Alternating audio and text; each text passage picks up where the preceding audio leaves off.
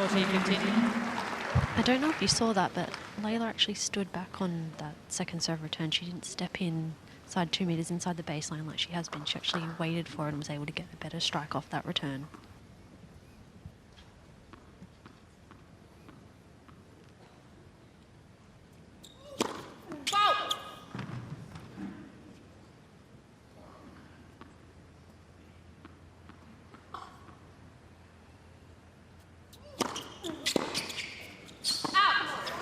Couldn't quite keep up to the wide serve. Knew it was coming, you felt, but offered nothing in the way of a response. Goff was tested in the opening set, 44 minutes.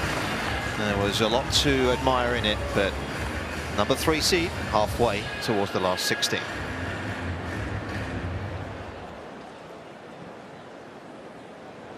That was a terrific first set of tennis for Coco Gauff, and so much of it was on serve. Good first serve percentage, but you mentioned how few points she's losing on serve. 94% points won behind the first serve, just losing a couple of points in that. Actually, just 1 point lost behind her first serve, and the 11 winners to just 4 for Fernandez. Too many unforced errors for the Canadian. That hurt her in some key moments in that first set, and Gauff with the 1 break, and that is all she needed. So very straightforward. Could have been a trickier first set of tennis. But Gauff has been so disciplined on the forehand side. She's had to hit a lot of shots, and she's getting good spin. She's getting good margin. It's allowing her to stay toe-to-toe in these rallies. A few more misses from Fernandez because maybe she expected more misses from Gauff. She's not getting them. And then Gauff showing some nice feel as well around the court. Time.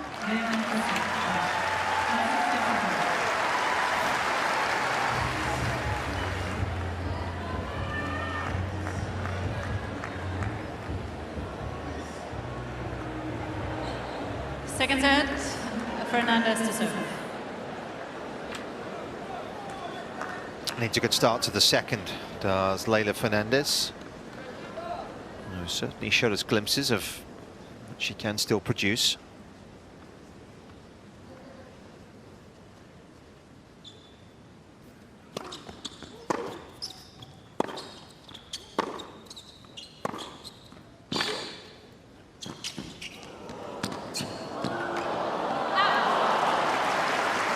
Just actually had a look back at last season and percentage of holds of serve. Now, obviously, all numbers are different, doesn't always mean everything, but Leylah Fernandez was 69% of holds last year, and if you look at that compared to the top 10, some way off. There's only one player, I think, in the top 10 that was in and around that number. That was Barbora Krejcikova, who was at 68. Jasmine Paolini actually was in that category as well. She was at around 69, but Fernandez just on the 69% of holds mark.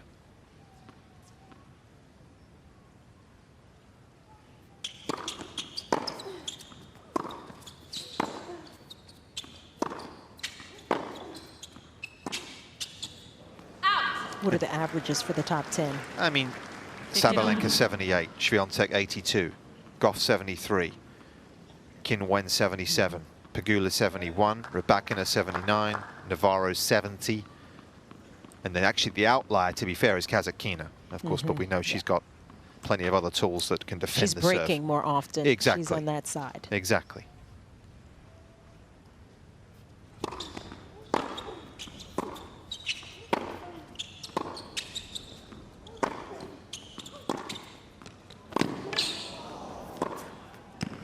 Oh, that's so well constructed. 30-15. Yeah, so I guess the obvious counter to that is, well, how often is she breaking? Because you'd have to be breaking a lot more, right? So she's at 44% of breaks, Fernandez, which is pretty high in terms of those around her at the top of the game.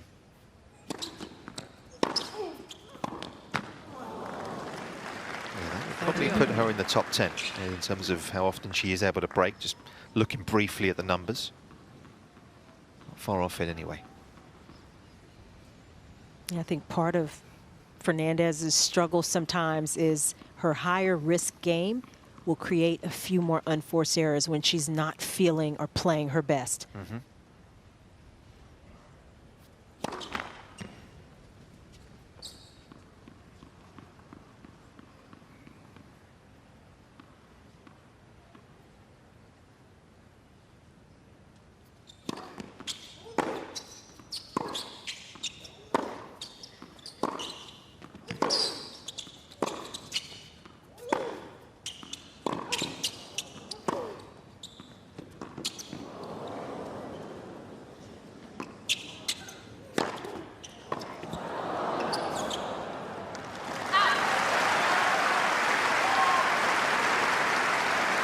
I think just to put a cap on that point, you know, a player like Kasatkina, who may have similar serve numbers and return numbers, she's not making as many errors. Yes.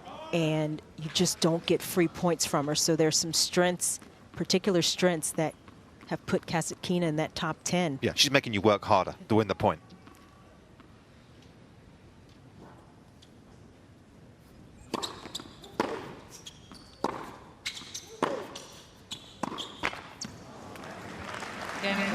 First game, that is a little deflating for Fernandez.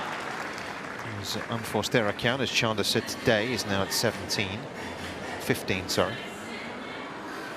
And you look at Fernandez, I mean, she's a terrific player, obviously ranking, you know, has been playing consistently around 30, top 30, can push up close to 20 consistently. But she plays a higher risk brand of tennis when you're taking the ball on the rise, you're taking it early, and she's not necessarily hitting winners, and sometimes it's just too many unforced errors as a result, not enough winners to offset it. And that may be the challenge as Fernandez continues to improve, finding a better balance with that.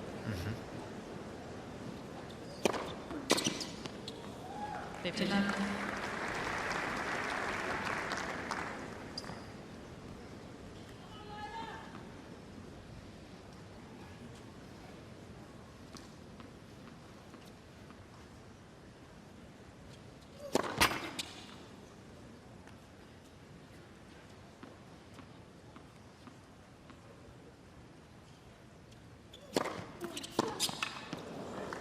And that's such a tough return to make, isn't it? I mean, you look at the unreturned serve number, we're now at 43%, Chanda. That's a high number of serves that are not coming back into play here. And, you know, Storm mentioned it. She stepped back. She made one of those returns. Goff missed it. The very next return, she went back in. Yeah.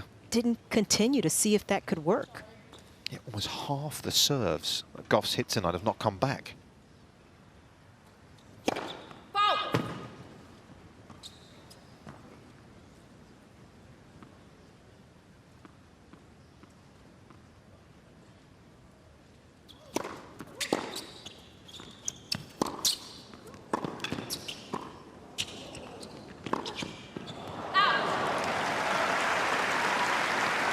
And even though she made that one, she was a little fortunate, wasn't she? Well, she's standing in, but she's not getting the reply or the response that makes worth standing in. Absolutely. She'd just as soon step back and make that return. Yeah, and the problem is when you do step in, as you say, and you don't do enough with it, you're then having to go back anyway. So it's a bit counterintuitive. Go.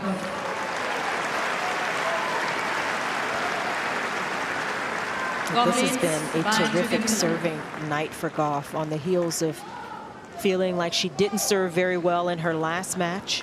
She has come out and made some adjustments. And there's some work for Leylah Fernandez to do if she wants to dig in to this second set.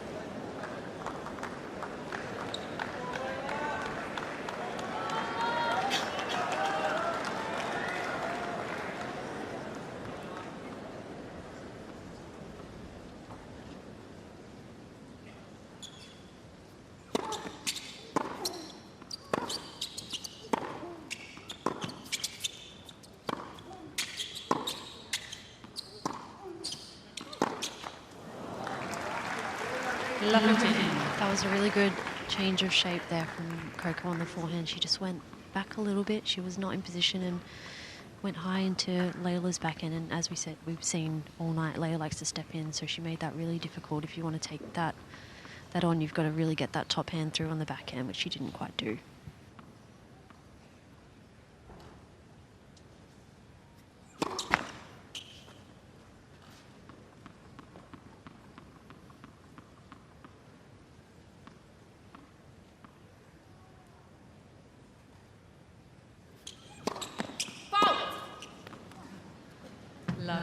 And it's a good point that Starr makes, because you think about these courts and they're a little more bouncy.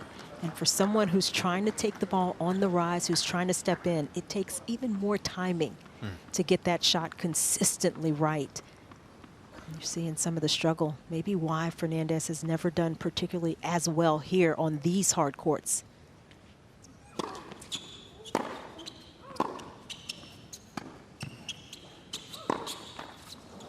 This is her best result so far, getting to this third round here at the Australian Open.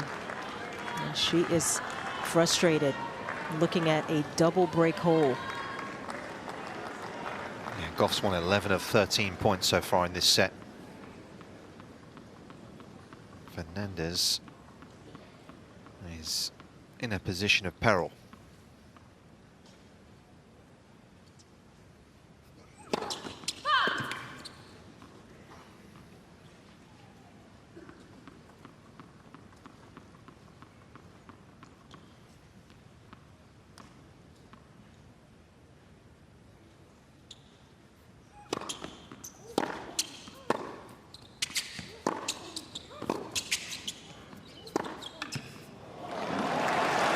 Golfing class now. Fernandez will go and have a word with her dad again, I think, here. And it's all getting rather desperate. It's a set and 3-love.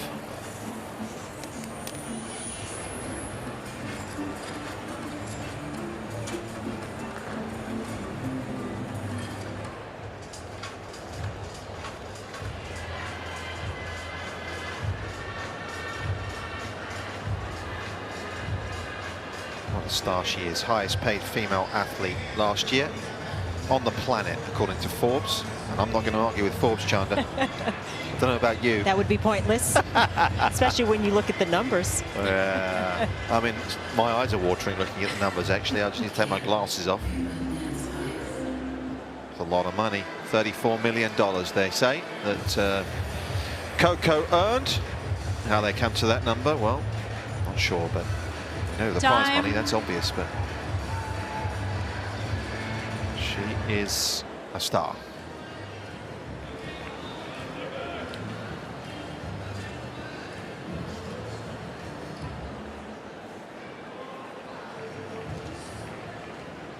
US Open victory of a couple of years ago catapulted this lady into a completely different stratosphere.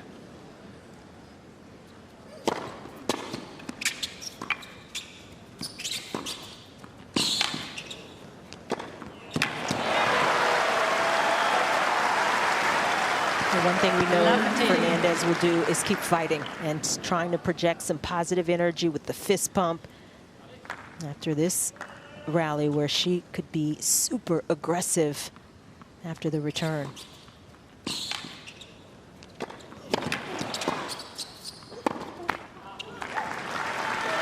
another good strike.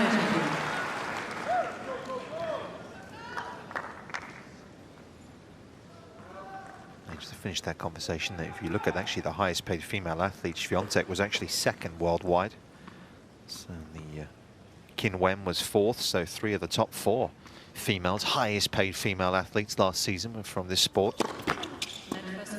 Unsurprisingly, Cain was up there, given the Chinese gold medalist, and again, goodness knows what that did for her financially.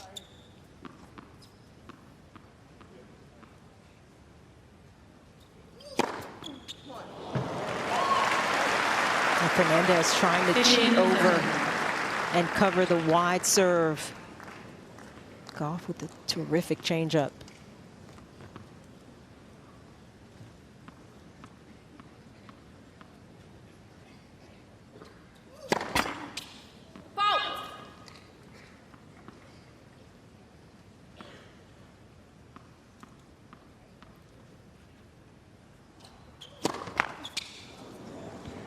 50-40.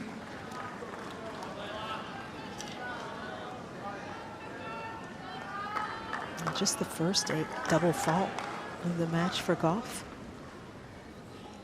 She was going after it, so don't necessarily mind those misses.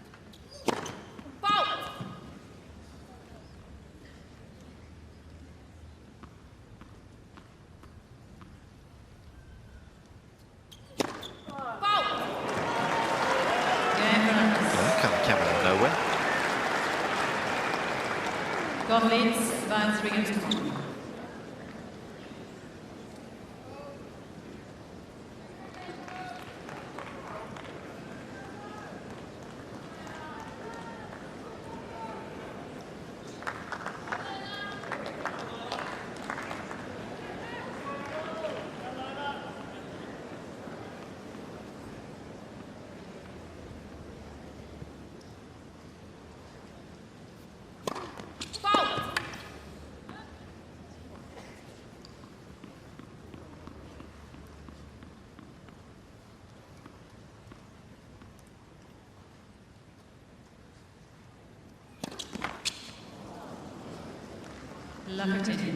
Often on the serve, you see the feet, don't you? You see the 1 foot behind the other, but she is literally directly almost behind, which, as you say, China, limits the amount of upper body rotation she can get on the serve. I mean, actually, if you look at it closely when she starts, obviously, as you say, she's behind. The back foot does actually come back a little bit, but it's not a lot of upper body turn, is there? No, she just gets a bit of turn as she's in the motion.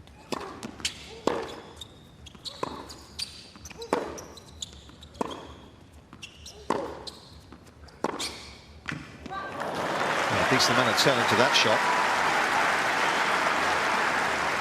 59. The serve is such a tricky shot, and it's such a rhythm shot, and can be difficult for players to make changes in that area, especially when they have to take a few lumps before it gets comfortable again.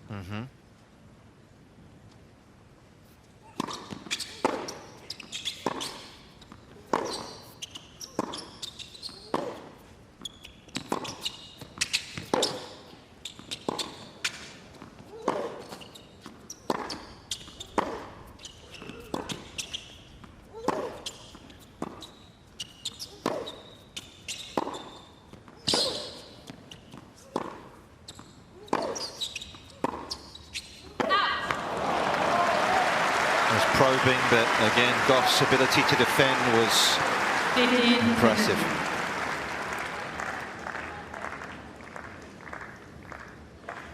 And it's not just her ability to defend, but to hit such quality shots from compromised positions. It's absolutely insane, and it's very easy to forget that she's still only 20 years old.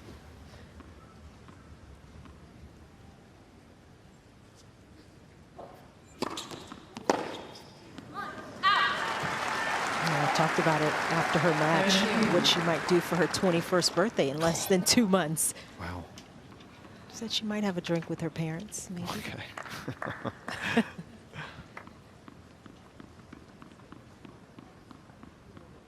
Very, very humble still, and very family orientated, as we know, Coco. A couple of younger brothers, of course.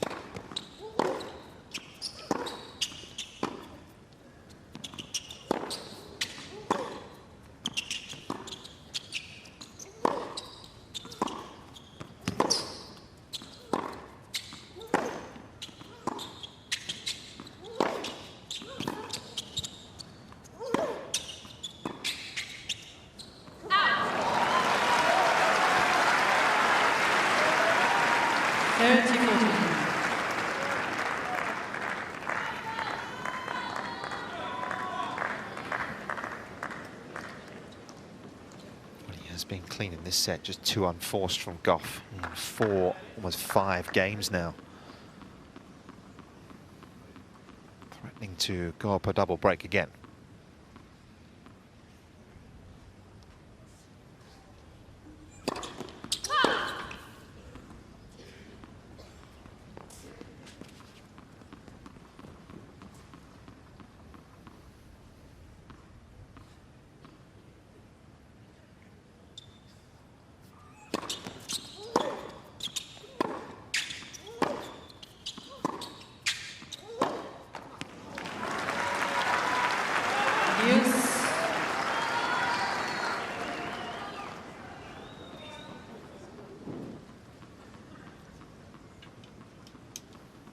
coming up a little bit on the forehand instead of staying down and through it a little bit longer.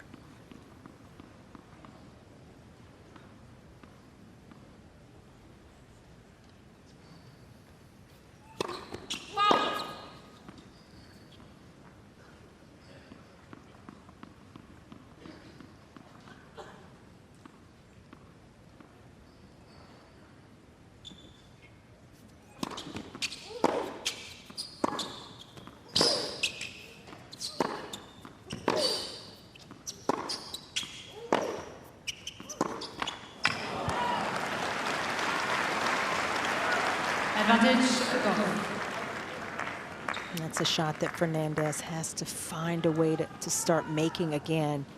She wants to have any shot.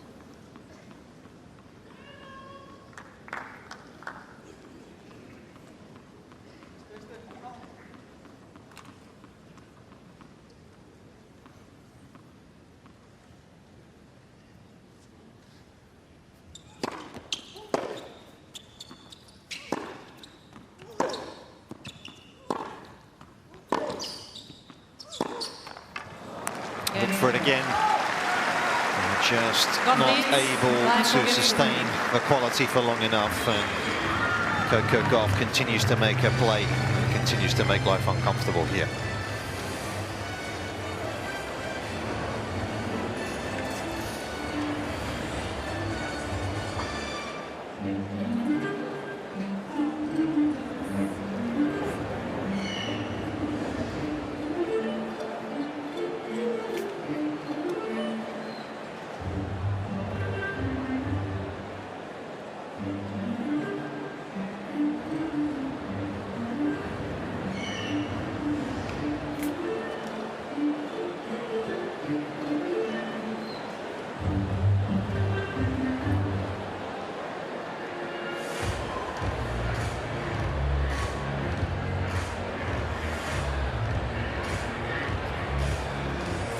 Time.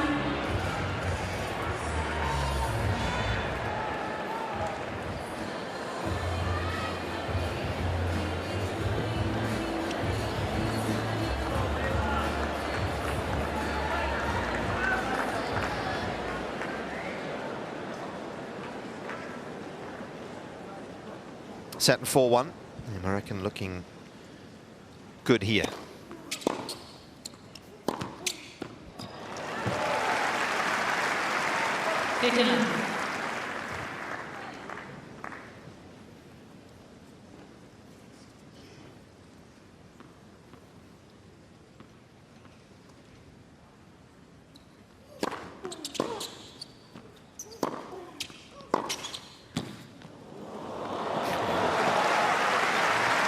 Not easy.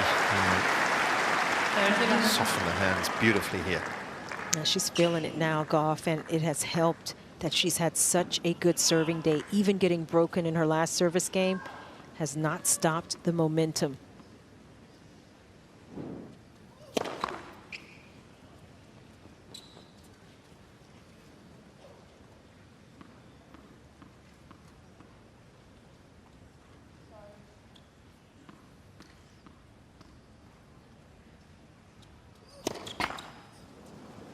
You were saying, Chanda?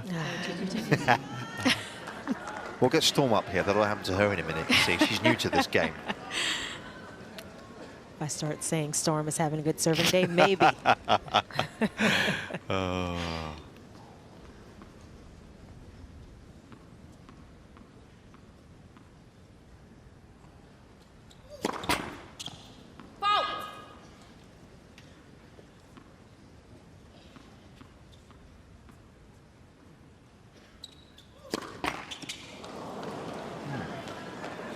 It's not been happening, though, has it, of late? Are you noticing anything on those serves, Storm?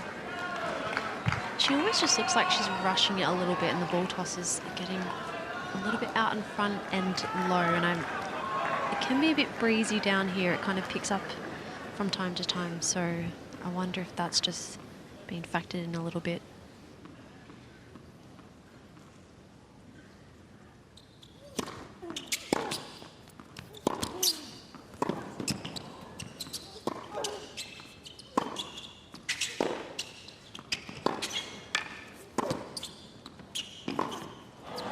Smart serve from Goff to get the serve in, got a little more spin on it. 40-30. She is frustrated, but something similar happened to her in her last match where she started struggling. The toss was a little too far out in front. It would get a little bit low, and she kept missing that serve. Everybody has tendencies when tension increases in a match. It's perfectly normal, and it's something she just has to work her way through. Sometimes those issues with technique come into play more in those crucial moments.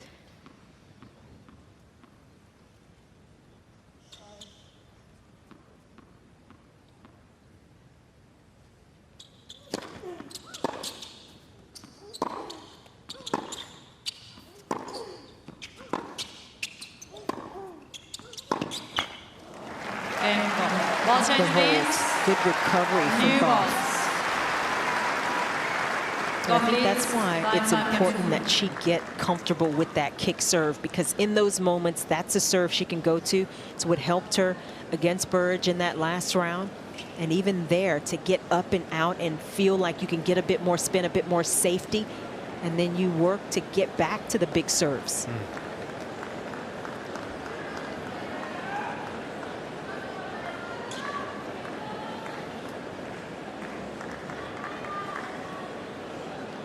Goff does come through. In terms of the draw here, she'll take on Belinda Bencic, who was the beneficiary of Naomi Osaka's retirement after a set today. Bencic moving through to the last 16, her first major, of course, since becoming a mum. 15.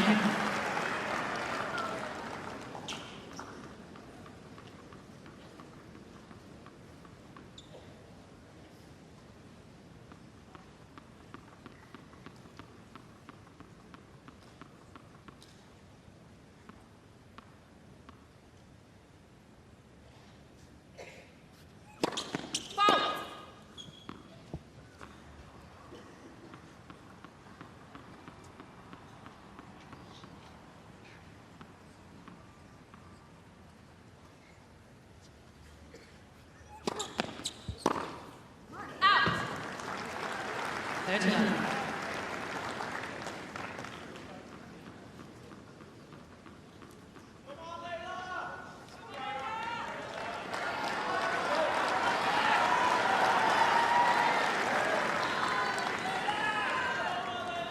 Thank you.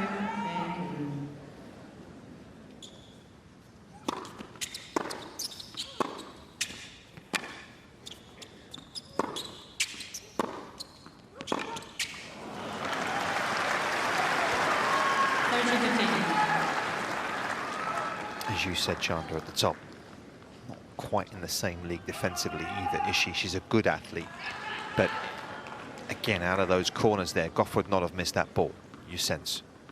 Obviously, we're setting the bar pretty high. Coco's the best athlete probably in the female game, but Fernandez is a little way off that still. Yeah, I think that's partly why Fernandez plays the way she does. It allows her to play a little quicker, and it makes her a little quicker. But when she gets too far behind the baseline, she doesn't quite have the same defensive capabilities as somebody like Goff.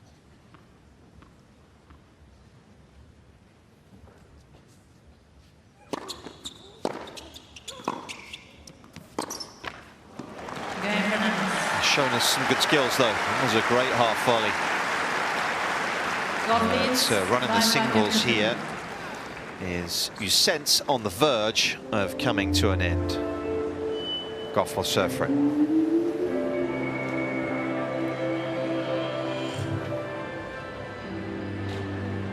Just in terms of the head-to-head with Bencic, if that is locked in 10 minutes or so. Played a couple of times before. Bencic winning in Adelaide in 2021, a long time ago now. Goff able to get a bit of revenge 2 summers ago in Washington. And she was able to win 1 and 2, so we'll see. Still pretty early in Belinda's comeback, isn't it? But she's maybe surpassed expectations. It's been maybe 9 months now. Her comeback and it's continued to impress.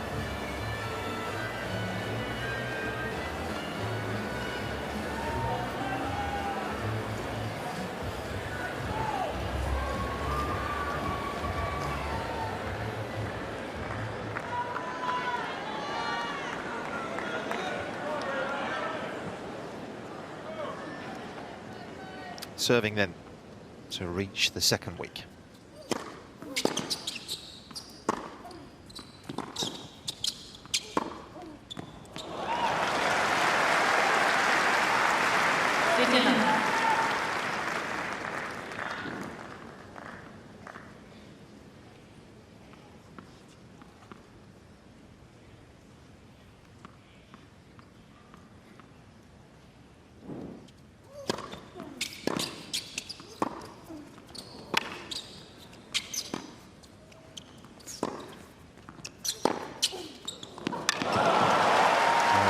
That was off the two-hander. 30-love. It's a special backhand that Gauff can hit where she can generate that kind of power. Just creating all the pace.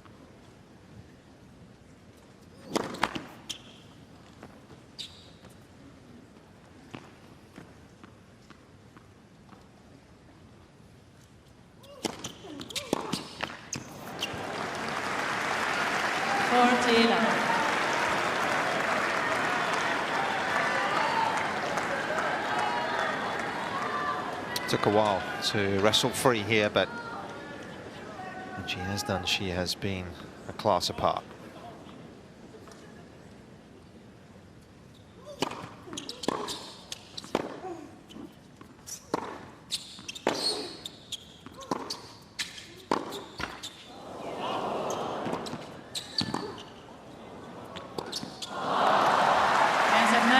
Coco Gauff completes victory 6-4, 6-2. for the second time in the space of a month over Leylah Fernandez. Looking very good indeed. There's the number 3 seed here. She's through to the last 16 in impressive fashion. 4-2 tonight. This was an impressive performance from Coco Gauff, and much of it started with the serve. She came out with a mission in mind, and that was to improve in that area, and boy did she. Lost very few points behind her serve. First serve was so reliable, and it, I think, translated to her ground game. She was terrific from the forehand side. Fernandez made her best attempts at breaking that side down, but Gauff was just rock solid. Yeah, made the third run here for the first time, so that's a step in the right direction. So Leylah Fernandez will be somewhere around the 30 mark in the rankings at the end of this fortnight. Be interesting to see if she can develop further this year. This is just the kind of match that you want. If you're Coco Gauff, you struggled the previous match just a bit, to come out and dictate as often as she did, to defend some difficult areas, and to be offensive behind the serve. That is the right formula.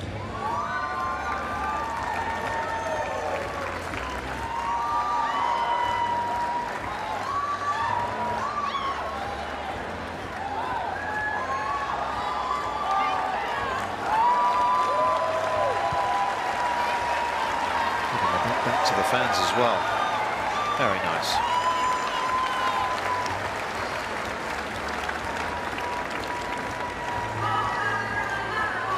A few mementos. Let's hear from Coco, who's with Diana Vekic. Coco, congratulations. You played Leylah just a couple of weeks ago at the United Cup. Is it easier or harder coming out just a couple of weeks later to play someone again? I think harder because, you know, she knows what to expect, and I definitely think she played a little bit different today than she did at United Cup. So yeah, I definitely think it's harder because you're trying to change up what you did last time because she's kind of expecting it. But Layla's a great competitor, great player, great person, so I knew, you know, today was going to be a tough match regardless of the result a couple weeks ago.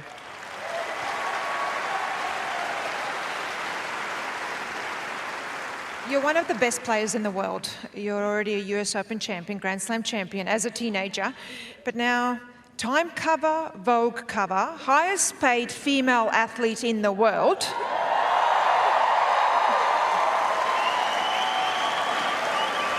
Yet you are so grounded, you are so humble. How are you able to stay like that and focus actually on what you're doing on the court and keep playing so well? I definitely think my community, oh, is the mic? Oh, it's on, okay. No, definitely my community. I grew up in Delray Beach, and you know, I've been involved in my community, volunteering. Actually, my grandma sent me one of my volunteer cards when I was like 10 years old, and like I grew up in the church. So I think when you just grow up in the community like that, you have no choice but to keep it grounded. And then the people I meet every day, you realize that, you know, tennis feels so high stakes, but it's really not, and I'm so lucky to be able to do what I do, also get paid while doing it, and also be able to use that platform to give back to others. So I'm very grateful, and, you know, I always, you know, my biggest thing I think, like I learned last year, is just not to take anything for granted, and just realize that this time is gonna go by so fast. Hopefully it doesn't feel like it in the moment, but I'm sure like 20 years from now I'll be like, dang, sometimes I wish I can go back. So I'm just trying to enjoy it while I'm here.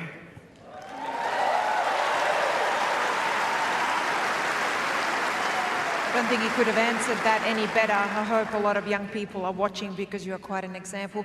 I'm just going to go off tennis now, though. And I'm just going to say what we're all thinking and what we all agree on. This is one of the best tennis outfits we've ever seen. You said, after your previous win, that it was inspired by Marvel. You love Marvel characters, female characters, and a lot of their outfits have cutouts. So I'm going to ask you, how involved were you in making it, and is it as comfortable as much as it looks good? Yes. It's definitely comfortable. A lot of people were wondering how I used the bathroom in it, so I did post like a video on my Instagram stories, like not like actually demonstrating, but like just get the idea. But no, okay, that was TMI. I'm sorry, guys. I don't know when to shut up. Okay, but no, the designers at New Balance are absolutely incredible, and every year we do like kind of this thing called a vision meeting where we basically put all the ideas that I want, and then they create a design out of it. So yeah, I just love that they're able to put my interest into my outfits, and everybody knows that, you know, I like fashion, and that was, you know, like you mentioned, the Vogue cover. So I think, you know, I try to bring my on-court fashion, but it's definitely New Balance. They have great designers, and they always believed in me, and I've been able to get like custom kits for a while, so I'm very thankful to them. And yeah, it is comfortable. I promise you I'm not playing in anything that's uncomfortable, because, you know, performance is always number one.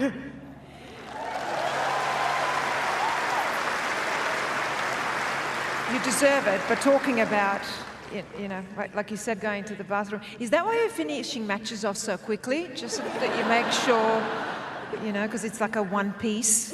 Is that what's pushing you to actually finish everything off in 2 sets? Yes and no. It is, like, it's not my first time playing in a bodysuit, so it is something that, not that I think about on court, but, you know, with the time when I have to actually use the bathroom, and, you know, you have the time, I do think about it. But overall, you know, I've managed to go quickly. I think this is like the 4th or 5th time I played in a bodysuit, so I'm really enjoying it, and I'm glad that you guys love it, because we did spend a lot of time. We designed like 2-3 years ahead of time, so it's hard to predict the trends, but hopefully we're doing on point.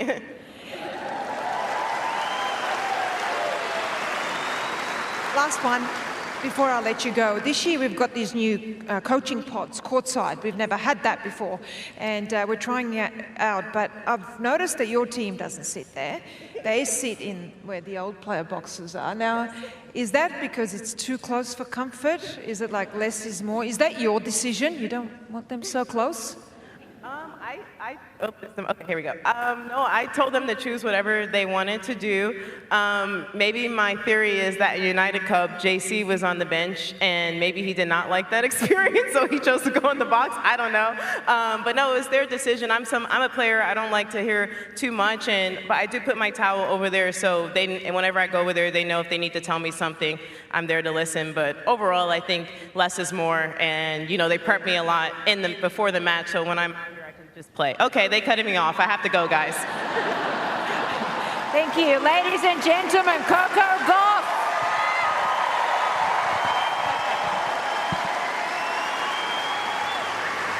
That was very nice. A little bit of insight into the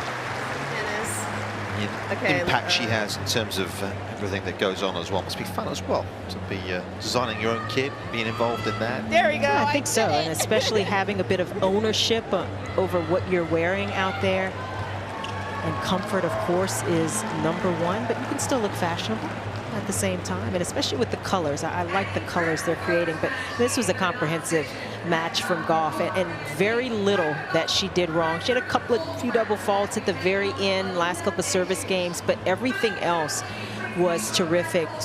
18 winners, good differential in terms of unforced errors when you consider how aggressive she was able to be, forcing more errors from Fernandez, and of course just having her will, getting those breaks of serve, 4 in total over the course of the match.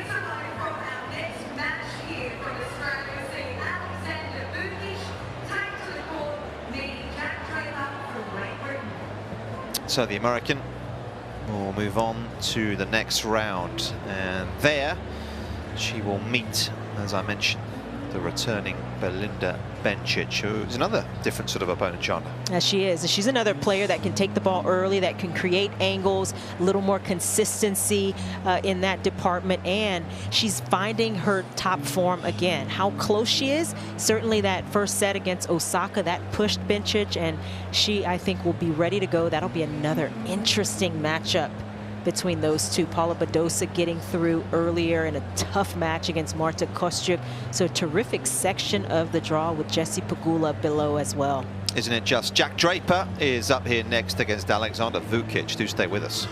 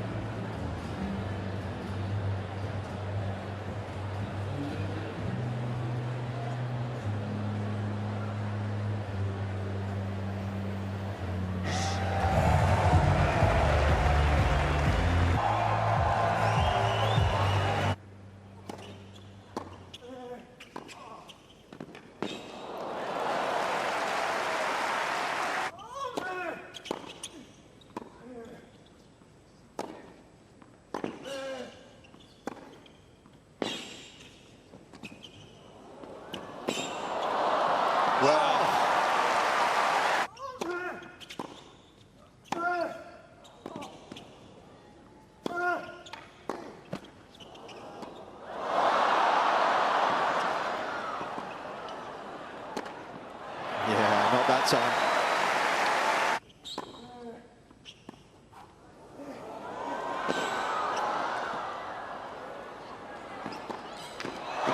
He's done it again. Game, set, match, Alcaraz. It's Alcaraz that advances in Melbourne. 6-2, 6-4, 6-7. The Spaniard moves on to the Sweet 16.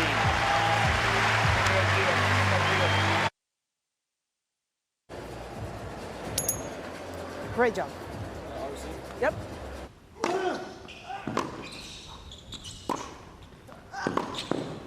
Oh,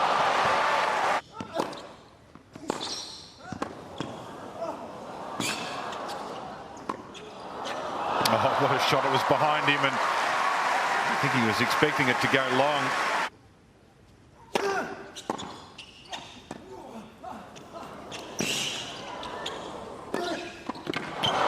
That was a good recovery. He was off balance as he slid in. Match points. Well, it's a dominant display. No fuss. Straight sets. Through to the 4th round for the 6th time. The Australian Open.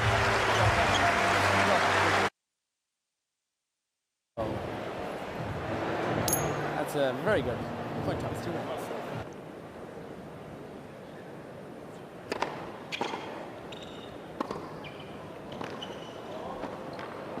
Game and first set, Mensah. Me then. No. That would be Jonas. Is that who? Nope. Stefan. Yes!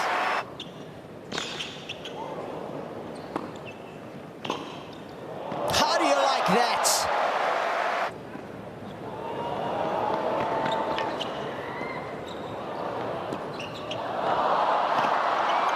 That's some good tennis.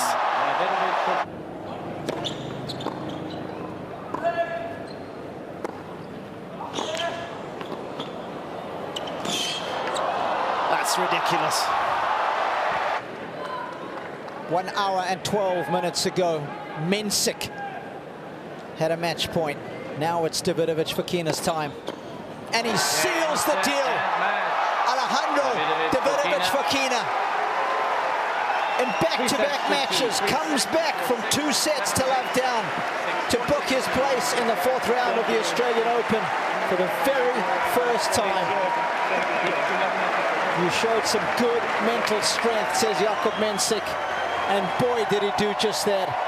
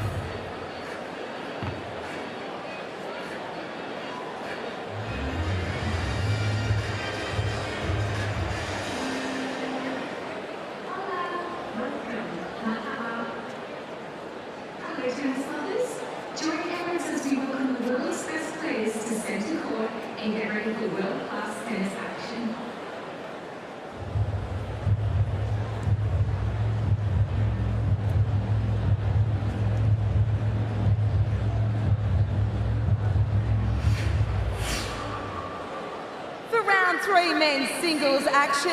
Please welcome to Margaret Court Arena from Australia, Alexander Vukic.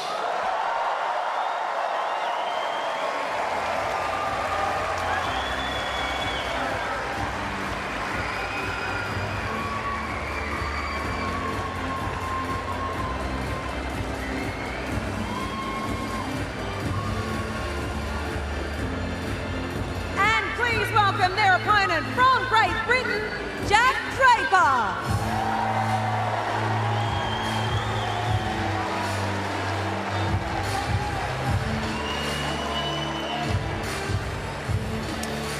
Well, good evening and welcome to the Australian Open, and what a day it has been. We are here on the Margaret Court Arena, and day 6 has provided some high-octane entertainment. And these two have provided plenty of it in their opening 2 matches. We can call them the 10-set bros. That's how hard they've had to work. Both coming through 5-setters in the opening 2 matches. And I guess tonight it'll be fascinating to see how well both of them are feeling and whether the duration of this match will affect them or not. I'll tell you what, somebody who's a 5-set pro is sitting alongside me. We were going long and deep yesterday evening with John Fitzgerald and myself. Good evening, Fitzy. Good evening. Was that only 5 sets we did last night? that finished at 2:50 a.m. last night with Daniel Medvedev and his young American star opponent. He's got a game for the future. What a pleasure it was to see him break into the pro ranks. Gee, that was an experience. We've got one to look forward to tonight as well. We certainly have. Red for the towels, all right? Just a reminder that here we have the VR. You have the VR here, so you can challenge not taps, touches, but you cannot challenge time violations and code violations. All right? Exactly. So things like that you can challenge. All right? Questions? No? I get quite a lot of white towels. Yes, sure. Yeah, no worries. No worries. Player or AO? AO? AO? Receive? Good match. Good match.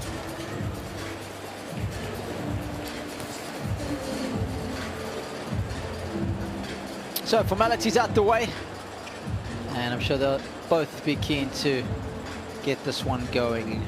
I saw both of them warming up a little earlier, a couple of hours ago. They had some food thereafter, making sure they get a good feed. What was your time frame? At least 2 hours before you play, or longer or shorter? What was your general time frame? No, I think an hour to an hour and a half to eat, but be careful of what you ate. I think. I mean, you certainly didn't want to eat too much food. You had to time it right. Alex Vukic has been timing the ball beautifully this week so far, and I got to watch him play a little bit practice during the off season. He was practicing at the club where my son coaches tennis in Collaroy, and it was good to see him together with Tomo working so hard there. Wow, in the heat of the day.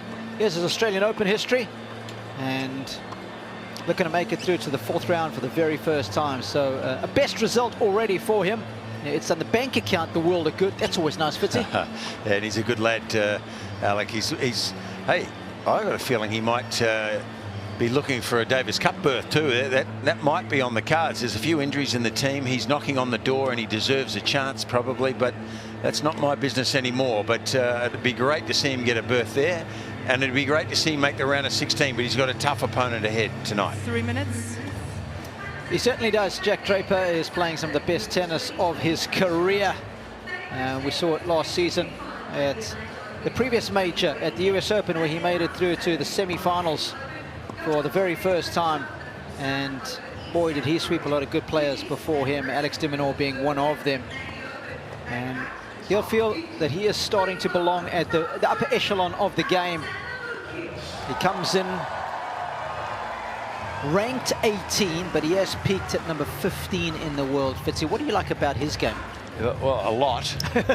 Well, he's a serve forehand player, and he's got that added advantage of being a left-hander. I think they should, just like the old days, they should ban those left-handers. Oh man, such a nightmare to play against. Yeah, and this serve is a beauty, isn't it?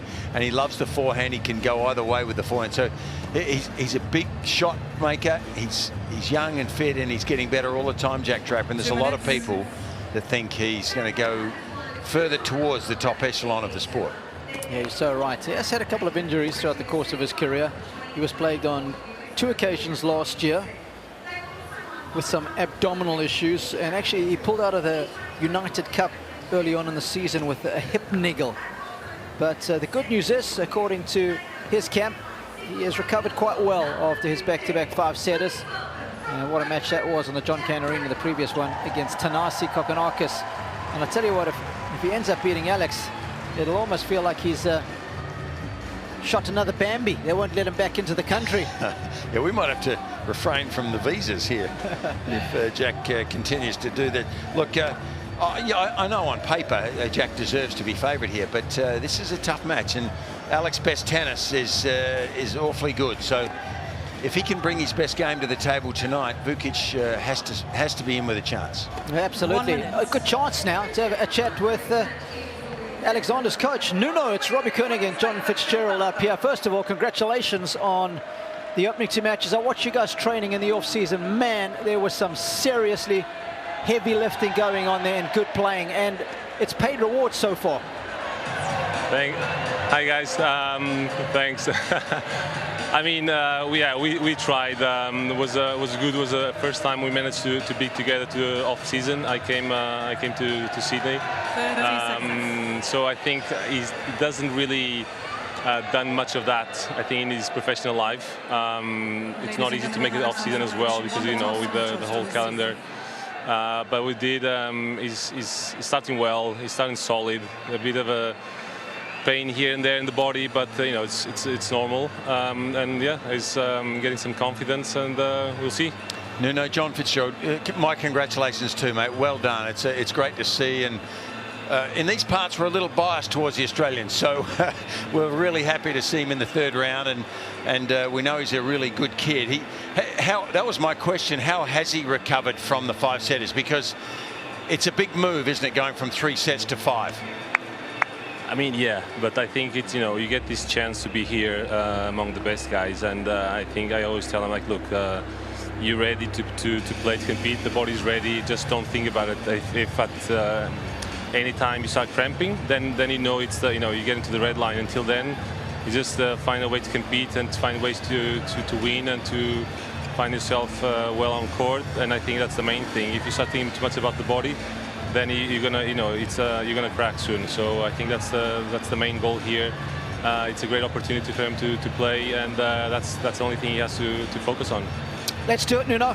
Let's go battle. Can't wait to watch this one unfold. Best of luck, mate. Thank you much. Good luck, Nuno. Thank you, guys. See you. The mind is the athlete. The body is the means. Let's see how the body of both these guys holds up this evening. Both have won their previous 2 matches in 5 sets. Both ready to duke it out for a place in the 4th round.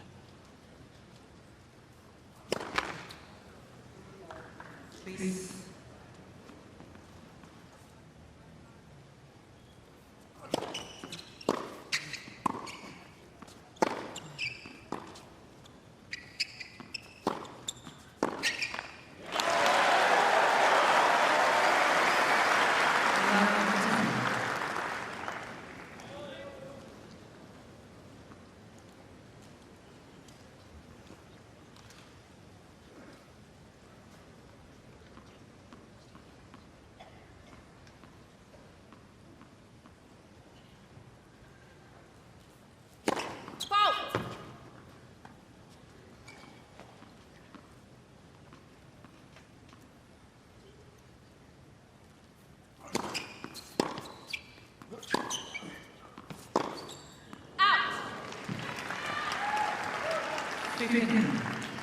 What's Jack's favourite forehand, do you think, Robbie? I mean, I watched a little bit of his Kokonakis match the other night. There's James Trotman. Yeah, Trotters. Now there's a good fellow, good man of tennis. He did a lot with Ian Barclay in the old days, Pat Cash's old coach. And spent some time in Australia too, Robbie, in our program. So helped the next generation of Aussies there for a couple of years. It's him in the middle. Leon Smith behind him, head of men's tennis.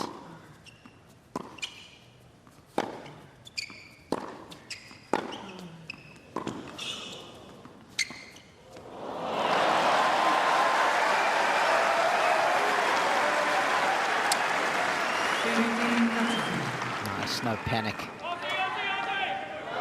It's so dangerous if you can change direction down the line. Oh, it's one of the greatest skills you can have in this game.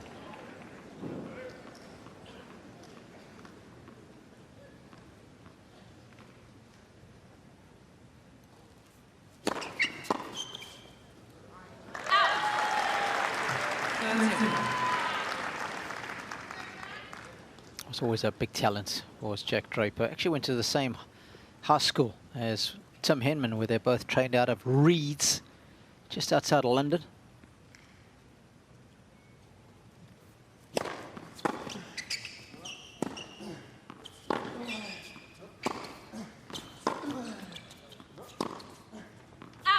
Yeah, what a wonderful tennis program they've got. Headed up there by Ben Harron, who has done a superb job. Of course, Ben now coaching Hannah Klugman, who is a big talent coming through on the women's side in the UK. And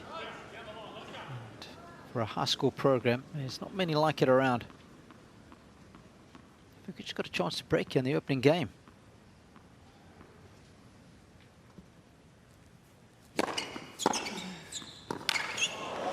Oh, how do you like that? Aussie, Aussie, Aussie. Wow. What a great start. You couldn't get a better one. And, you know, Jack Draper goes sometimes for days without losing his serve. So that is a real major breakthrough in the early stages. Only a first step, but a good one. It's such a good forehanders, Vekic. And he flushed that one. Melted into the strings. Because I think the first set will carry a lot of weight in this contest, given how much tennis they've both played, especially Draper. And you have a look at how many hours he has spent on court over the first 2 rounds versus Vekic.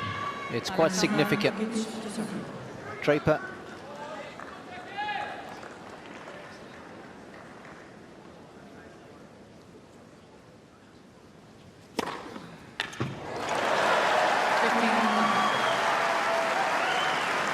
See Draper 8 hours 36 minutes on court. Vekic 6.5 hours. A 2-hour differential at high intensity. That counts for a lot.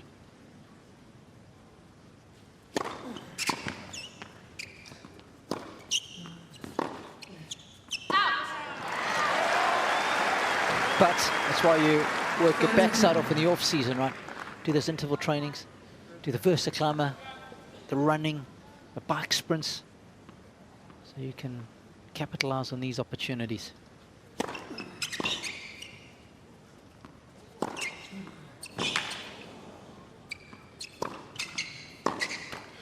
I think if you're a serious pro, they're all doing that. I know there were some of them doing it in California. We heard last night. That's right. On the beaches. Yep. Through the trenches. Mm-hmm.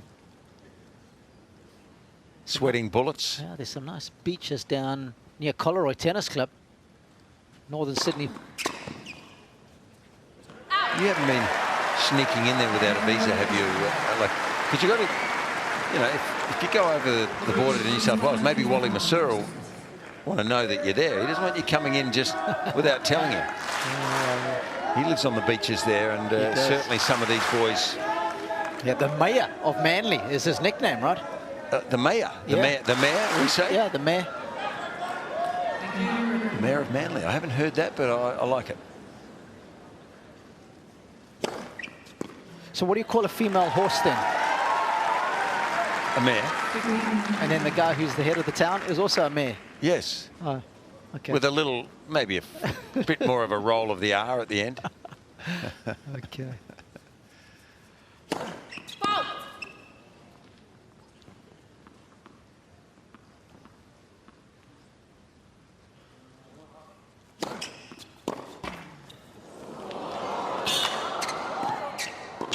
Gee, he started well, hasn't he? Incredibly well. And, you know, what's interesting about his body language here, Alexander, is that he's very composed, you know, and those 2 sets, all those hours on court, they help you with that stuff. Makes you feel a bit more like you're in your domain.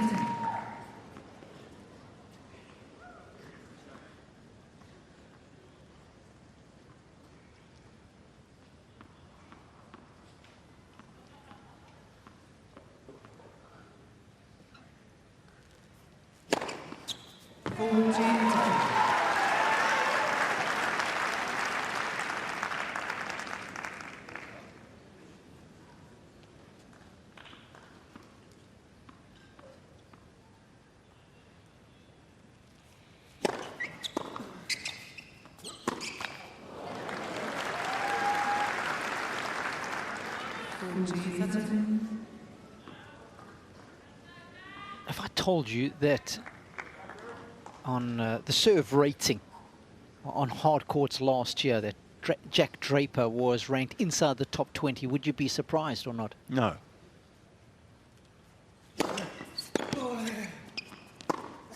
You're not telling me he wasn't. No, he finished 32 on hard court. Is that right? For serving? Yep. But he's managed to hold here, but he's down on break early on 2-1.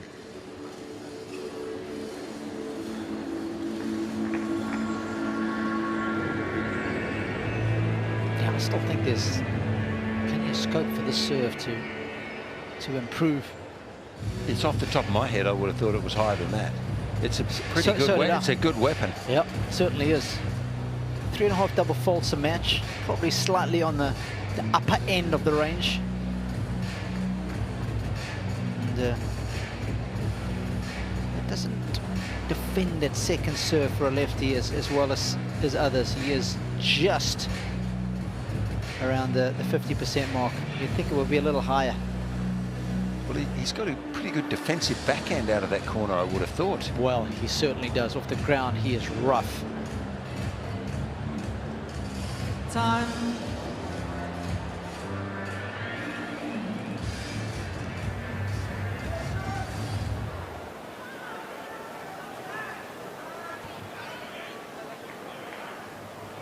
Melbourne Park in all her glory and splendor. Here at the Margaret Court Arena, of course, Margaret Court 24 times a major champion. Fair few of those pre the Open era.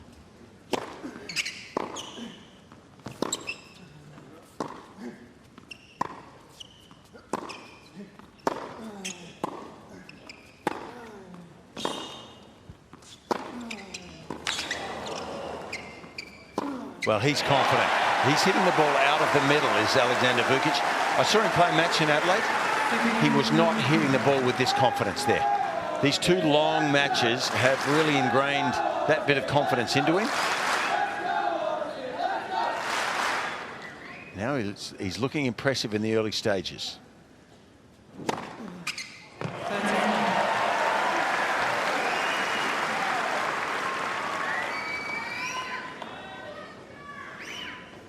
Beat Damir Zumher first round here. Sebastian Korda second.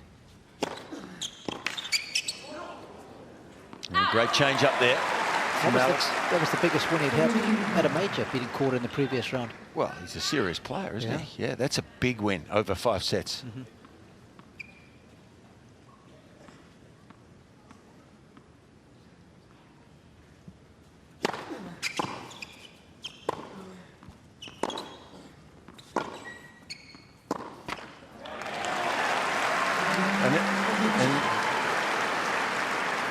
On the contrast, here is Jack Draper, who has started a little slowly, missing balls that over time you wouldn't expect him to miss. You're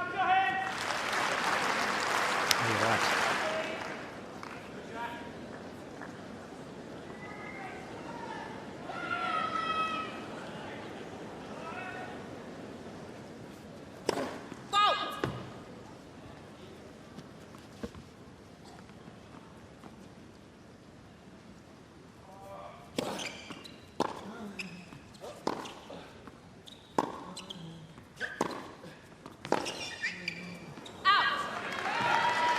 Vekic, of course, went to college in the States for 4 years at the University of Illinois in Champaign from 2015 to 2018, where, of course, the CEO of Tennis Australia, Craig Tiley, coached once upon a time. That was many years before Alex went there. Had a lot of success, did Craig. Took their tennis program from being ranked outside the top 100 to eventually winning the NCAA title.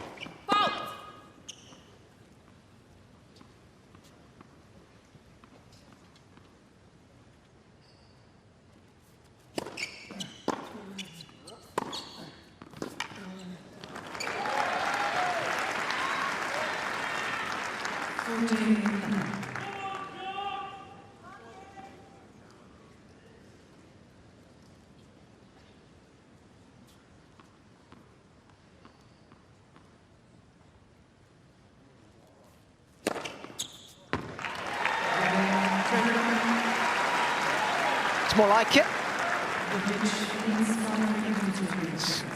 3-2 to the Aussie in the opening stanza.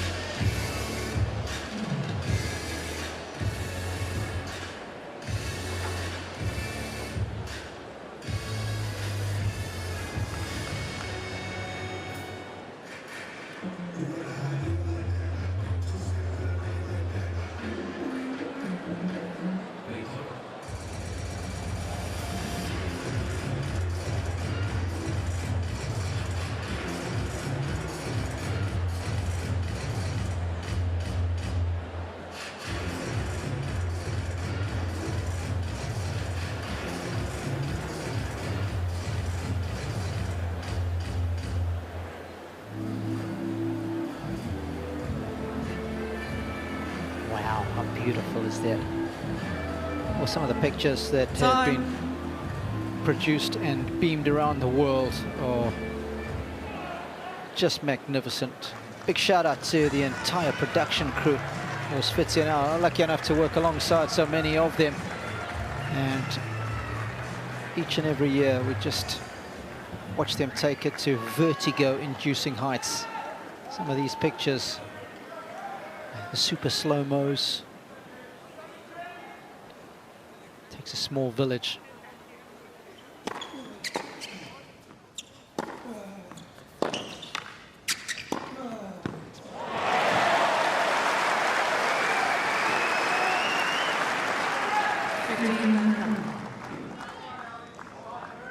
Well, he's dialed in with the forehand early, Fitzy, and coupling it now with a backhand.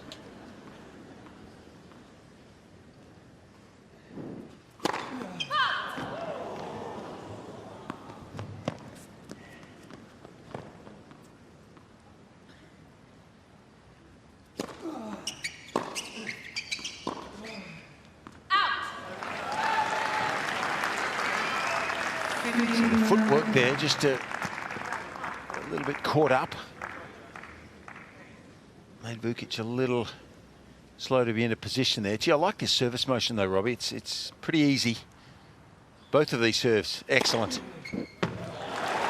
Simplicity is the ultimate sophistication. Is that going to be in your hardcover book? That one? That must have tickled the line, that one. It's always nice.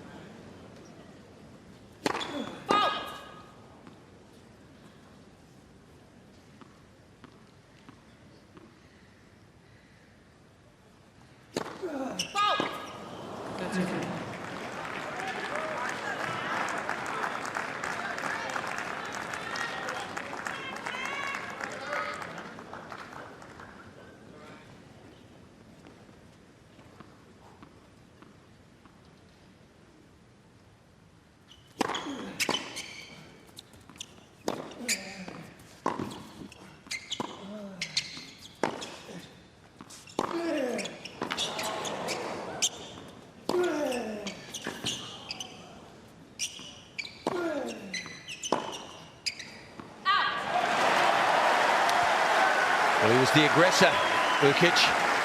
Deserved to win the point. Draper was defending gallantly, but he's been a bit loose on the forehand wing here in the early days.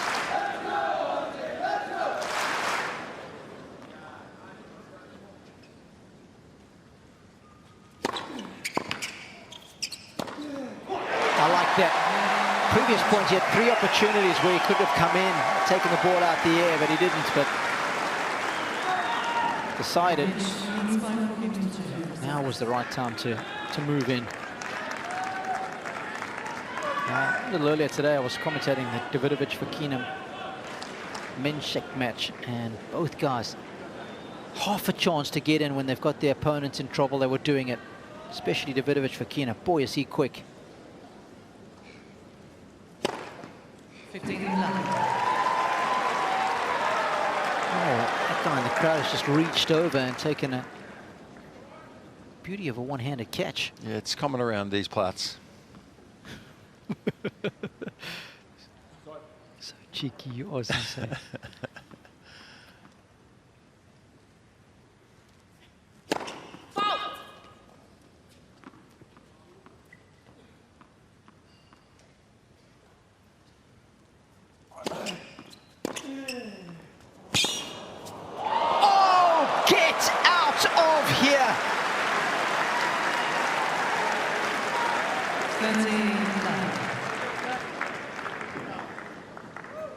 This will be worth a bonus point in other sports.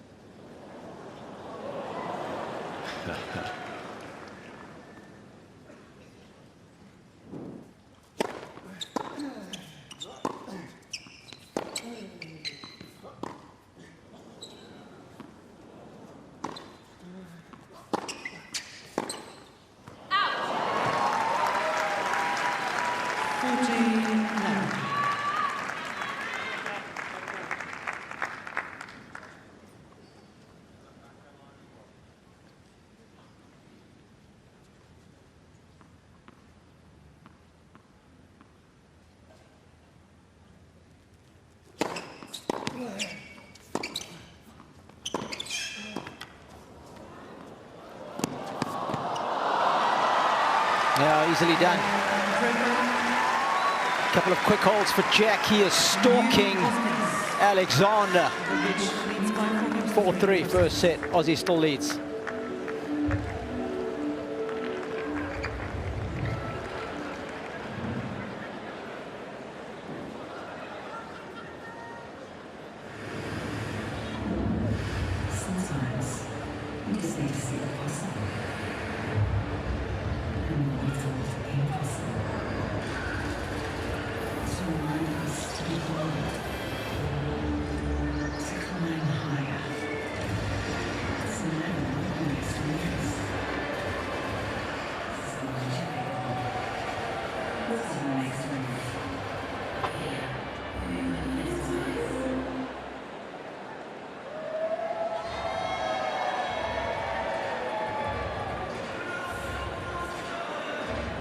Time.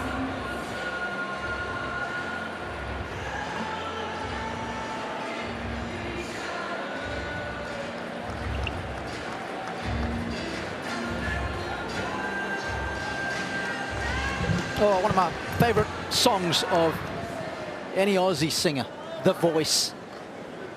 John Farnham. Oh, yeah. Yeah. One of one. I was out of my chair there, bopping and weaving. He's huge, mate, in Australia. What a great artist he was for so many years, still is.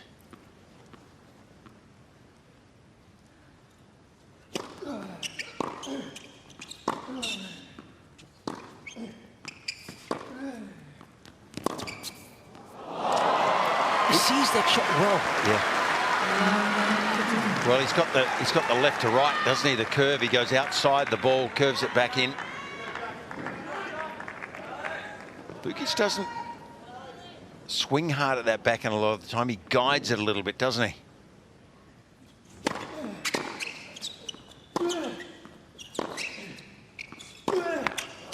That's the ground stroke he goes after. Chance for Draper here.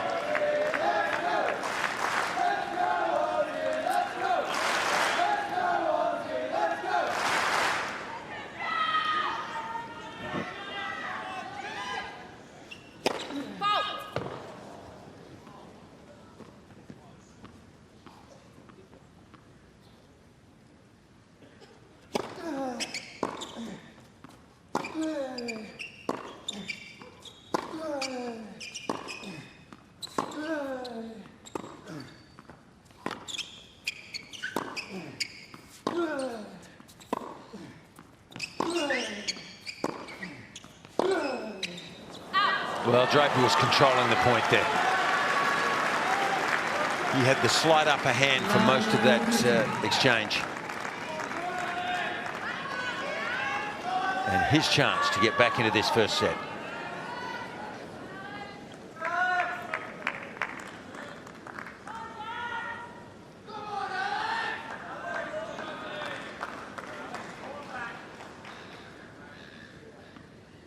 First look at a break point for the Brit.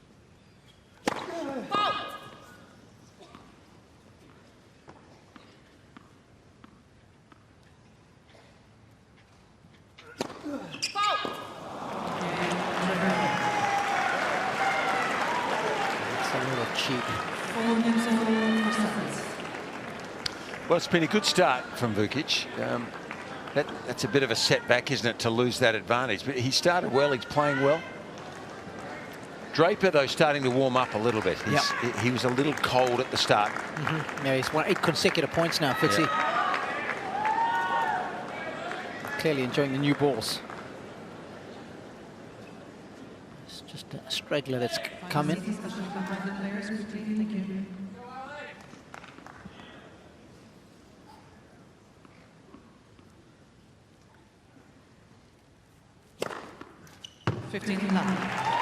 Beautiful shape on that serve. It doesn't make sense to me that you've got that ranked at 32 on the stats, Robbie. Not you, but you read them, and it seems better than that to me, this serve. I think you could get more swing on the ad side. I think it's not as good as some of the lefty serves out there. Juice, it's enough, but on the ad, it needs a bit more.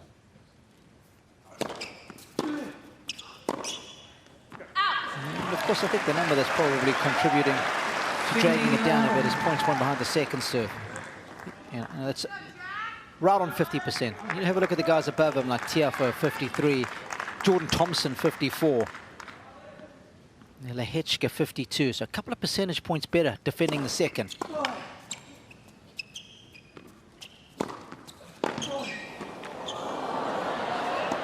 He's got it!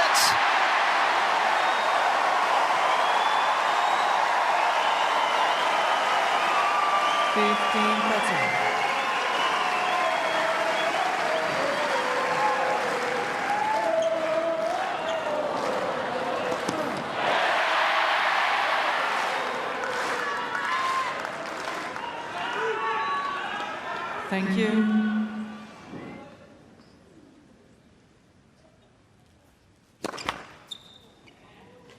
Please.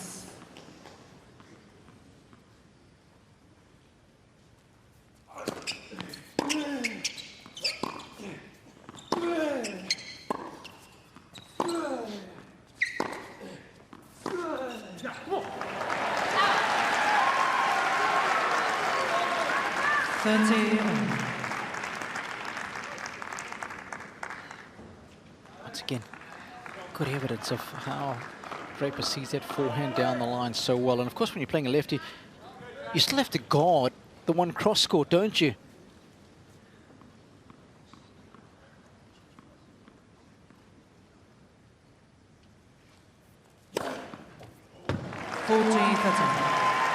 It's unplayable, isn't it? When you hit the line with that much swing.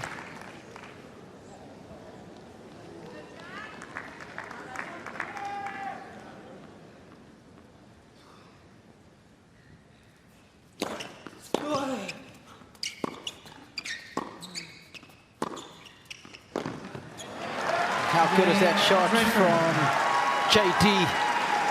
Takes the lead. He is hotting up nicely by 4.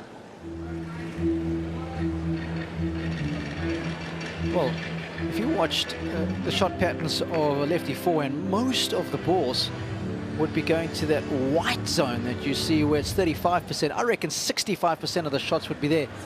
But look how different Draper's is. And that's the one where he catches so many of the righties out, Fitzy. Well, he's got the hook forehand, doesn't he?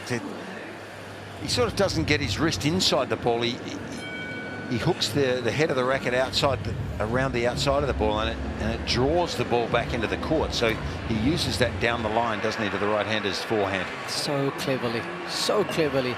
And sometimes you just see a shot well, where if someone woke you up at 3 o'clock in the morning and they ask you to hit it, you'd make it all day long. Yeah. What was yours? Now, that's going to take me a while to think about. But this forehand it suits his technique, doesn't it? He likes it. Feels comfortable with it. Here's the Kia Arena as we see that in the foreground now. We go across to Rod Laver Arena and then just past the Rod Laver Arena. That's where we are, where those 3 lights are. Margaret Court Arena. I love the stadium. 7,500. It is jam-packed tonight on the weekend here in Melbourne. Good energy in the air.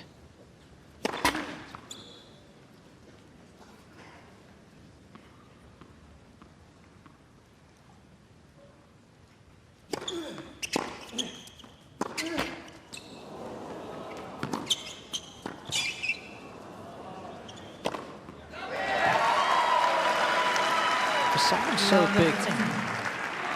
1m94. Draper moves so well. So well.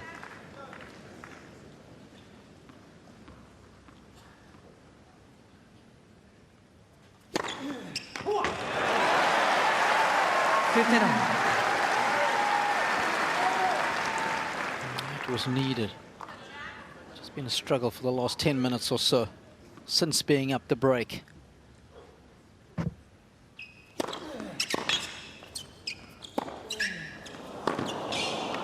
Oh, that is mainline. 15-13. Well, he's warming up now, isn't he? He's starting to get hot. Boomski. Yeah, that's power, isn't it? Gee, from that depth to be able to hit that, take some forward speed.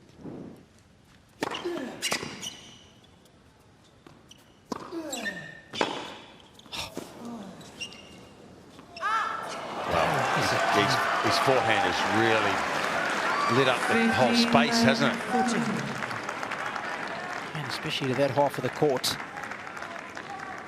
And he hasn't wrestled this opening set away from Vekic. He has ripped it away from him. If he can convert here, 2 set points. 30-14.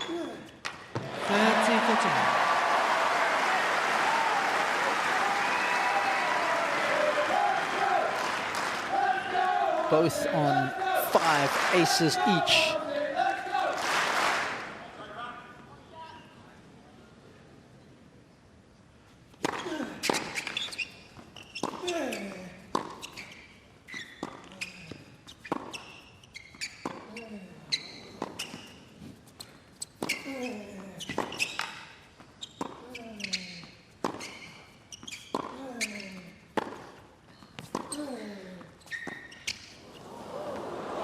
Yeah. Great choice from Draper. He picked the right time, didn't he? Vekic was on the back foot. Well, after being a breakdown, he has put on a masterclass. The first set belongs to Draper in half an hour, 6-4.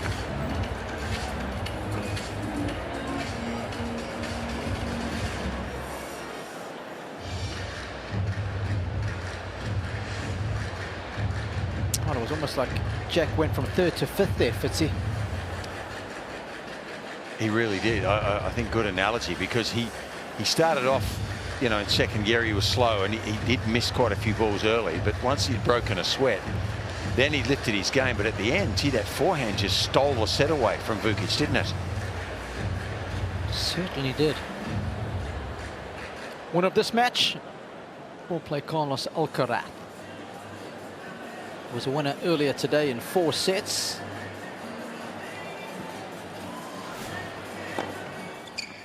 Beat Nuno Borges of Portugal. That was early on when he was large and in charge, was Vekic, but also a shot that inspired the Brit.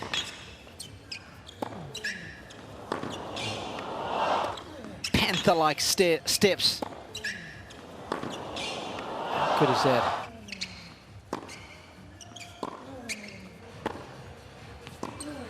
Time.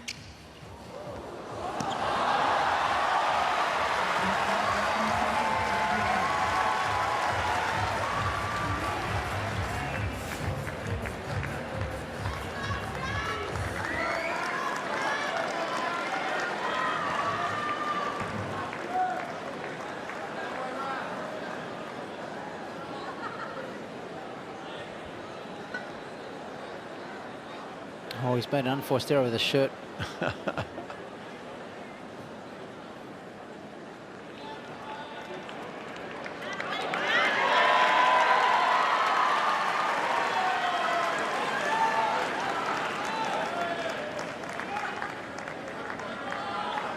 Okay, he's good to go now.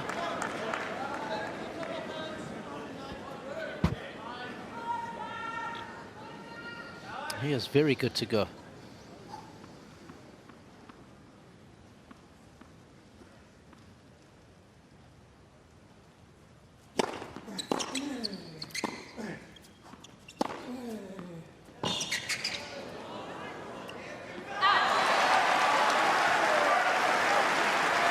Well, the good news is, if we're wondering if fatigue would be an issue for either of these guys, the serve, backhand, forehand speeds are identical to the previous 2 rounds.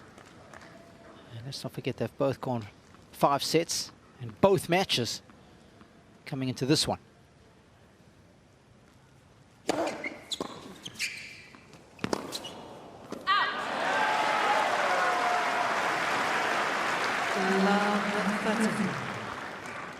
A slow start for Jack. It broke in the opening game of the match. It was down 3-1.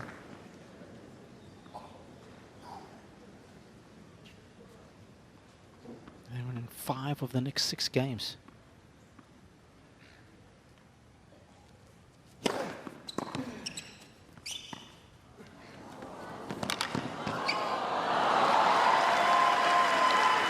Well, I just wonder whether Jack Draper has, see the contented look there on James Trotman's face, whether he's analysed the movement of Vekic and wonders whether maybe he stands a bit too deep and has his body weight leaning backwards a little bit. He's caught him off guard a couple of times. Okay, let's receive the serve of Jack here. See what it's like.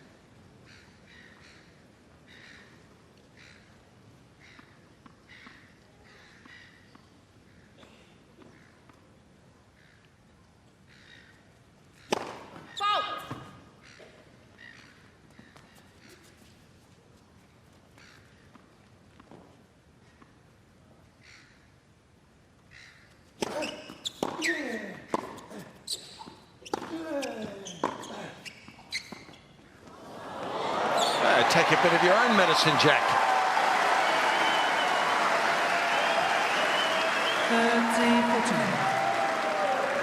Good choice from Vekic. And Jack is very deep there, very deep.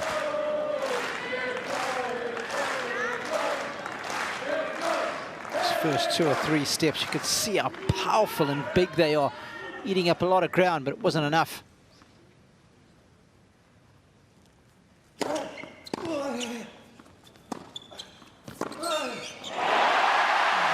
The price for a tentative approach. A shot that has been so good for him, just letting him down there. He decelerated there dramatically, I thought, on that forehand. Draper, I'm talking about, he had a chance here. He just pushes this ball. Doesn't swing through it. The racket followed through, but he really didn't hit that ball hard. And paid the price there.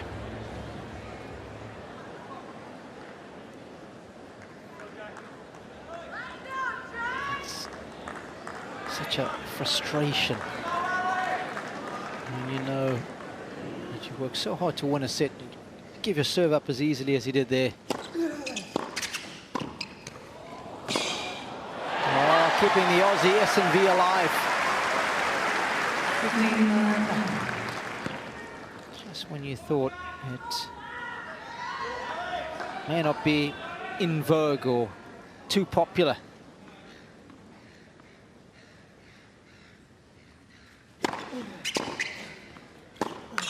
Well, yeah. He's certainly confident on that wing, isn't he, Vekic?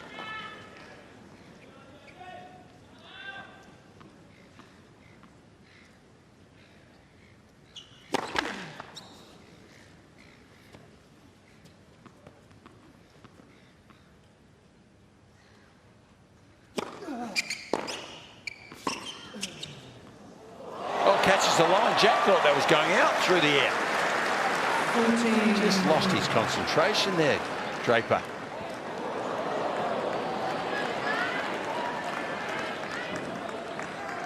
It's not a play you see the pros do very often. He was there. He could have got there and half volleyed that.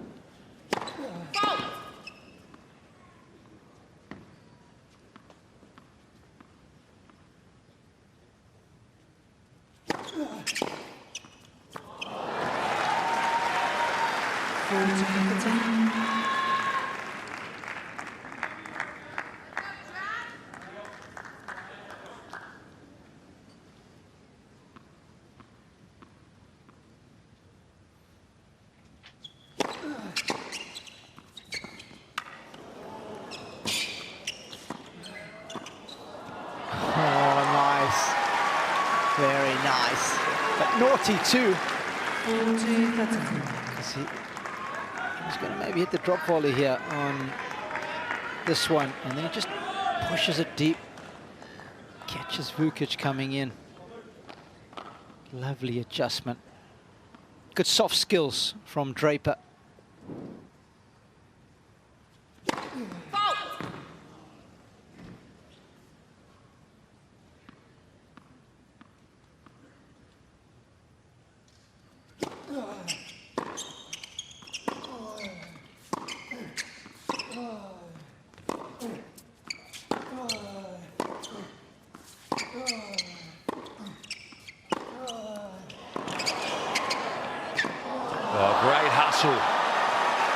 This is a pretty big body. And his first step's pretty good, isn't it, Jack Draper? That was a great defensive move there. Excellent forehand from Vekic. And he defended it gallantly.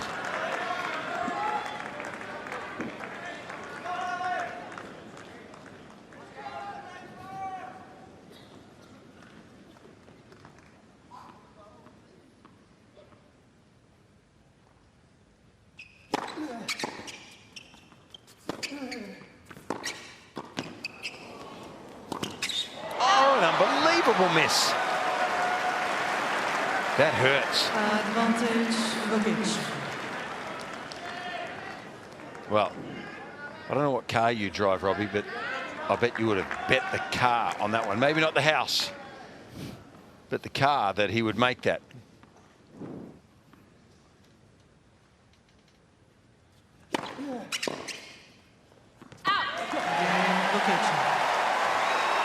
Big hold for the Aussie.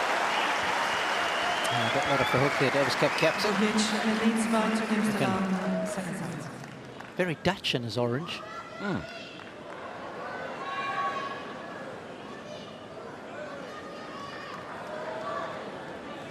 Just as we saw in the opening set, Vekic with an early break. Let's see how long he can hang on to it.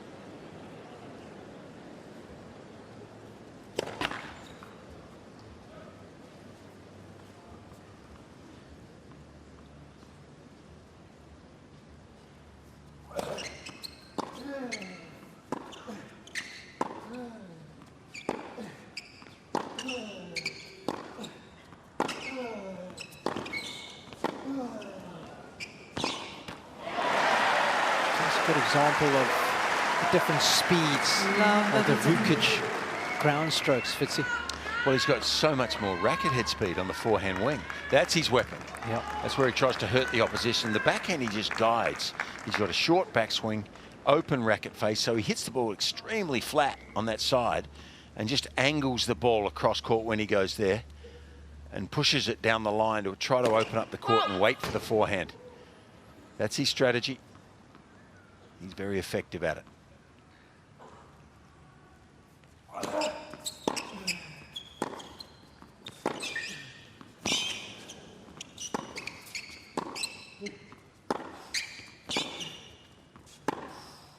Wow. Short backswing, but great timing.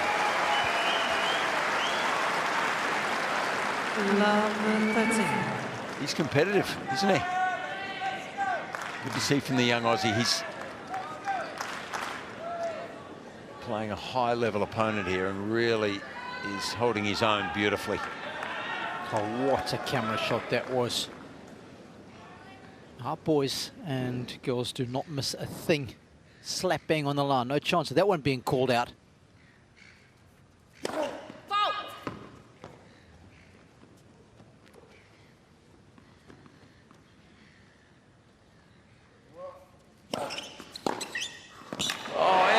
stuff. What aggression. Laver Arena. And he is a different player than I saw play in Adelaide. Good. It's got to be confidence and really showing us what his repertoire can do. Wouldn't he just love to get the double break right here, right now?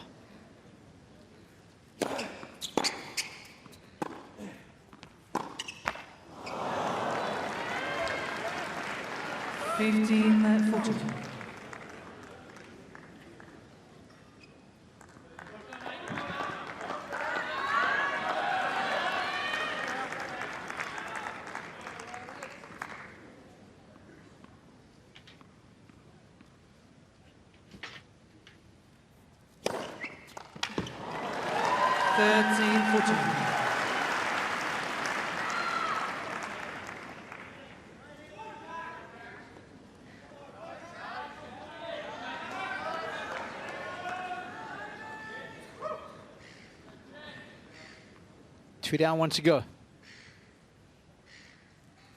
Oh,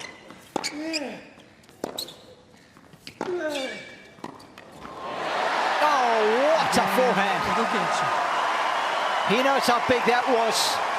He's got the added insurance of a double break. You little beauty. 3-love second set.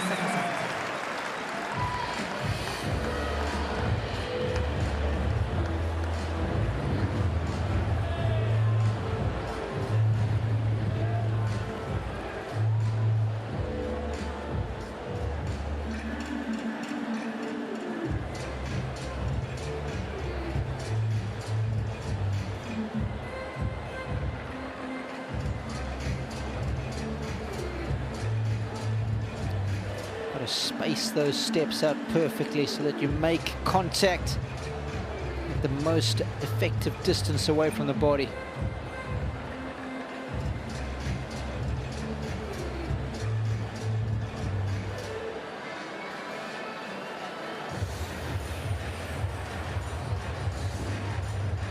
Time.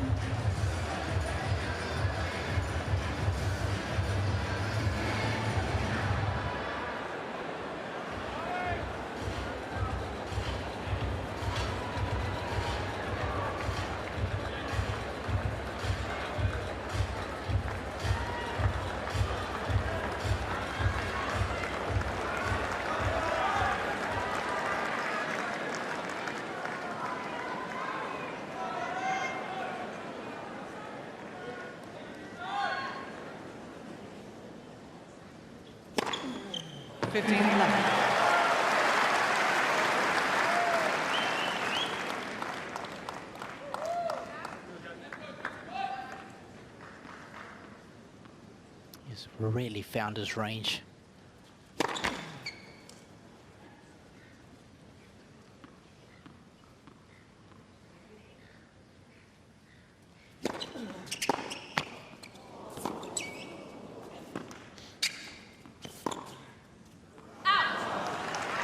I'll tell you what, this Aussie is hot right now. He is Alex Vukic, somebody else who is always white hot. There's Roger Rashid, who has just snuck in to join us courtside. We'll bring Roger in a moment. Robbie, I've heard Roger called a lot of things, but not white hot. Good to have you here, Rash. He's not talking to us.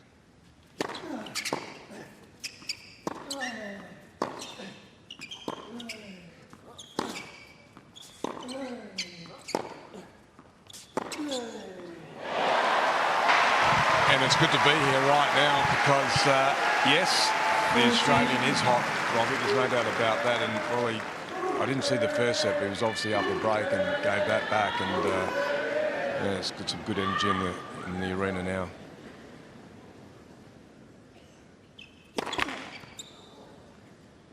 And what's been the biggest change from his end of the court?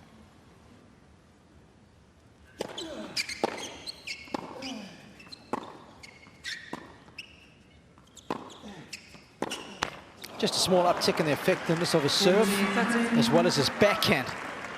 He's Had a couple of little beauties, and just that subtle difference is what's made all the difference in this second set.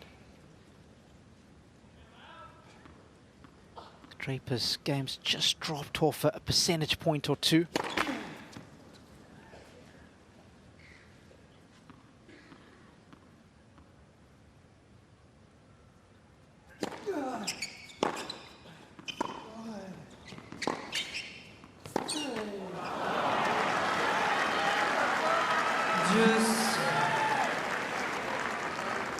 And against Kokonakis the other night, when Draper was trying to defend the match, his backhand side was the side that he got very aggressive with. He started to step in the court and be a little bit more proactive, and that was the trend and the change.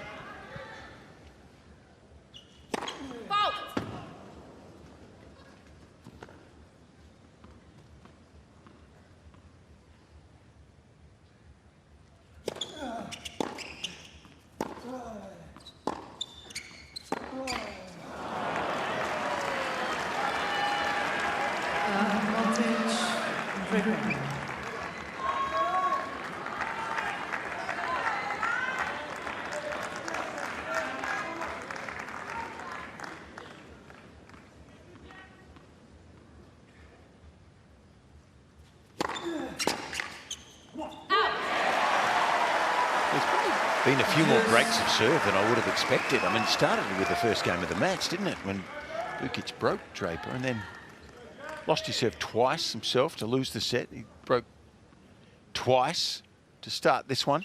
I mean, both these boys serve big. They're good servers, and for me, I wouldn't have expected so many breaks of serve. Well, the second serve's been the big problem, hasn't it, for Vekic? He's only won 1 of 13. Hasn't defended that well at all.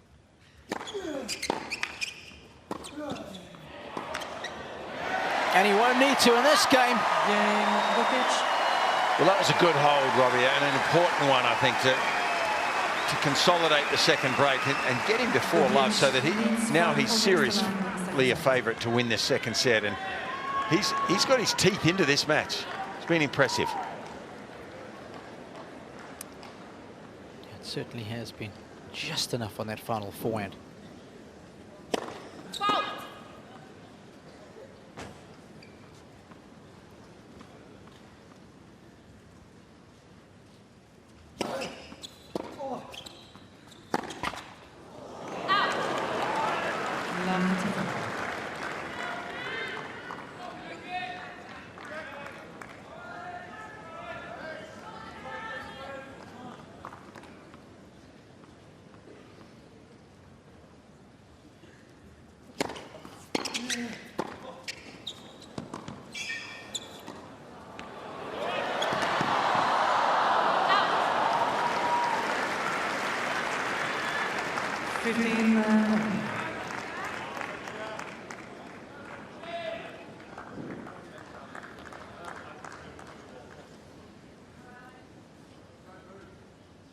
Just teasing him with that final shot.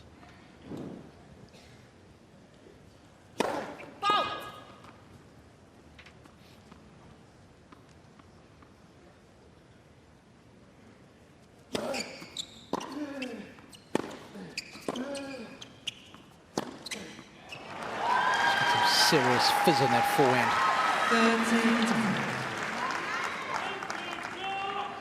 You can hear the sound of that ball strumming the strings, especially that last one. He loaded that.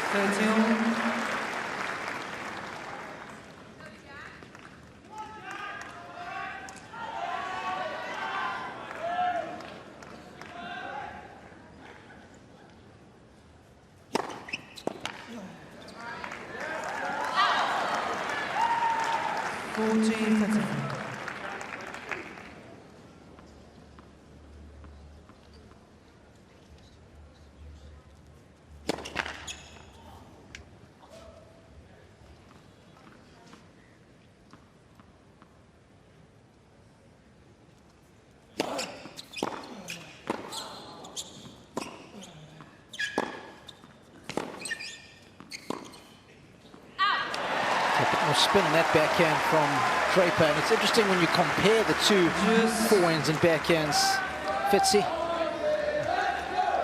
I think it's more spin on his forehand. Yeah. But it's Draper with a lot more spin on the backhand, as you alluded to, right? It's pretty flat, the backhand.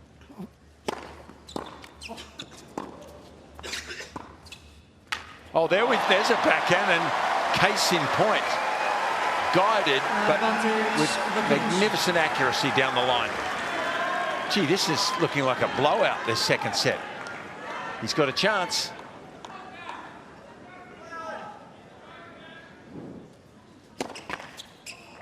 Please.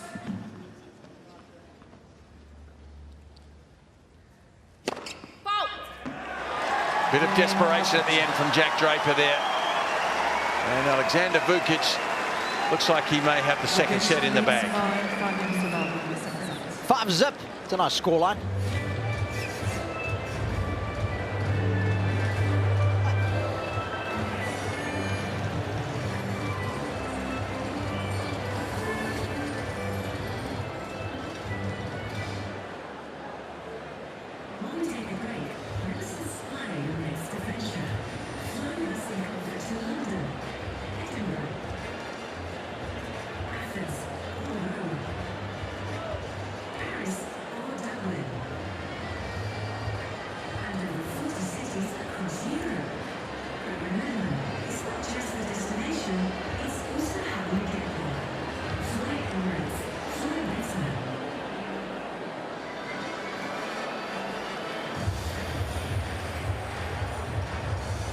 Time.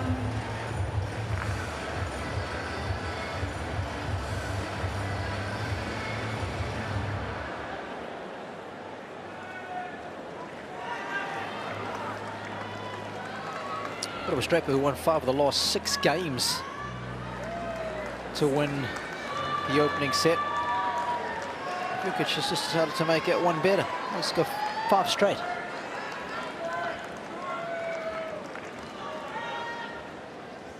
Serving for the second set.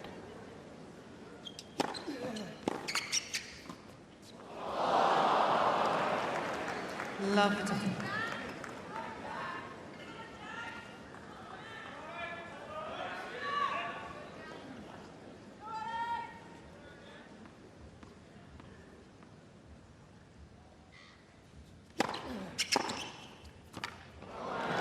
Love 30. The one thing we do know about Jack Draper is that he may let this, you never know, he may let this set go at some point, but what a super competitor he is. Absolutely. He won't like the scoreline, but it won't affect him moving forward, I don't think.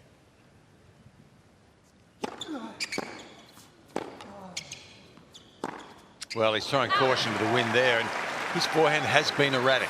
He's hit a couple of the best you will ever see in this match so far, but he's also sprayed it.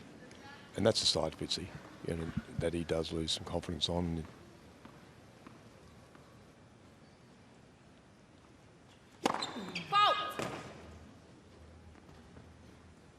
Take the ball, please.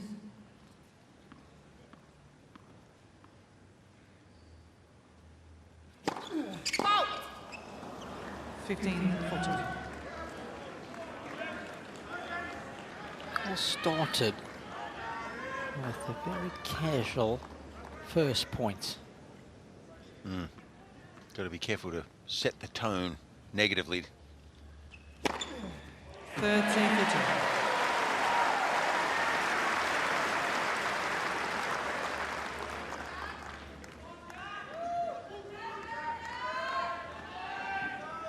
Wait, please.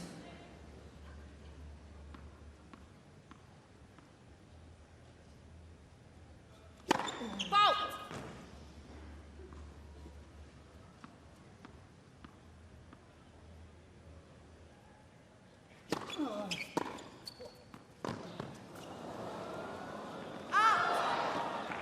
Game Draper.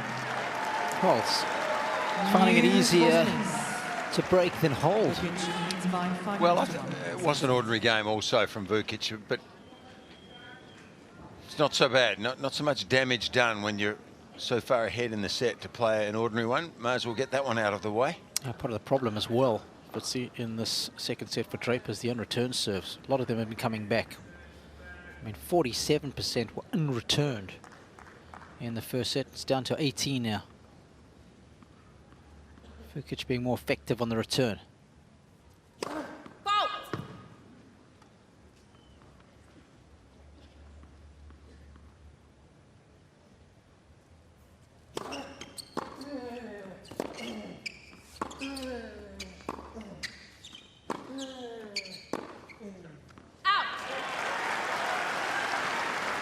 Laver for 10.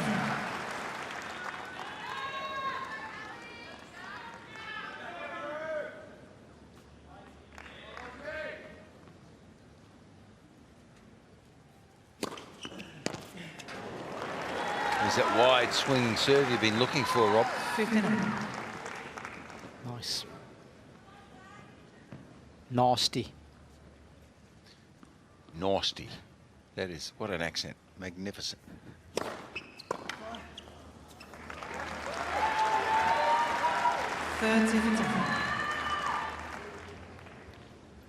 What a great season this young man had last year. Made the finals in Adelaide early on. 1 on the grass in Stuttgart. And then again in Vienna at 500 ATP 500 event, beating Karen Khachanov in the final.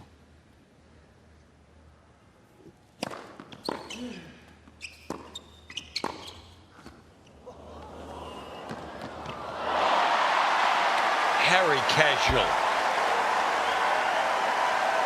Beautifully done. I think he liked that. It's a little wry smile, wasn't it? Great touch here from Alexander. He almost faked one way and went the other.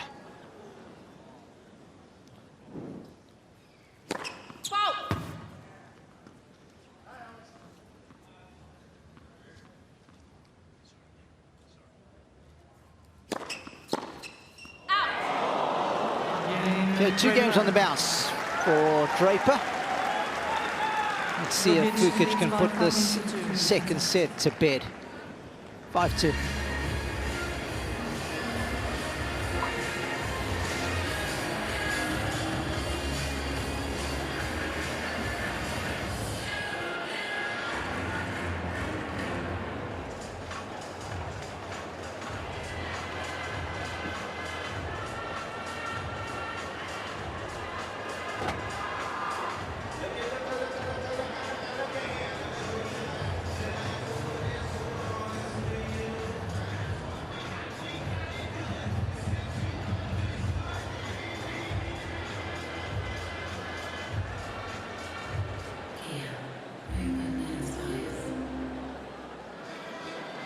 All the players get a couple of those water bottles there that they can keep and use match after match. It's amazing how quickly they've got used to that.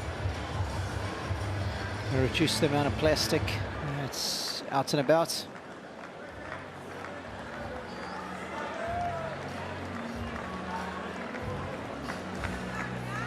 Well, Vekic had a chance to serve it out at the first time of asking at 5-love. Got a second bite at the cherry here.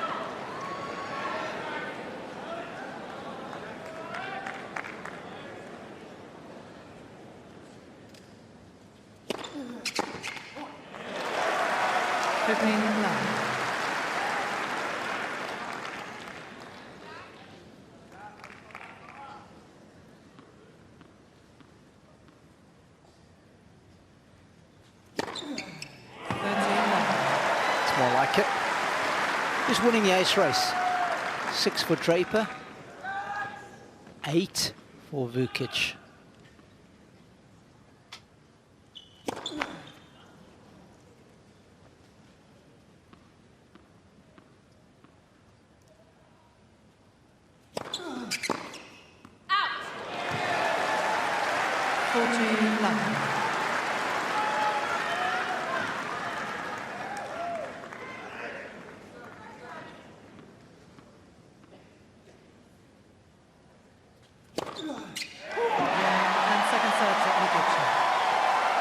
That was good. That was very good. To set a piece. This one's hotting up nicely.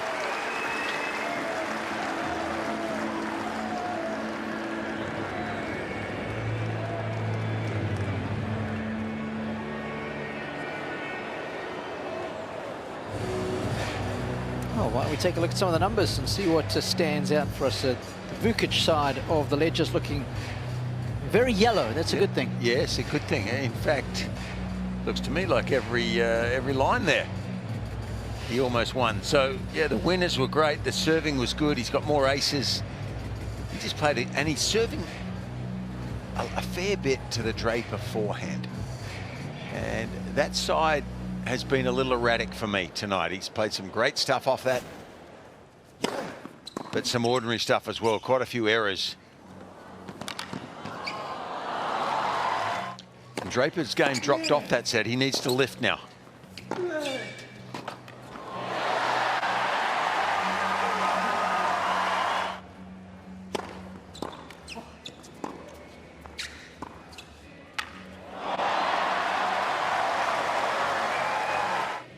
Really did play some good stuff. Alexander Vekic. Confidence remaining from the first two matches.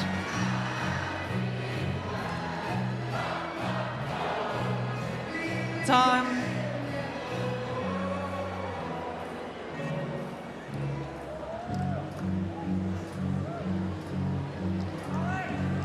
Bit of Neil Diamond never goes astray. Robbie, I saw Neil Diamond here at Rod Laver Arena quite a few years ago now, but boy, what a voice, what a show that was. Yeah, no kidding. Loved it. Third set. Big fan.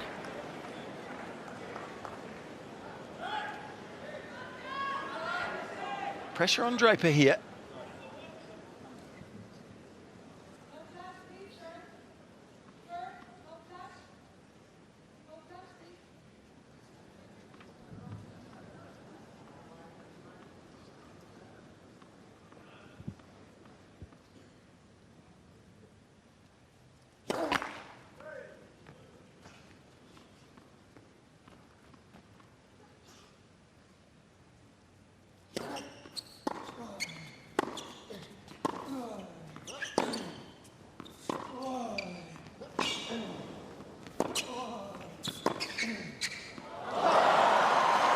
The approach,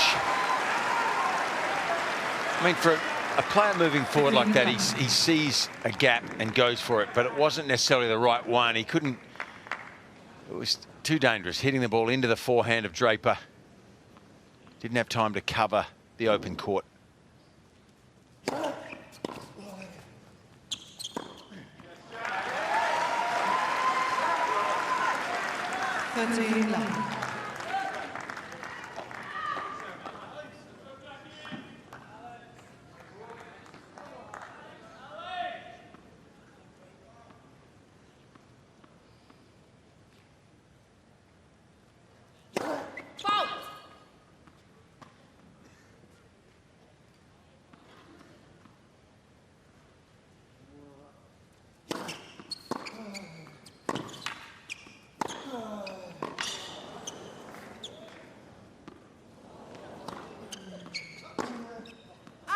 Good forward speed on the Draper. The second last forehand he hit, he drilled that. So he's got some racket head speed there.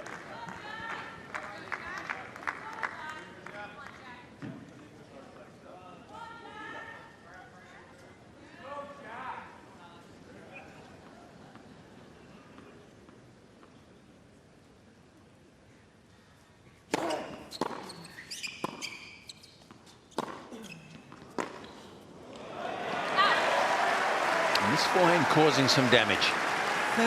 That's got some horsepower, hasn't it? And then it dips late. That's the kicker on as well. Out, out, out, out, in.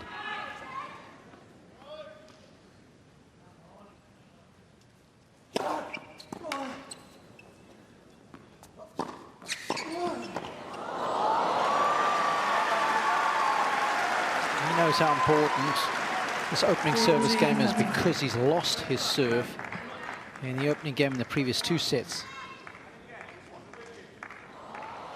It's good awareness.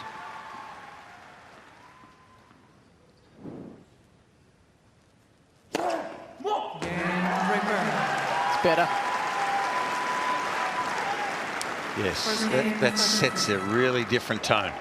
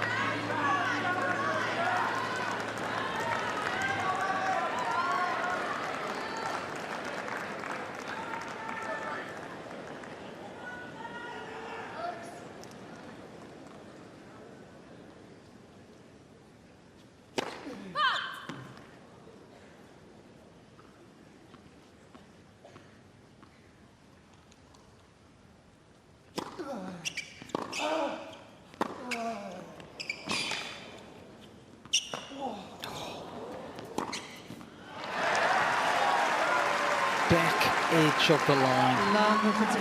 Talk about changing the dynamic in a point.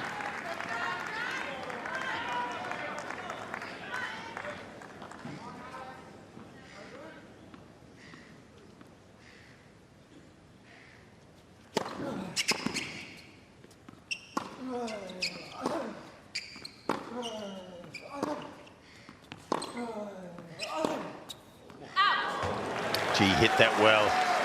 He knew it was in all the way on the sideline, but disappointed in the end by the length. Yeah, Smith just in the back of shot there, just applauding the hits. The strike was a good one.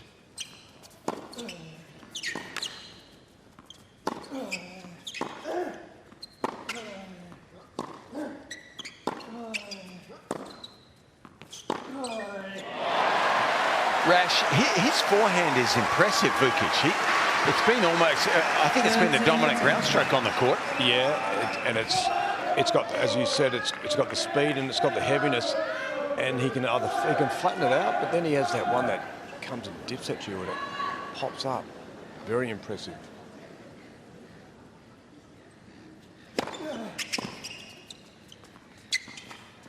Clever. And what he's also able to do, boys, is the Draper forehand that's got a bit of flight on that goes to the backhand. Because he's got that abbreviated sort of bunt backhand, he gets to smother it back. He doesn't find that too difficult. That was clever.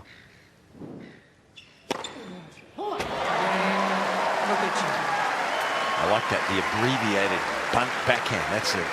That's going to be a Rashid classic. It's a tongue twister, that one.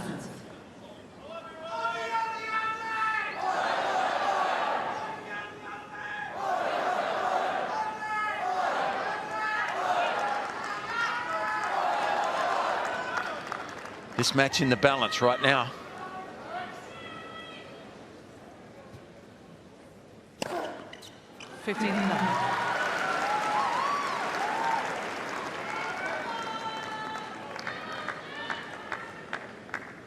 Did you see the hands on that ball girl? She plucked that ball out.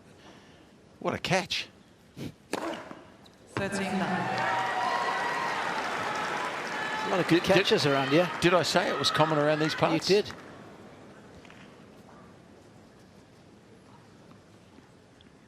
One good test series and you can think you're good catchers now.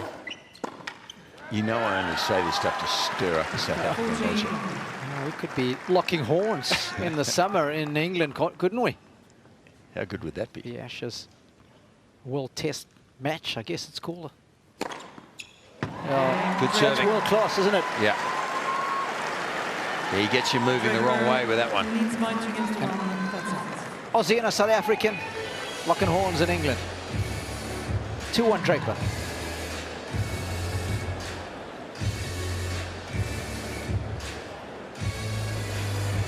Both these guys got big serves and big forehands, but it is Vukic's first shot after the serve that we're having a look here, and he gets to use that thing 95% of the time behind his first serve. Serve +1, so effective. He's always looking to bring that forehand into play, and on all but one occasion, he has been able to do that. And look how far inside the baseline. Most of the time, he's hitting his forehand good meter and a half inside the baseline. So he talk about playing to your strengths. Vekic has been doing that really well behind his serve. And they're reflective in how good the numbers are that he has been posting when that first serve has gone in. First serve points 182% for the match. That's an A grade.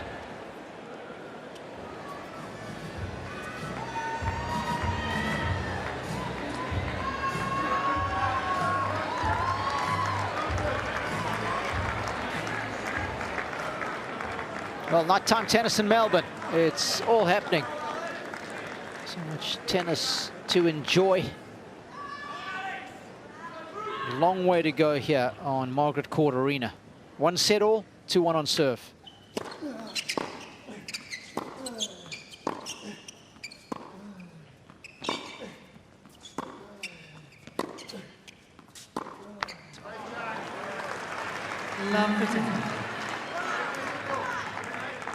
I never forget the first time I got to see Vekic play. Was it Roland Garros 2020? The COVID French Open in September. He qualified that week. Lost in the opening round to Pedro Martinez, but I watched him come through qualies. He was impressive. That's when I first enjoyed the forehand, Fitzy.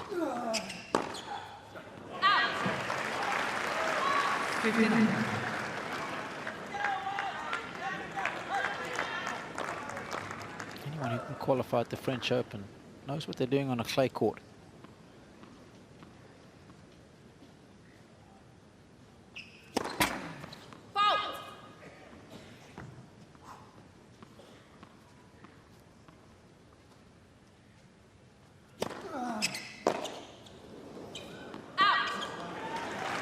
He's having problems, isn't he, on that wing? Not always. It just flares up occasionally.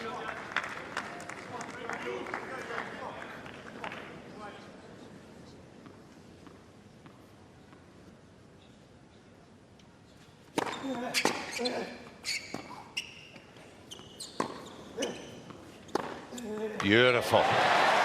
Gee, when he gets set there, he's confident now. When he gets rushed in there, though, it's not quite the same. But when he's set here, Vekic really is hitting this ball well. That is rapid.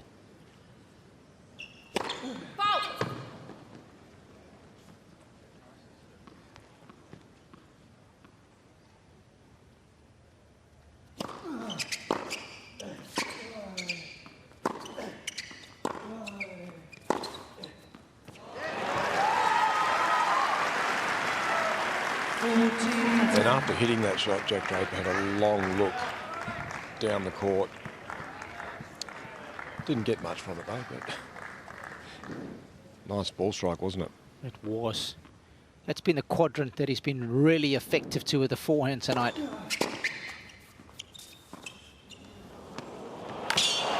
That's not coming back. He has practiced in the art of deception.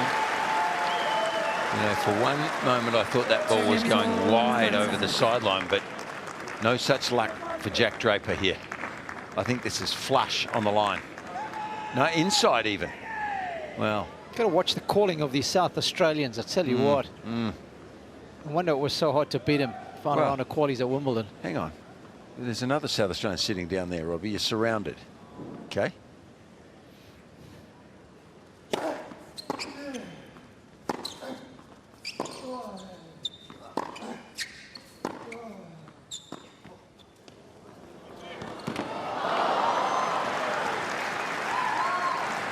We've all got SA behind it.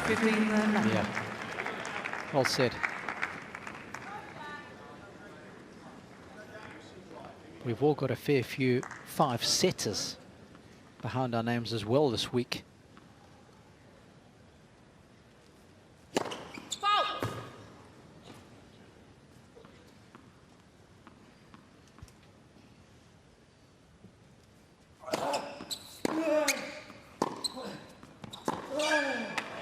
serve.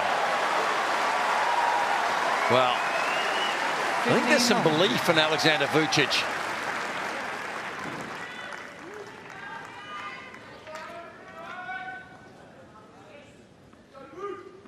Another swift forehand. He enjoyed that, understandably so.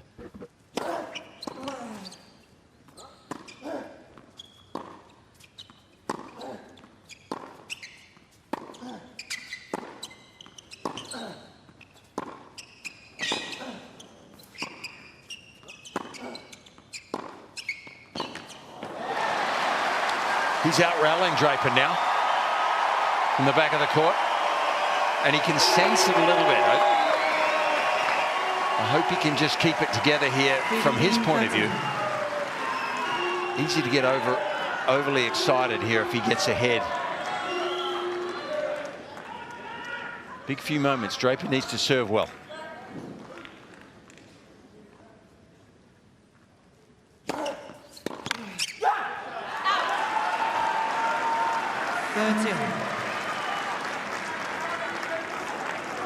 He's like a street fighter, isn't he, Jack Draper?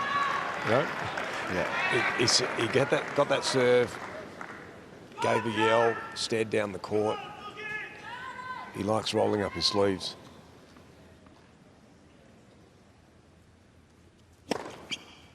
Well, he also noticed that Vekic was revving up the crowd, so that's what can bring out those competitive juices, and I understand that feeling, Robbie.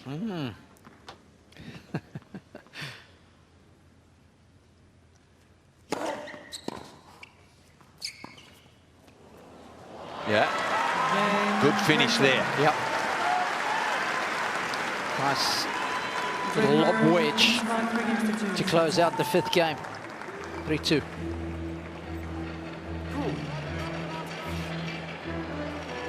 Well, we were just talking about where Vukic is hitting that first serve, and to a left-hander on the juice side, you'd expect a lot more balls to be going out wide to the backhand of a lefty, but it's not the case. Vukic is, as you guys were suggesting, plugging away at the forehand of Draper, and you can see 50% of those balls, and even that 11%, I would argue, is probably forehand body. Yeah, so that graphic has Vukic serving from the other end, and so yes, he's getting his aces down the middle to that first court. To the forehand side. Yeah. The split almost identical on the ad side, but doesn't return it as effectively off the forehand on the first serve.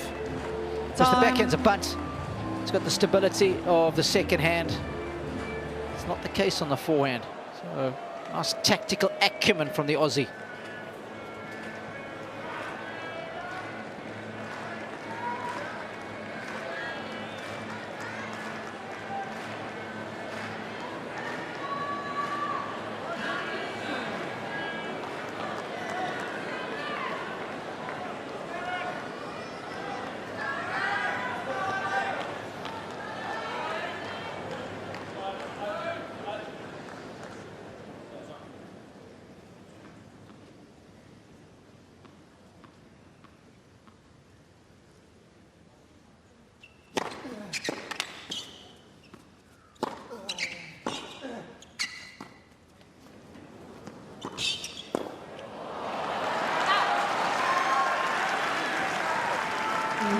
That time, Draper made one heck of a return off the forehand. Nothing wrong with the first serve. You can see him targeting that spot again. Even though he's lost the point, Vukic pumping his fist up. Aussie, Aussie, Aussie.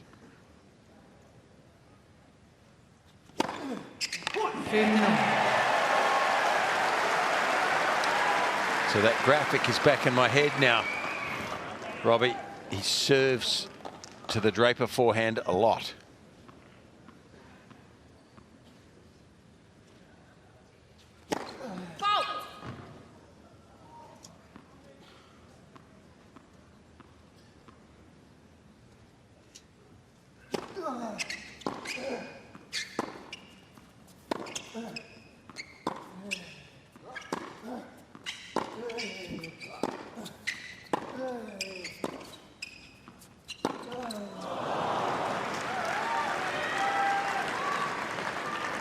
sure if he's trying to come in there or not, Rog, but surely the bunt down the line, the flat back can't come in, right?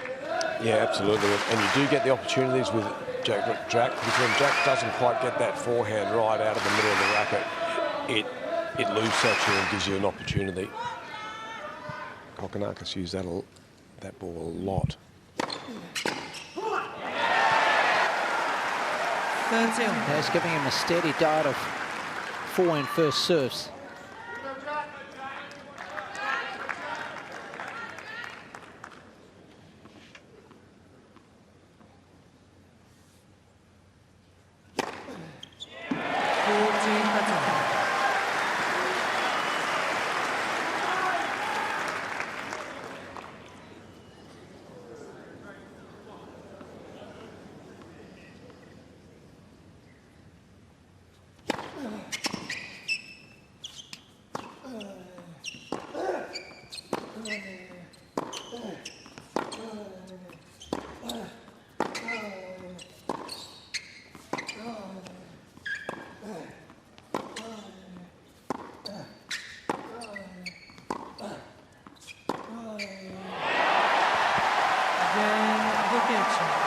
That's a nasty point. What a... well, that's your word, Robbie. That was outstanding. Poise, calm, ability to move the ball around the court, and after 17 shot, on that 17th shot, he got the ball, this one here, that sat up there and he just leant on it. That's the one we're talking about, right? Let's take that backhand down the line, come in. Let's get that body weight going forward. That was straight down a drain pipe, that. Beautiful, so accurate.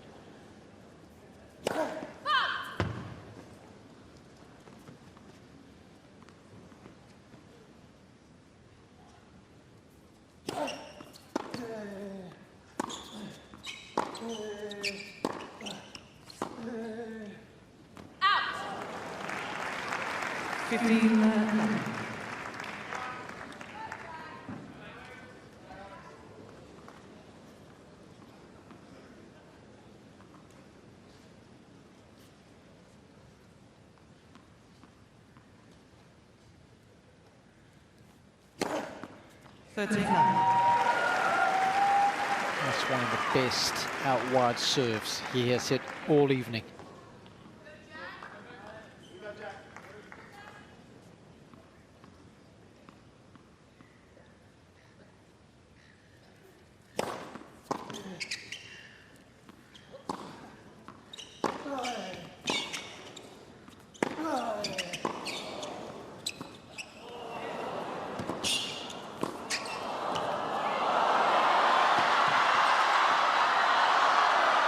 Too fast, too strong, and simply too good.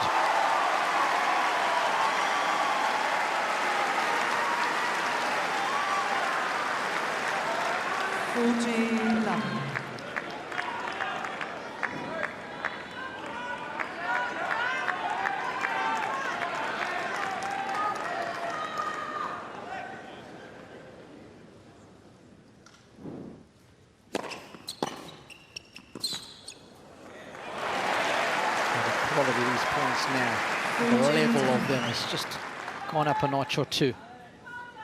Most of them are finishing either with forcing errors or winners.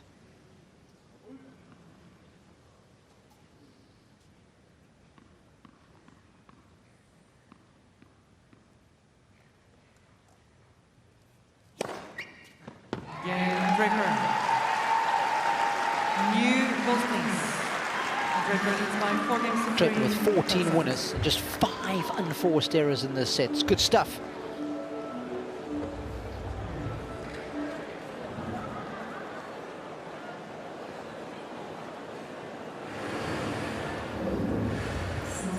I'll check this point out again. This is what it looks like. Look at the accuracy of the shots. Anytime you can finish a point off with a shot that's probably about 10 miles an hour, it means you've outmaneuvered your opponent. That's what Draper does here. You can see how much running Alex is having to do.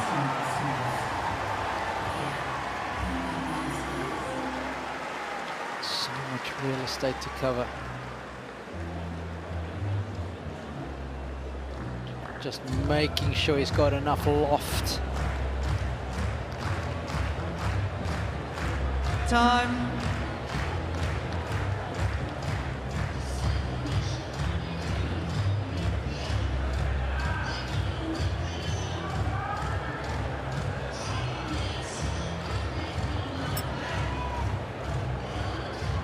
Well, he certainly was enjoying the battle with the crowd at Cain Arena when he was playing Thanasi Kokkinakis. He was giving it the let me hear you when he played good shots. He doesn't mind a hostile environment. The crowd has been very fair this evening on MCA. They've enjoyed the contest.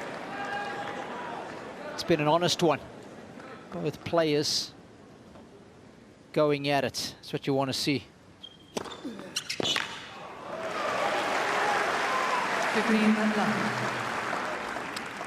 How important is a third set when it's a set all? It's just a massive change, isn't it?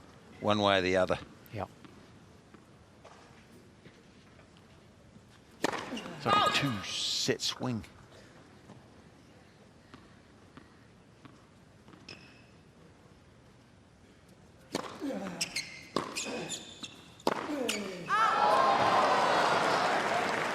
I'm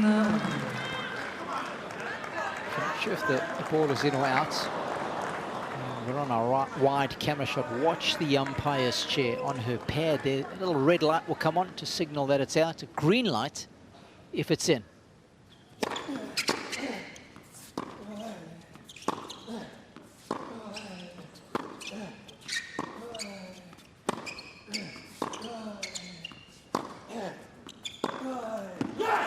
Oh, that was so good. There's the green light.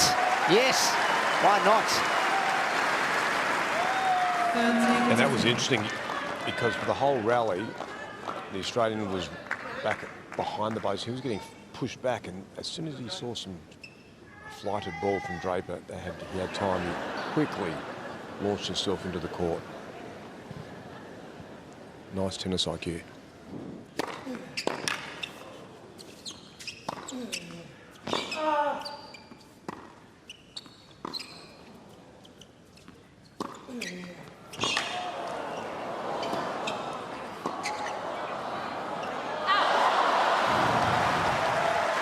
Well, Vukic's forehand is doing a lot of damage, isn't it?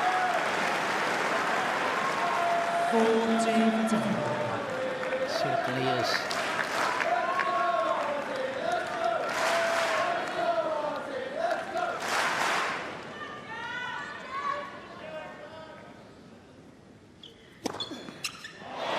Good game. It's game on here, Robbie. Oh, yeah. We're getting into sweaty palm territory now. As the great Alex Ferguson would say, squeaky bum time.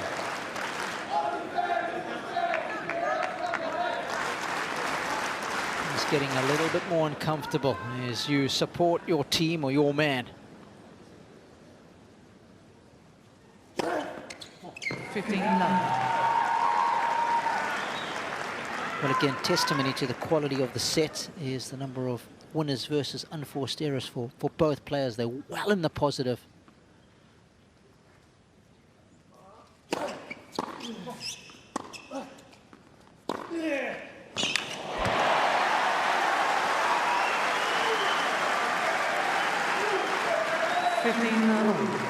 Again, if you're willing to quickly accelerate with your feet, you've got time off that forehand to get around. But you better have a big weapon.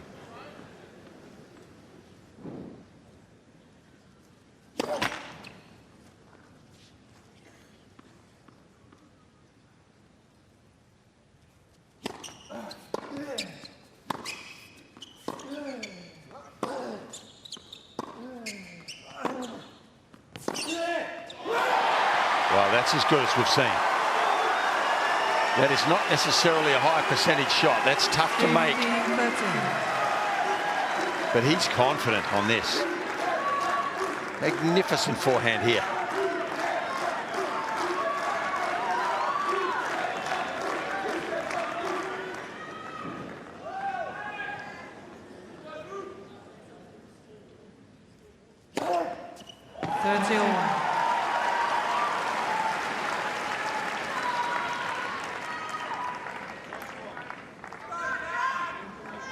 Draper's 15th ace in the match. She's 2 ahead of Vekic, in case you were wondering.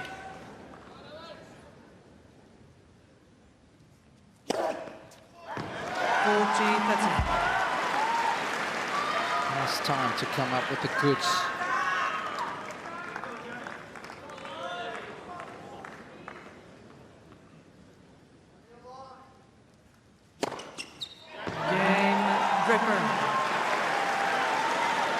Well, that's a statement of intent. I'll take control. It's 5-4.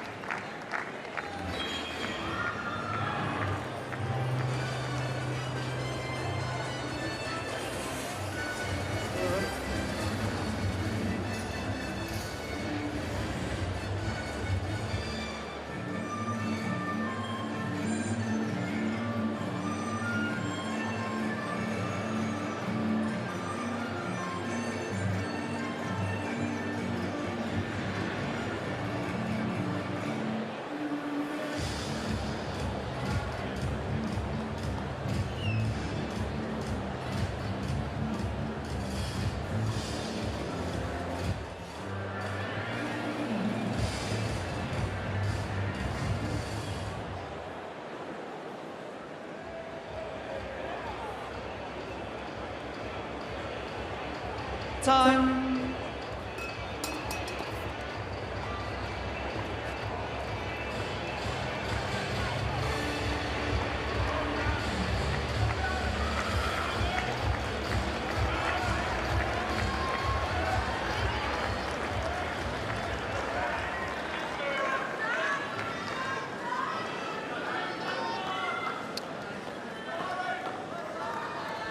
Okay, this will test his nerve and his serve, serving to stay in the set.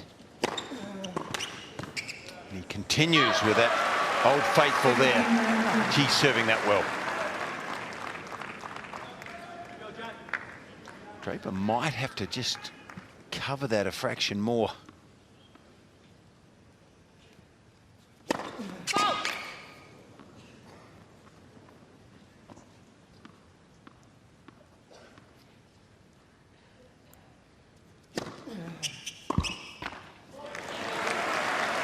It's a welcome reprieve because Vekic hasn't had a lot of joy behind his second serve in the match.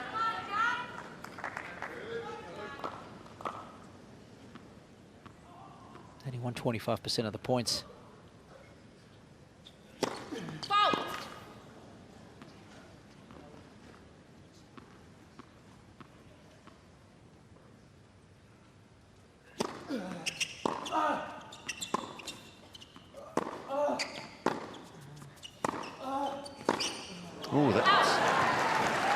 A big miss. That was a strange miss, wasn't it? It was like he changed his mind and was out of position somehow.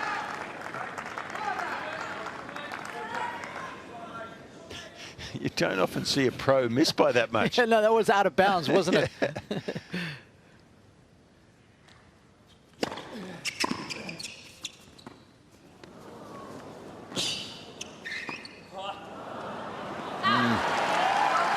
Well, he's been successful several times with the drop shot, but it takes a bit more touch and feel, and when the pressure's on, it can become a little bit tentative. Not quite fine enough with this drop shot. Draper hustled really well. Big moment now.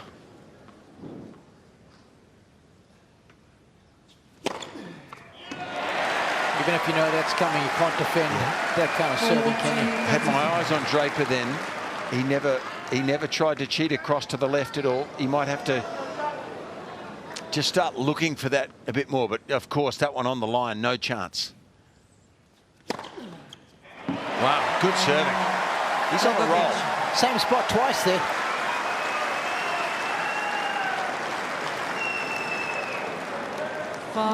Almost. Okay. Both guys serving well. From the back of the court, I'd probably give Vekic the edge. Because Draper's the one who's playing with more confidence given their 2024 seasons.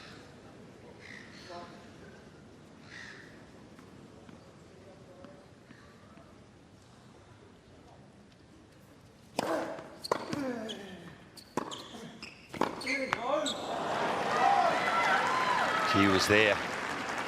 15-11.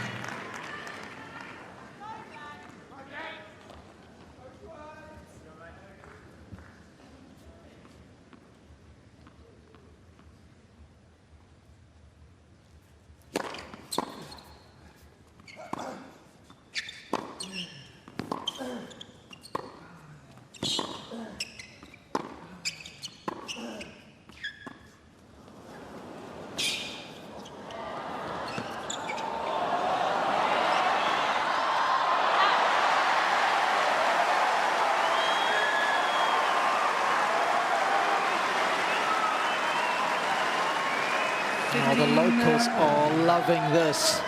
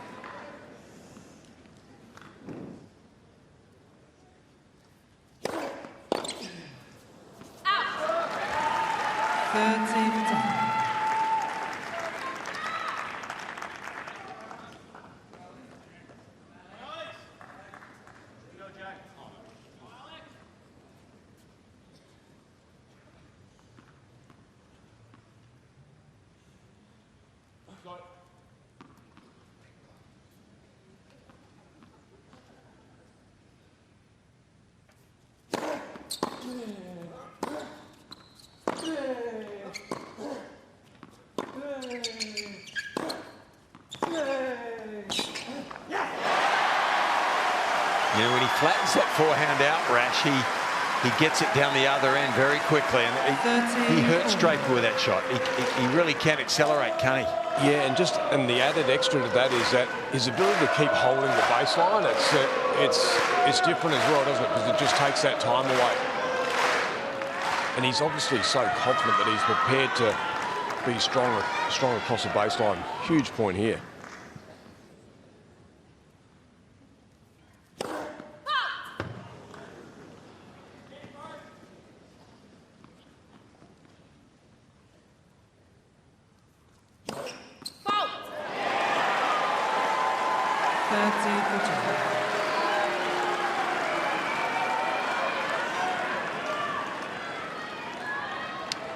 Only the second one for Jack in the whole match, and that is a shocking time to deliver a double fault. Wow, what an opportunity for Vekic here.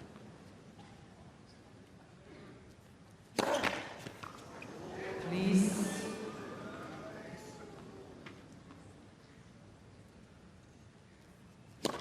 Oh my goodness, where did that come from? I can't believe it. Can you believe it? It's unfathomable. Well, Vekic is not going to complain.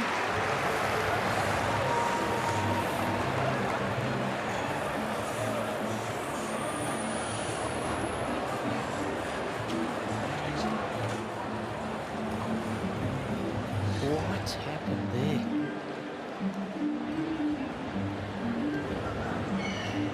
Of course, it's not how many double faults you necessarily serve. He's only served 2 in this set. Could cost him it. Could cost him a set.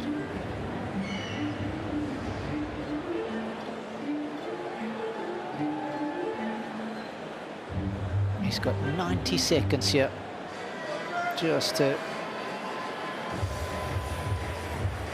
get rid of those negative thoughts and move on. The moment he gets up from that bench.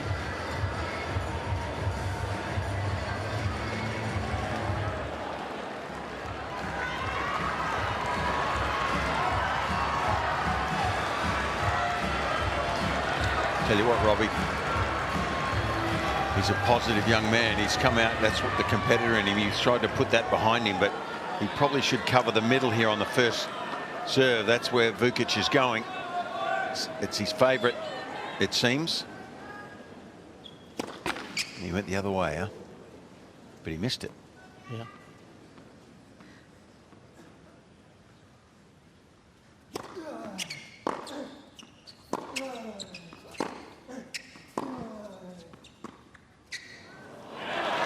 what's so interesting, this is where you need awareness when you step up to the line.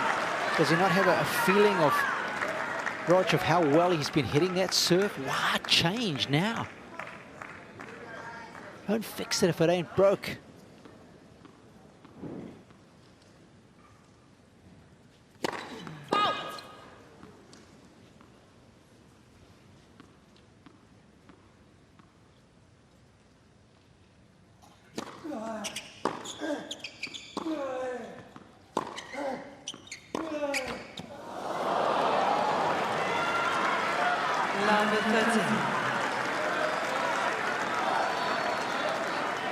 And he's also, that first point, he also took a negative court position when he didn't need to. And initially in that point there, and then he tried to force himself on top of the baseline. And it's not easy, is it, serving it out?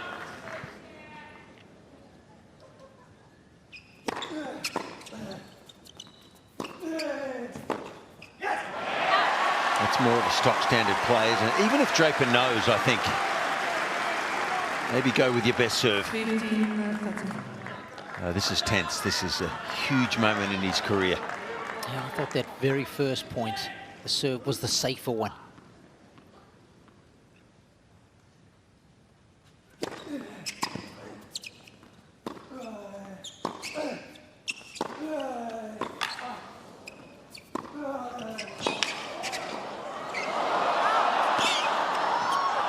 He's made it again! No, he hasn't.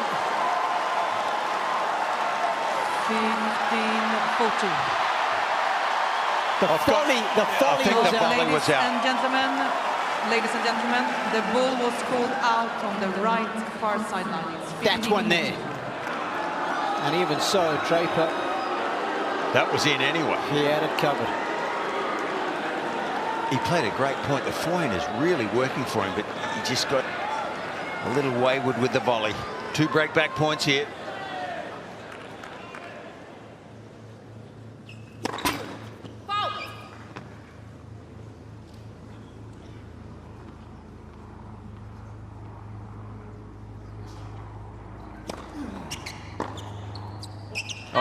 Big miss from Draper. That's a bad miss on a big moment. Second serve. He's struggling a bit, Jack, isn't he, right now? But these are hard to serve out.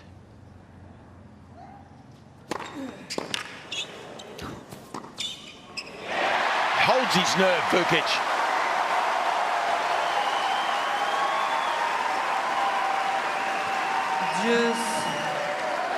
This is a big-time play on a big-time point. No panic. See, if Aussie's coach, I'd want him to go down the middle here again. That's his favourite. It's where he's getting most of his winners. There it is. Keys served well. And there goes Jack's racket. Advantage, Vekic.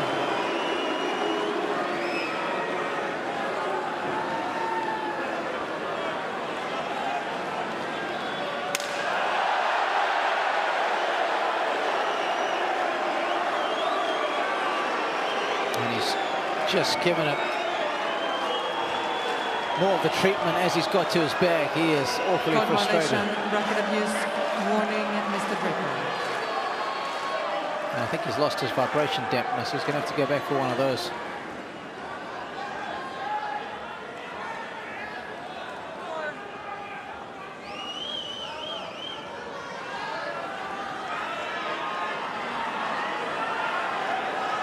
So all this unfolding right before set point for Vekic.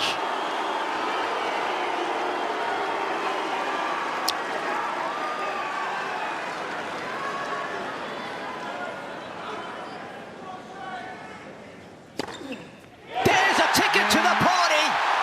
And Vekic takes a 2-1 lead. 7 games to 5.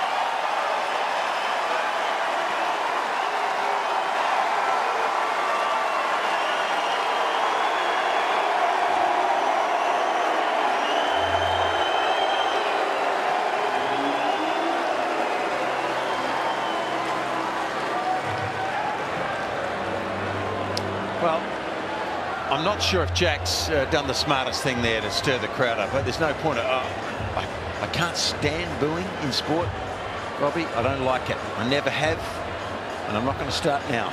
Okay.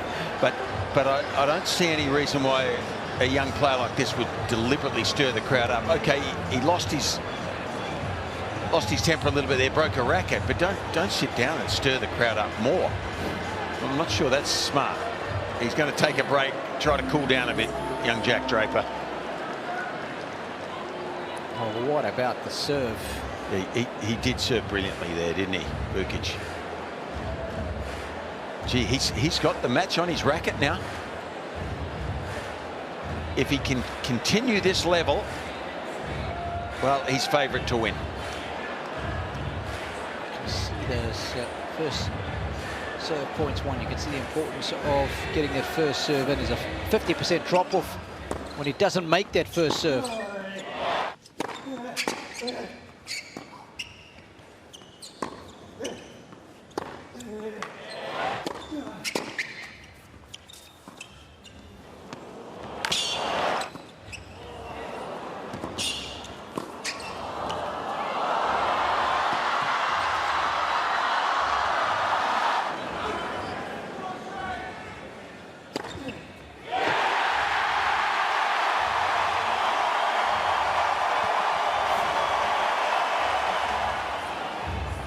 Well, that's why you train as hard as these guys do in the off-season for moments like this. And I'll qualify by saying moments like this at home. I always found we had one tournament a year. There was always a slightly more emphasis on your home tournament. Of course, in this case, it's a home major.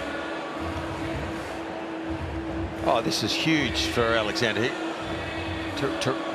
Possibility to reach a round of 16 at a major, that's big for a player, any player. And if you've never been there before, that's a goal. And I can tell you what it means as far as your bank balance is concerned.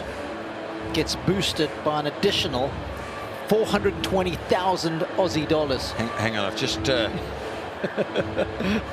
had a seizure in the box. Did your heart skip a beat there? Yeah, the prize money continues to escalate year upon year, up 11% this year on last. There's Trotters. James, they would be disappointed there. That was a poor end, wasn't it? A strange end from Jack Draper. Out of nowhere, he served two doubles from Juice. Two double faults. He'd served one for the match. I'm surprised. Maybe I just haven't heard, but they haven't alerted him or warned him about the serving patterns of Vekic, because he's made no adjustments yet. Because you've got the coach's pads in the pods where you can have a look at the patterns of everything. All the serving patterns, forehand, backhand. Points won and lost to the spots that the opponent's been serving to.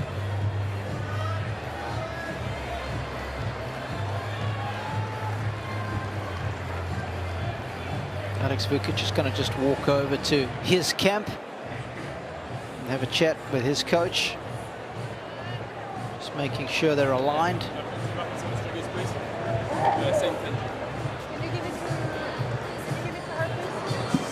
Yeah, he is having a chat.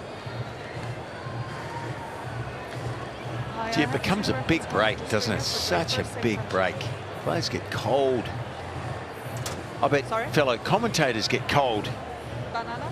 Yeah, it's too long, isn't it? This break is too long. It shouldn't be allowed. But it always is, Rash. Yeah, always. And no one, it's not really, it needs to be policed a little harder, because Jack's just controlling the tempo of the break. It'll be interesting to hear, and we'll listen out for the crowd now, because they've now been asked to be involved on a different level, haven't they? After that incident at the end of the third set. Oh, they'll be into it now, no doubt. He's going to have to fight the crowd for the rest of the match, I think. But that is just too long.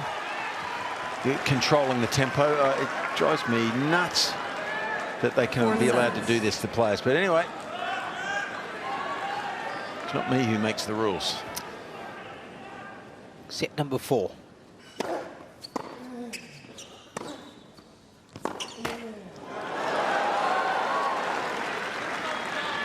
15-11.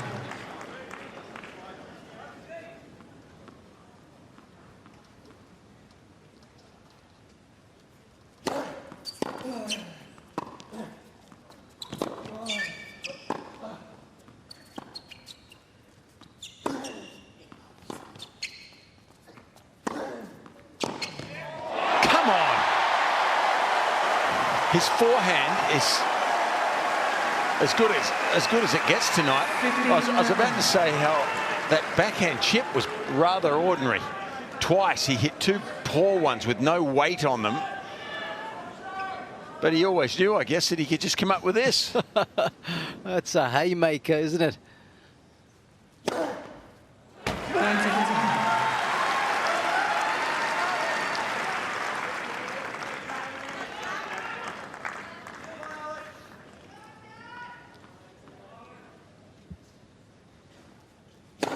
Let's first.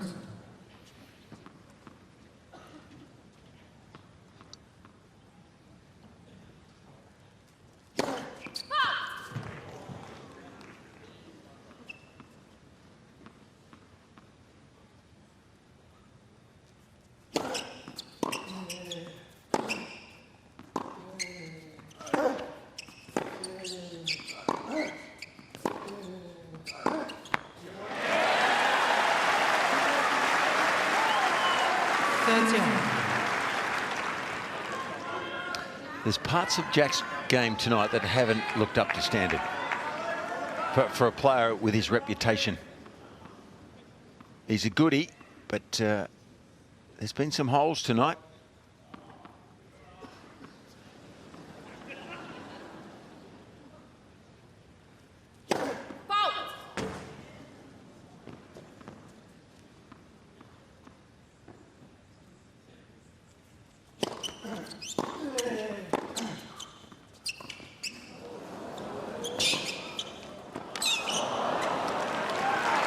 You know, I'm all in favour of winning points in different ways, and I like the ability to go to the drop shot. Even though it is tough on a hard court to hit it, tougher than a clay court. Tougher than a clay court. But with the way his forehand's working, I just think he should be basing everything around that shot right now. So a good, energetic start from Jack Draper, trying to get himself back on track.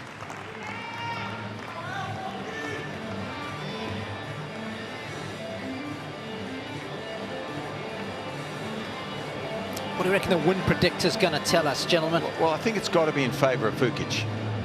You're right. Well, it has to be 2-1. Pre-match. That's interesting. I guess when you have a look at the respective seasons. What do you think, Robbie? Yeah, without the win predictor, how do you see this? I mean, obviously Vekic in a strong position now. Just he's going to be going into uncharted territory, trying to make it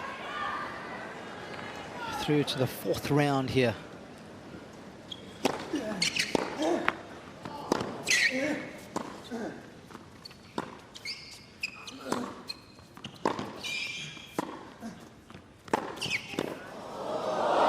Oh, did he know anything about that? I think there's a little bit of luck there, Rog, wasn't there? Yeah, I'll just put the racket face on the ball and see what happens. There's a bit of feel, but yeah, there was a bit of luck on that. That it actually almost dropped dead off his racket. Wasn't quite in the middle. That assisted big time. Yep.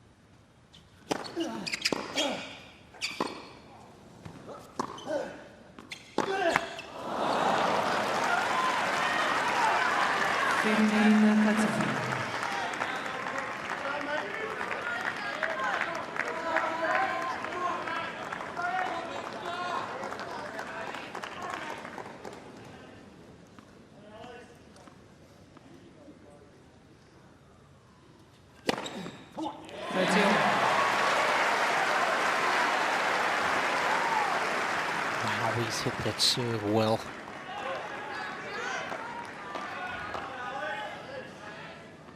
It's not the fastest, but it is definitely the most accurate. And again.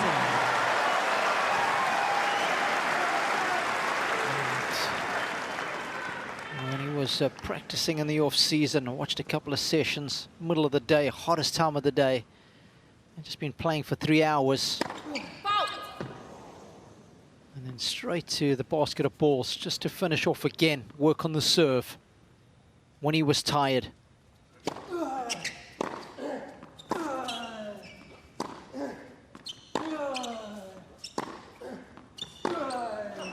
Having some heavy sessions with Chris O'Connell.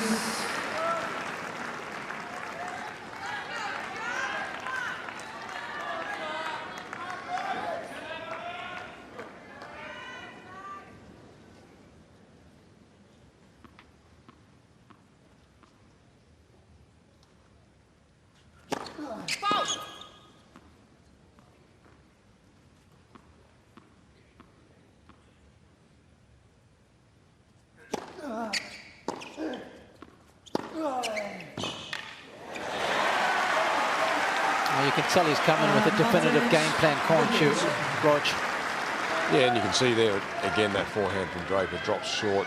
He's trying to fizz it and trying to push it deep, but and there's very few points where he's able to have Alex deep behind the baseline. Nice work jumping on top of that.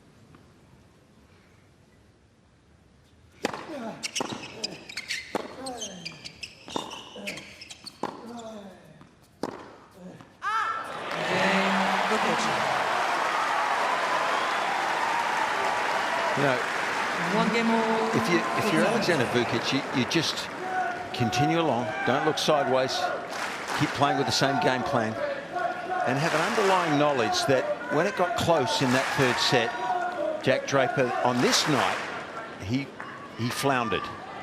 So that's what you've got to be looking for, to keep doing everything the same.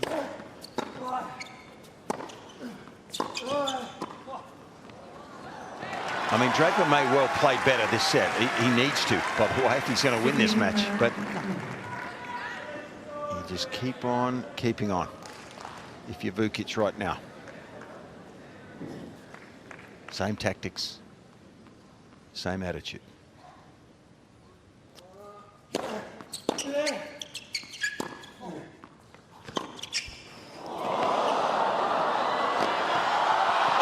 unbelievable!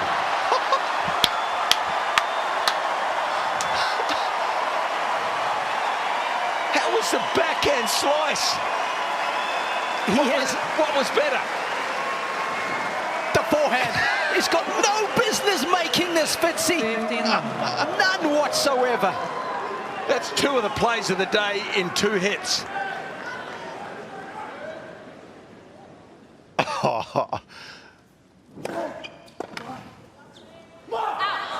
He's a competitor, Draper, isn't he? How can that previous point count the same as that one? It's a joke, right? Oh, that got us out of our chair.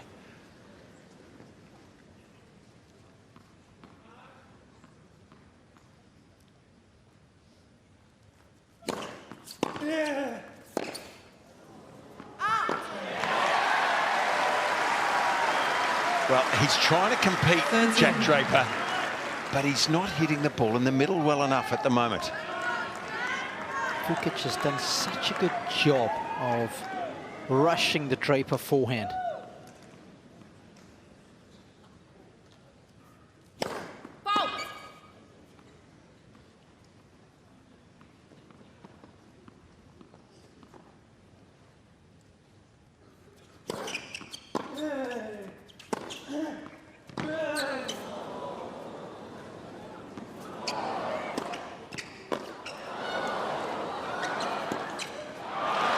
Held his nerve.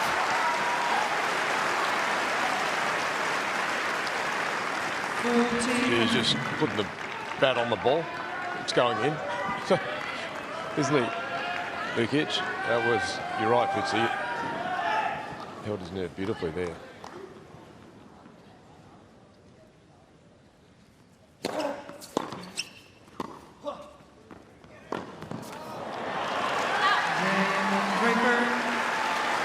Oh, it's a hard hat hold. Hard hat hold, that was. But importantly, he leads 2-1.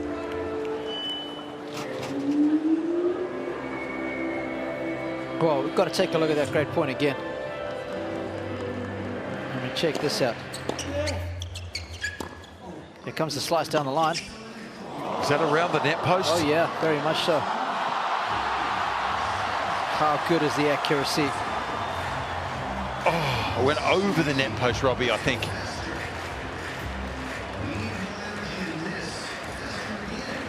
Oh, there's so much of me disappointed it didn't go around the net post too. What a play.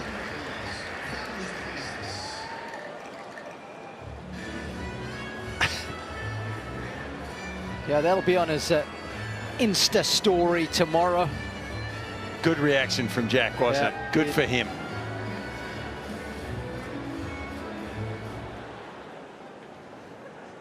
Time.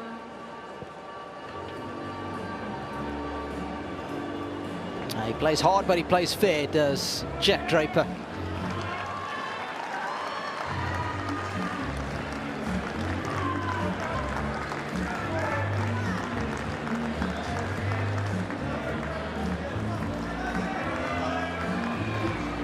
Warm-up events. He was supposed to play the United Cup was Draper. He was slated to play there, but with the hip issue, he decided to give it a miss.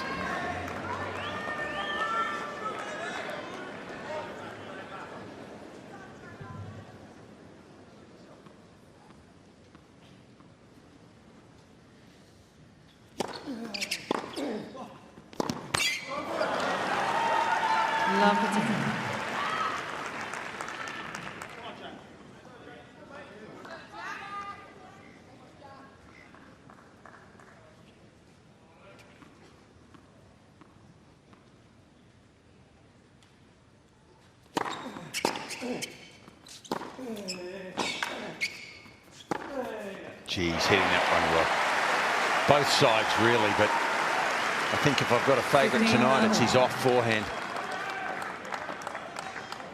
Opens the court up with that and puts it away.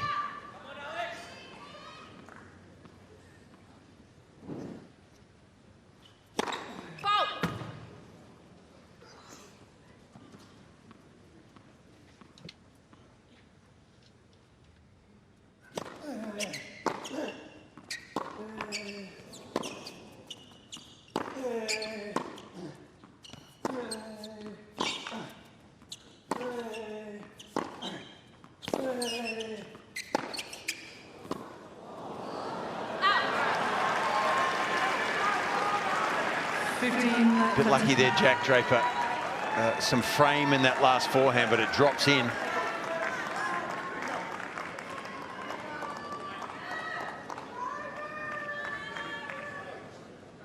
Take it when you can.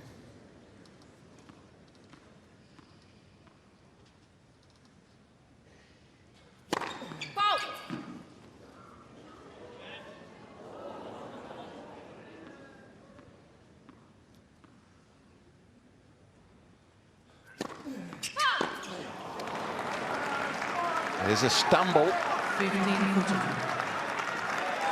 Just noticed that ball toss was a little further behind him.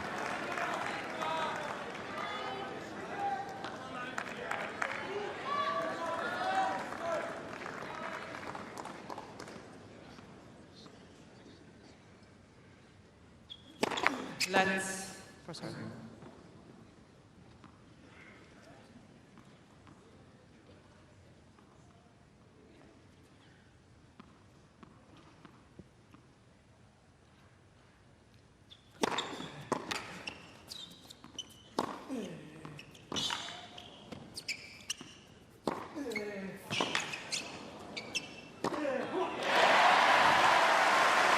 It's all about placement. 30-14.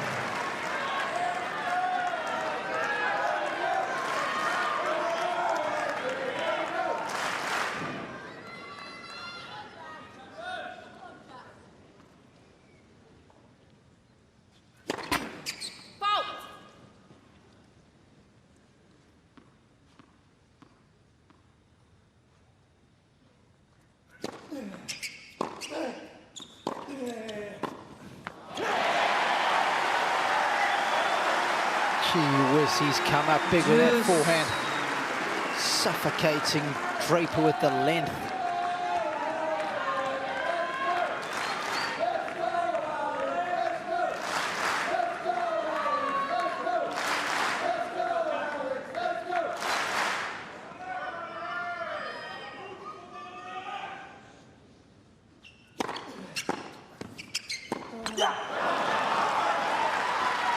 Advantage, Draper. Maybe just starting to lean that way a little bit, isn't he, Draper?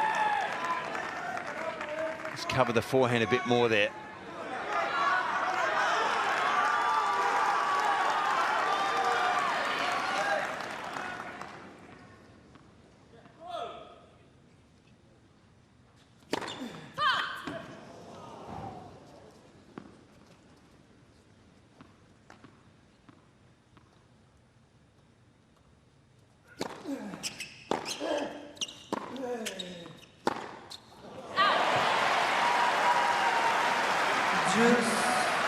It's the one he was making with great regularity in the opening set.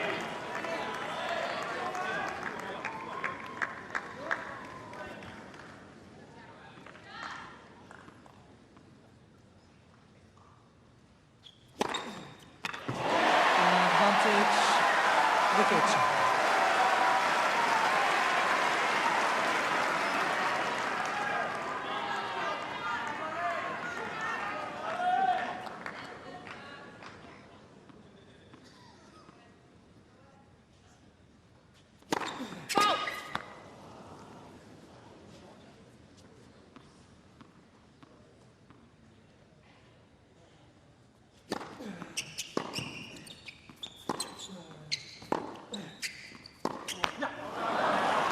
Very few forehands he's decelerated on.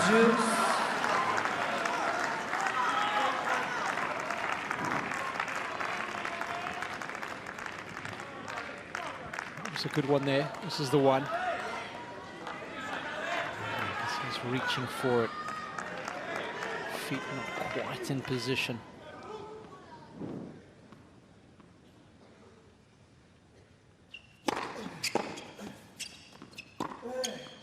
Beautiful. There's Roger Rashid's favourite short backswing bunt.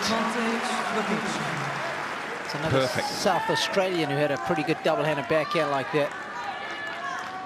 He used to swing out a bit more, though. He's sitting in the box tonight with an orange shirt on, but he used to swing at that a little bit more. That's a really short bunt with the wrists. But wow, is he serving well and hitting his forehand well.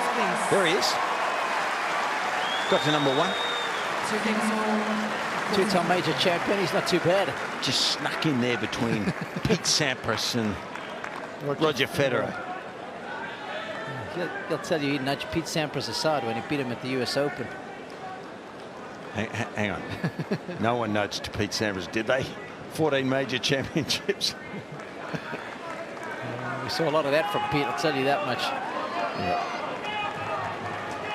Good feeling when you're serving as well as what Vekic is tonight. What a platform that creates for you. That was a huge hold, wasn't it, yep. Robbie?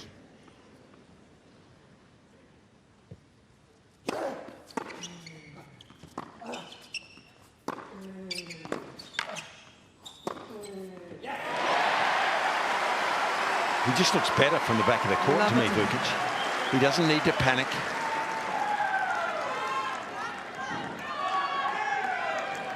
Just drops it short, doesn't he? Constantly drops that forehand short when you go in hard in there. Yes.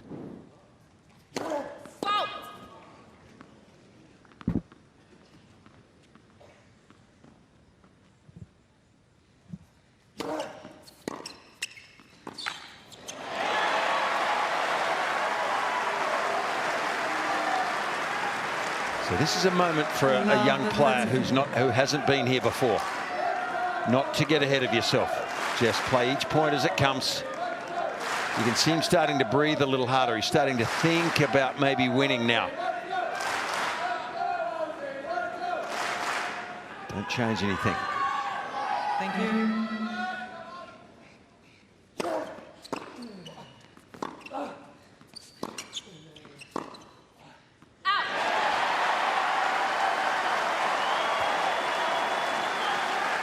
Love 14.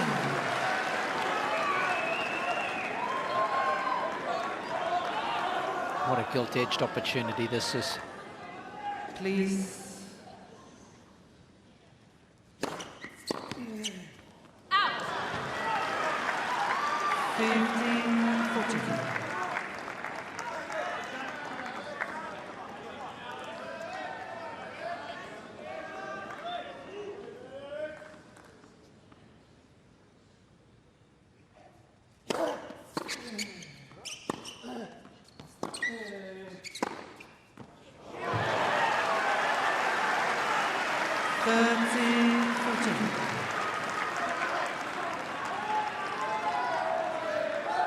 No time to be passive now for Vekic. He's got to play to win this point, not hope that Draper makes a mistake. Not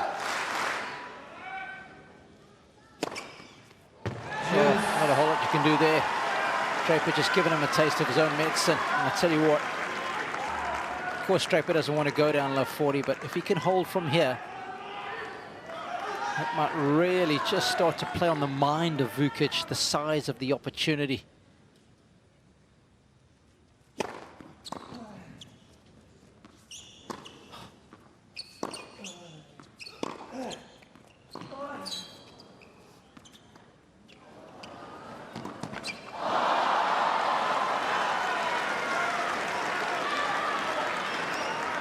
Advantage, Draper.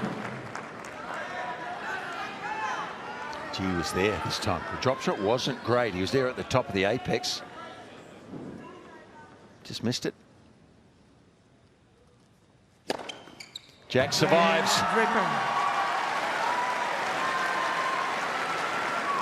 He's got his nose out in front to lead 3-2 in the fourth, but he's down 2-1.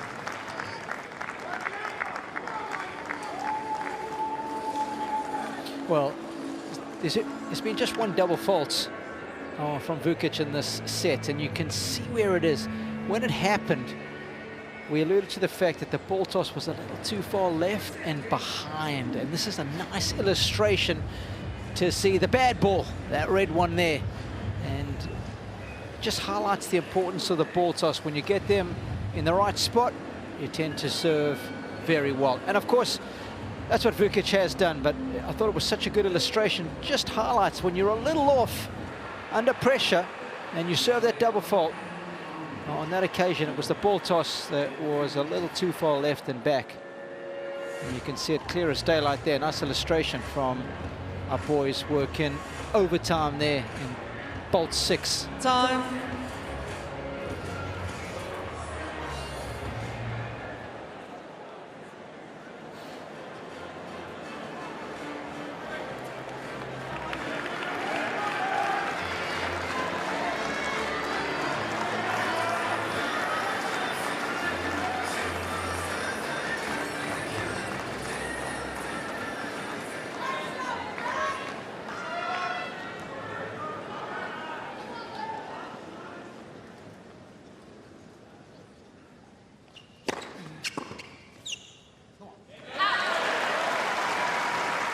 Was the perfect antidote to losing 5 points in a row.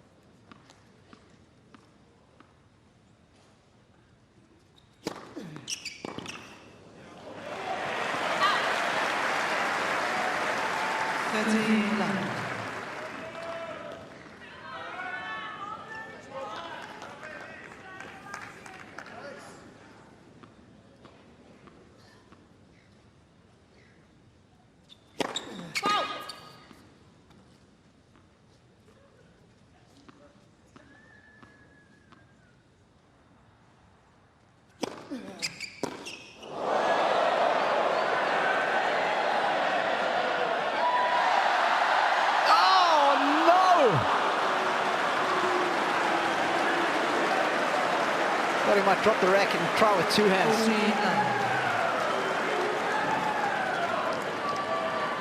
We've seen this before, haven't we, Fitzy?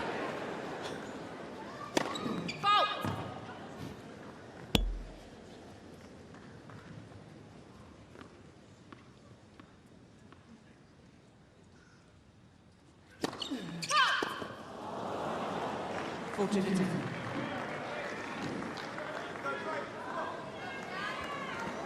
Let's have a look at it. Come to me. Oh, we had a couple of grabs at it. Is that a sign? Is that a sign?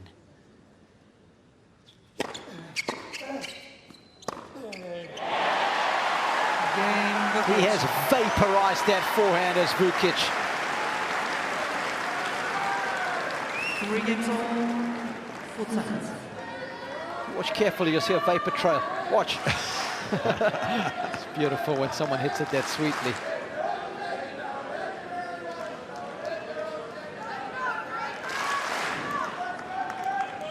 These forehand winners are starting to mount big time now.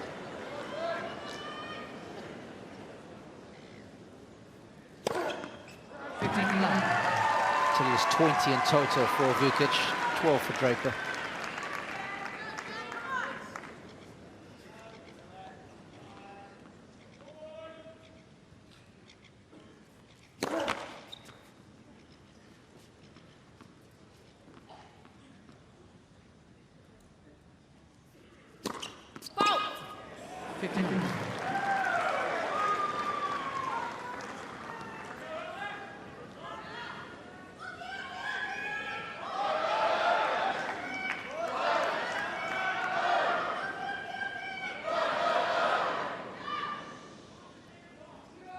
Please.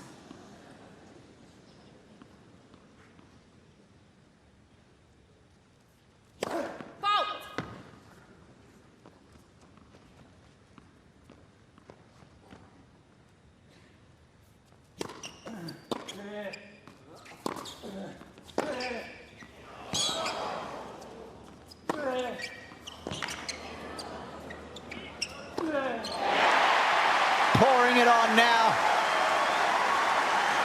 But he's just got more game from the back of the court than Draper on this day. Dominating him with the forehand when he gets a shot at it. Pressure moments. Thank you. Please.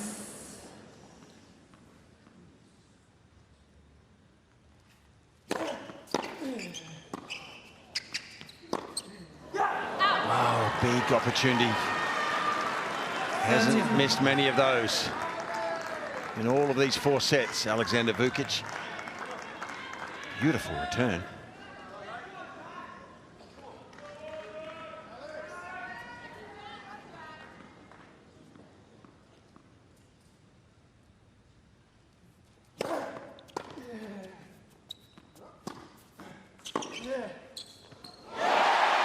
Oh, it's way in.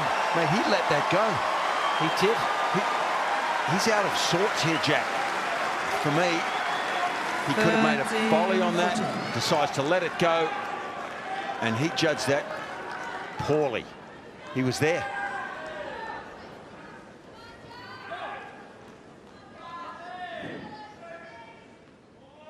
Please.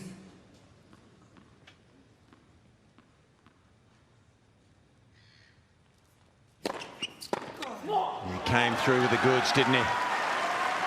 Juice.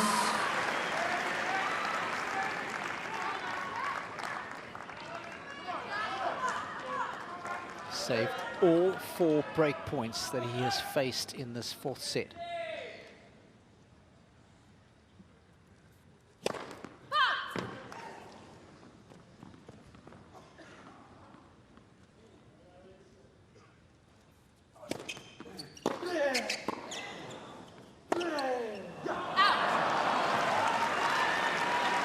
Advantage. Draper.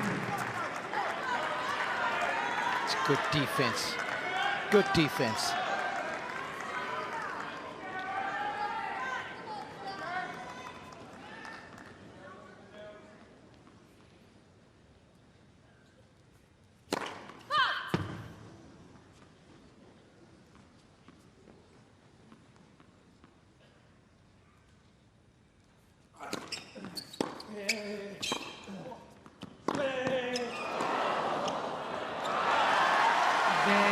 Draper.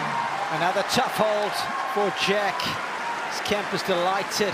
Draper leads. He's dodged another one there. 4-3.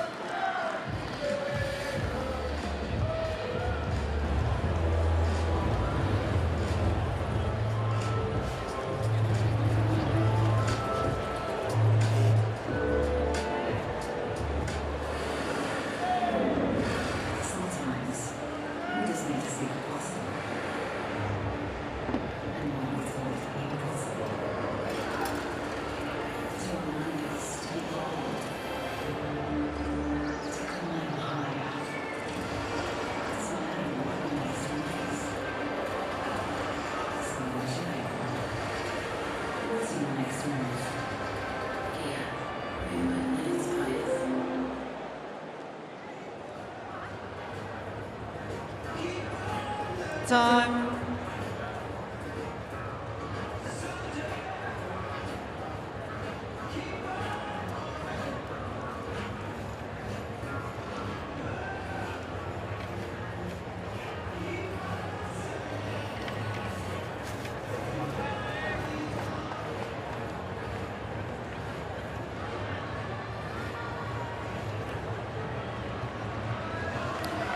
Well, I can tell you that Jack Draper is now the player with the most time spent on courts at the Australian Open 2025. 10 hours.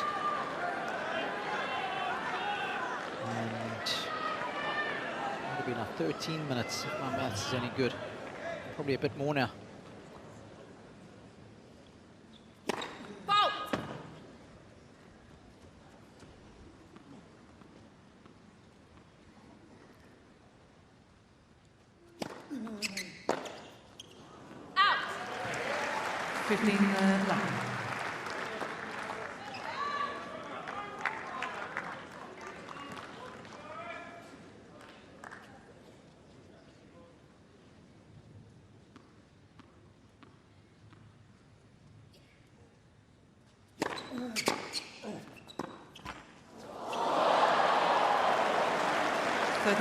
Take whatever you get.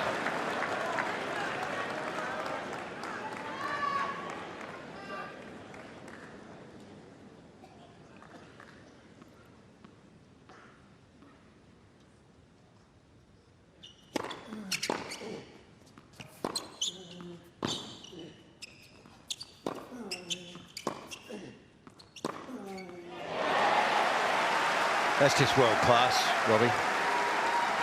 Well, it's just his court positioning as well. The whole time he's actually balling off the back of the court.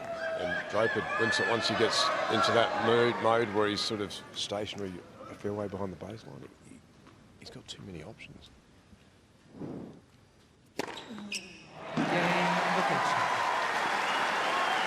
And it's quite cool down here as well. So, and he's got the slight breeze coming from behind him. Vekic.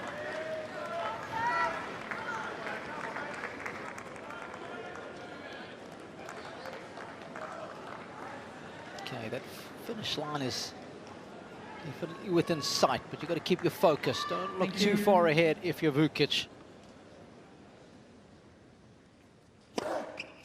15 love. Wow. Beautiful bender of a serve.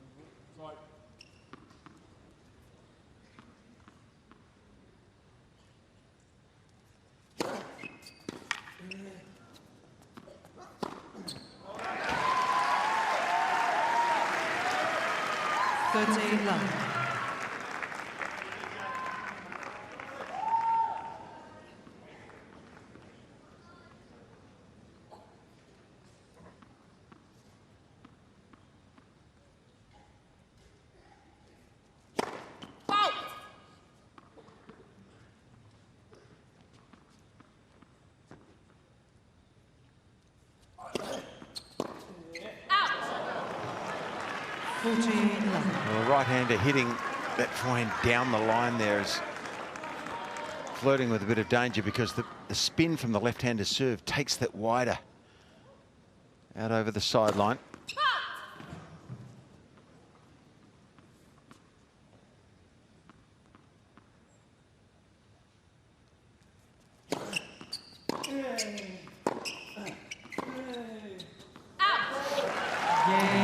Nice, comfortable hold. Just what you want as you approach the sharp end of a set. 5-4 in the fourth.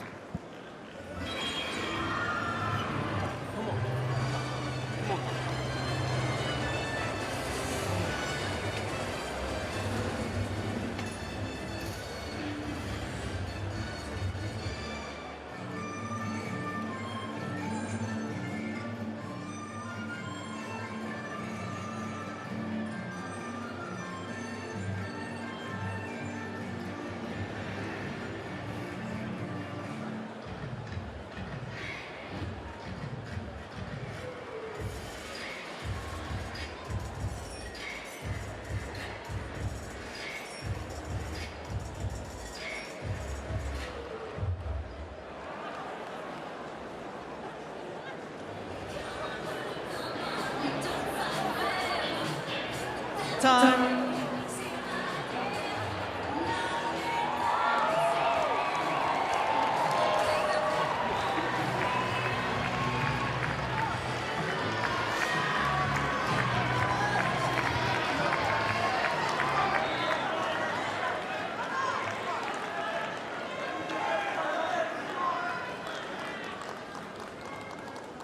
Four, 5.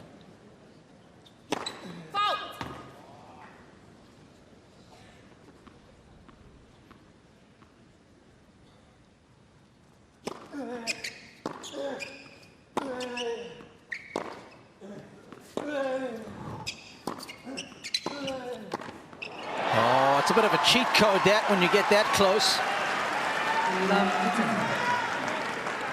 Well, he took advantage of the miss hit. The one before that had dropped in and set up that approach shot. Not a bad play to rush forward at times.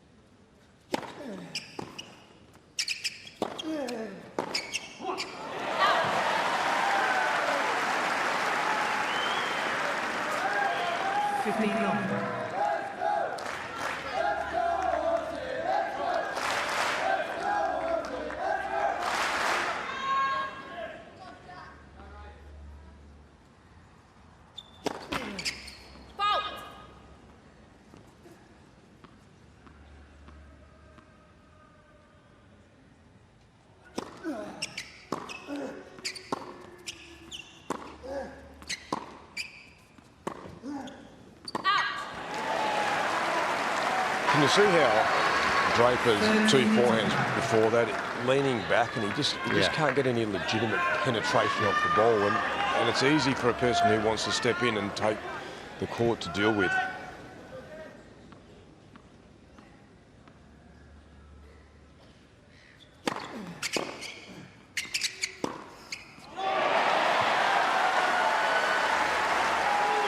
That is almost Djokovician in its execution.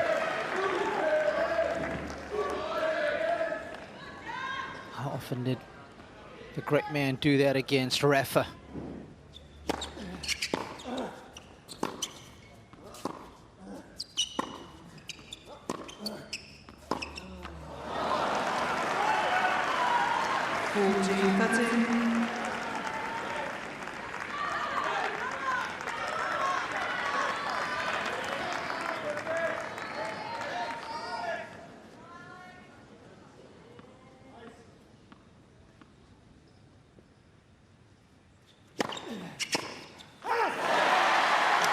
Tell you what, the Australian's not far away here.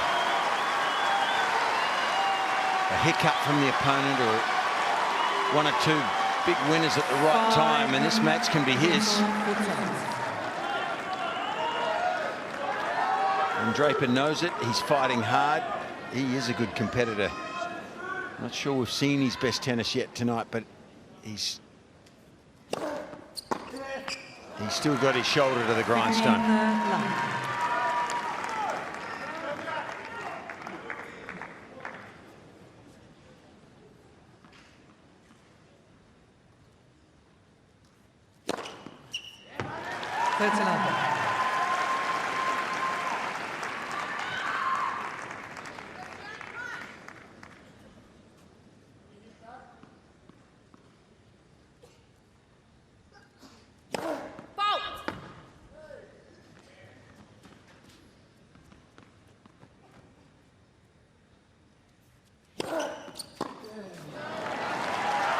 49.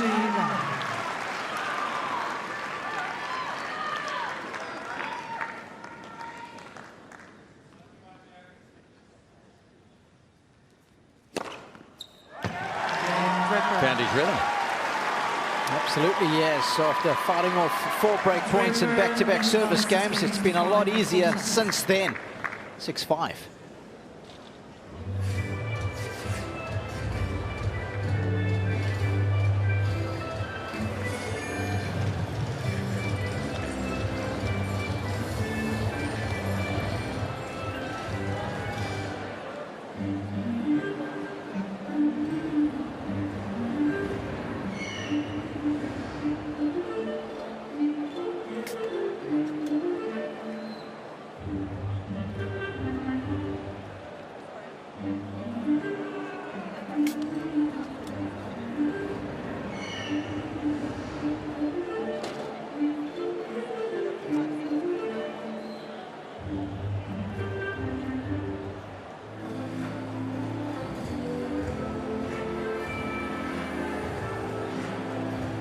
Time.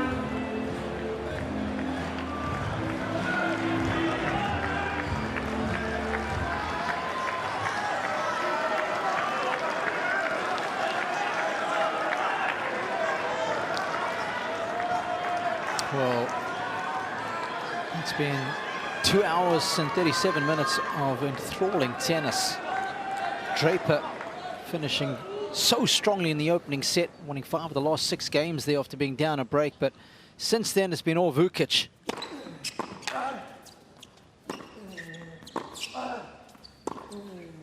It's worth also letting you know he's had 4 break points as Vekic in the set, unable to convert.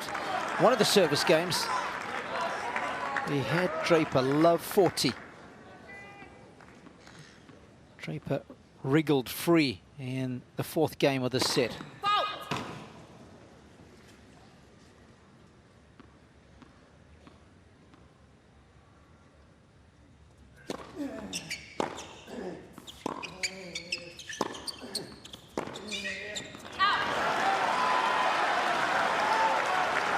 Love 13.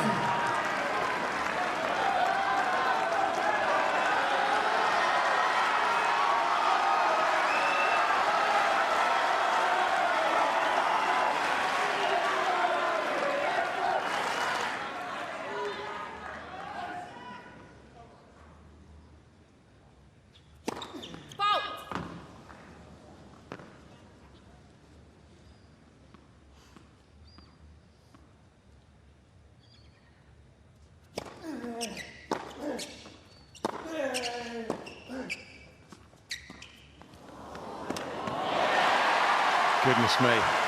Rash, my heart was in my mouth there from an Australian perspective.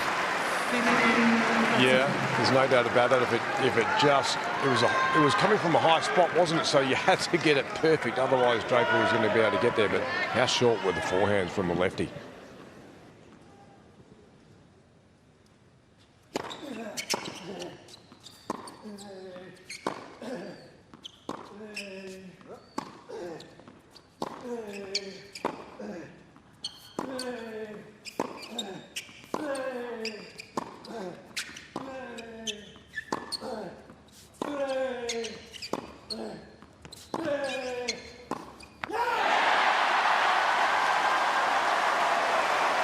Well, I want to make it clear too, we don't want to show any bias here. The crowd has an influence though, they really do. It's a home court advantage here for Alexander Vekic, and he's giving them a lot to cheer about here. Gutsy point there from the back of the court.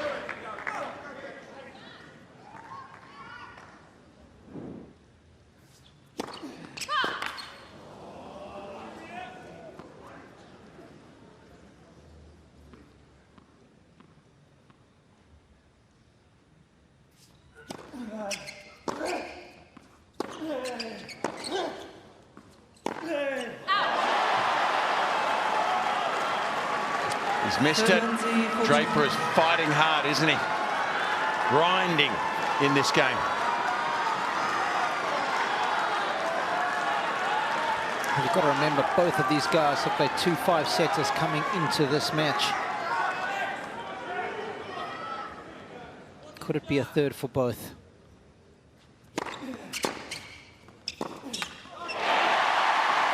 This guy's plugged into the mains.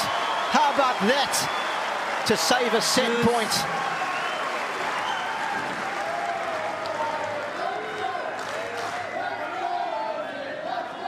It's jaw-dropping stuff. Oof.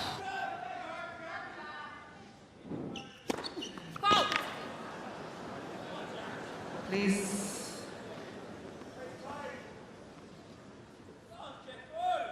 Please.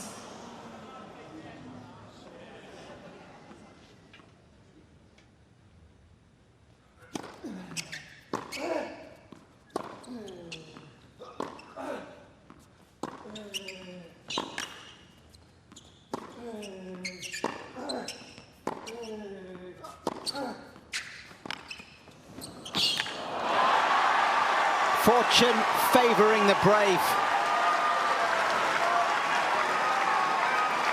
Just shows what his natural inclination is, I think, on the big moments, and this is about as big as it gets. Desperate to get forward, and he catches Vekic unaware, floating a backhand chip. Another set point.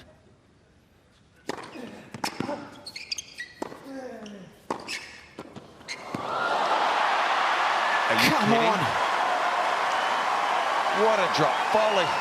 I thought Draper had him in trouble. The pass was dipping. He comes in against the forehand and it dips. And you wouldn't have bet on that. What a gutsy volley. Thank you. Please. Tell you what, Houdini's jealous.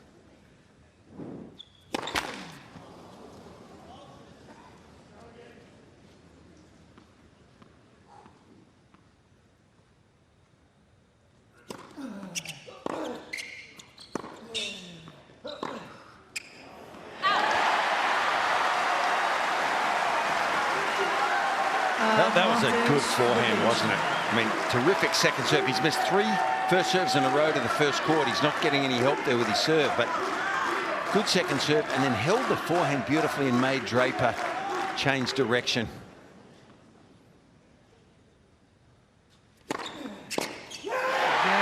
What a hold. Here we go, Robbie.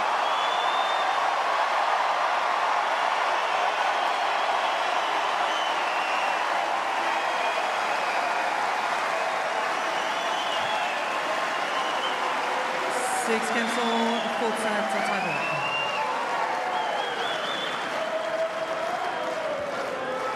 Well, the next 10 minutes or so could be huge in the career of Alex Vekic.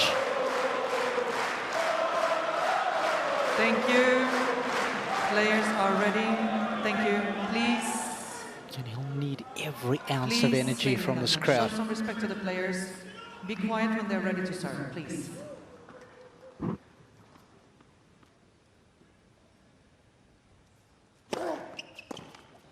How is that in? Yeah, he's hitting that line perfectly, isn't he? Outside edge of the line, I think it was. If we can see the replay.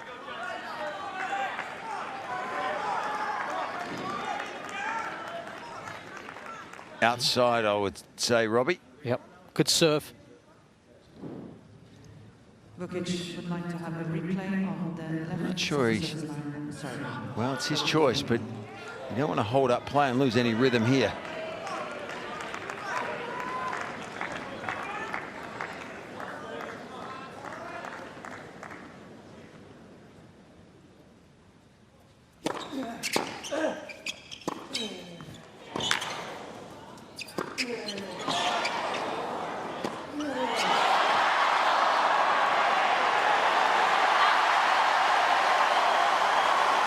Tennis is getting more desperate, Rash, isn't it?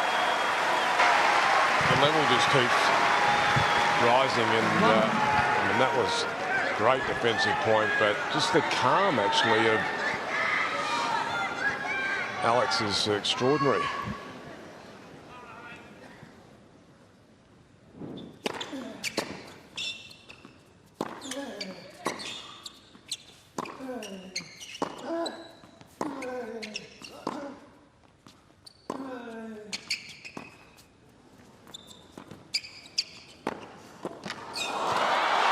He's done him again. There seems destiny here to me, Robbie. Those 2 volleys he's come up with.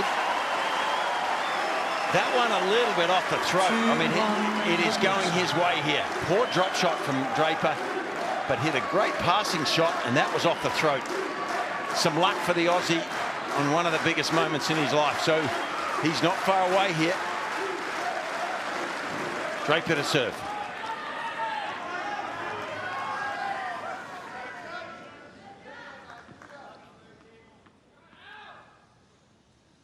Can we please stop with that? He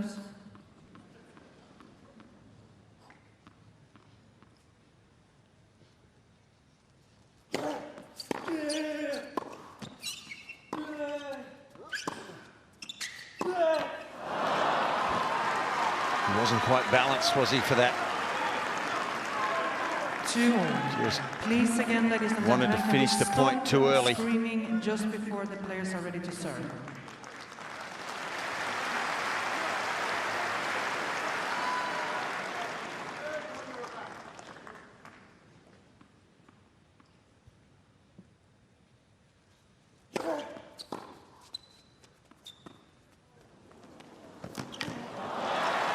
Gee, gutsy play from Draper.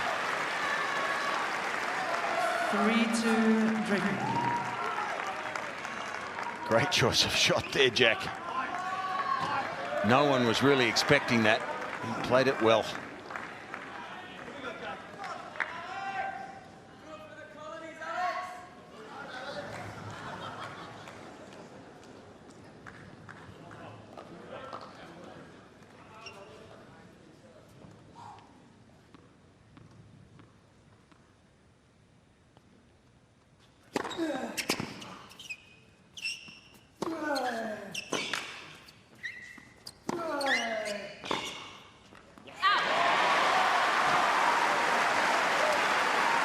Jack Draper's so deep in the court, isn't he? He gets pushed back a long way. I mean, he's a big guy.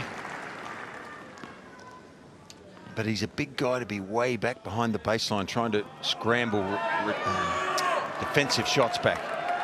And Vekic playing that to perfection, really.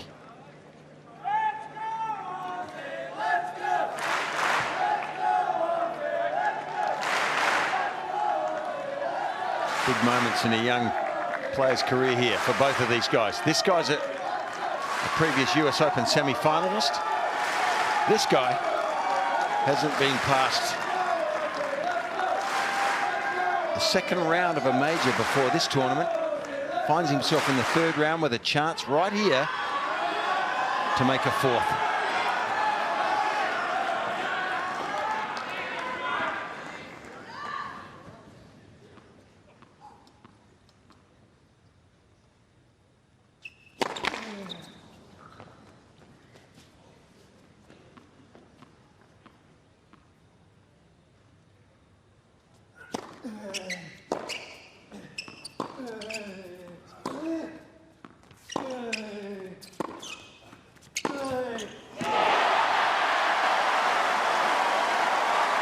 Held his nerve magnificently, Vekic there.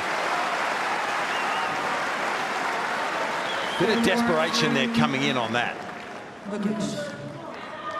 From way back deep in the court, and not enough on that approach. And tickles the tape.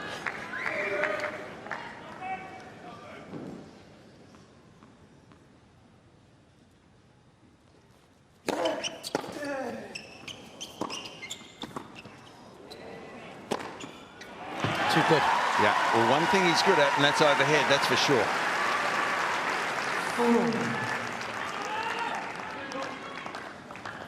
He will continue to go for his shots. Well, Draper, he'll take it on. He's getting a lot of first serves in of late too, which has helped him.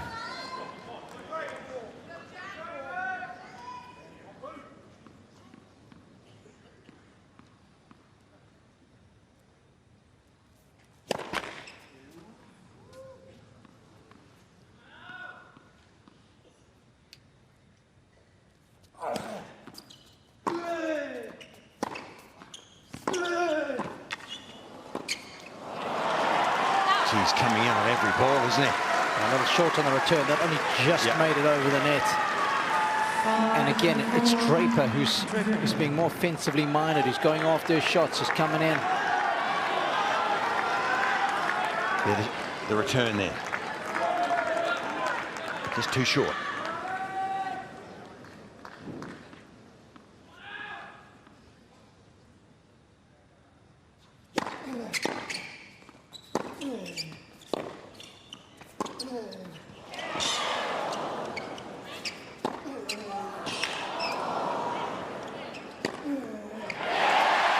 Astonishing.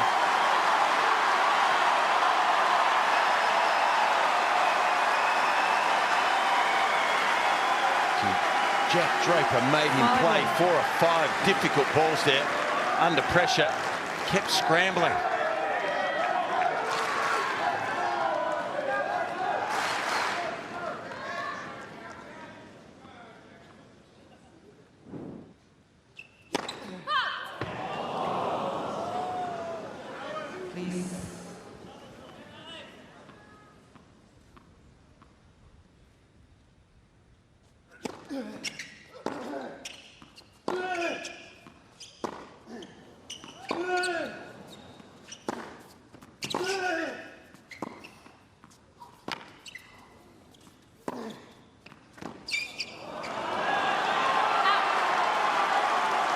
You know what the game plan is. Wonderful point from Draper. Absolutely no hesitation in coming forward. You know he's coming forward. It's in his DNA, it seems, in the tight moments. And he's got to serve to equalise.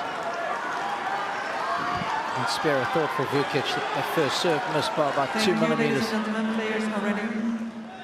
Thank you. Set point Draper.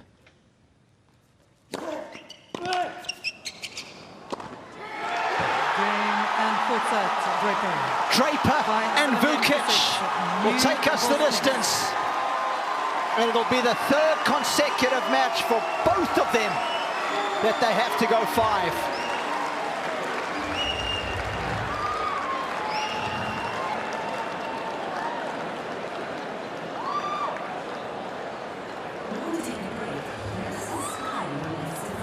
Well, well, well.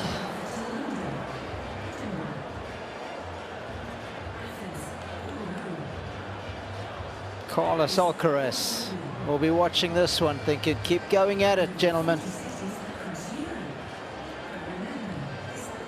And you can see the yellow numbers quite evenly spread. Generally, that's the indicator of who has done better in a respective category. 23 winners for Vekic, still not enough. High quality set of tennis.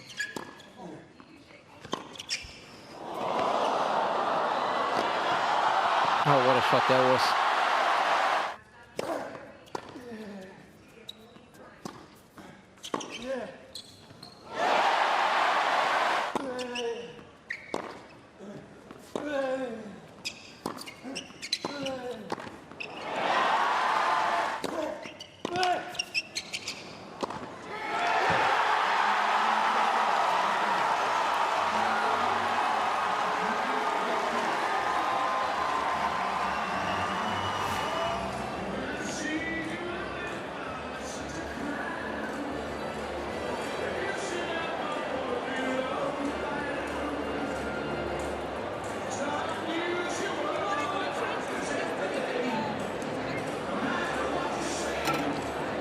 Jack Draper by far and away has spent the most amount of time on courts out of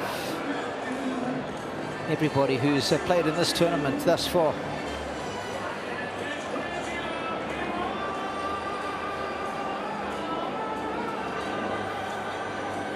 Tell you what, he still looks sprightly there at the tail end of the 4th set when he needed to. So proactive.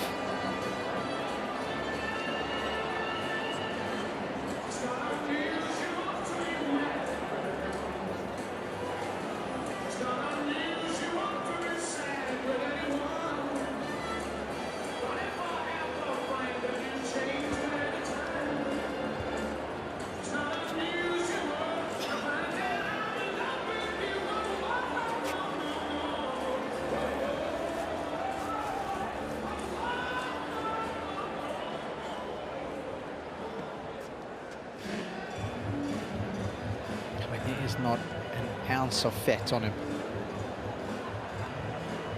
What's he got there? A bit of pear. Whatever it takes to cool the core body temperature.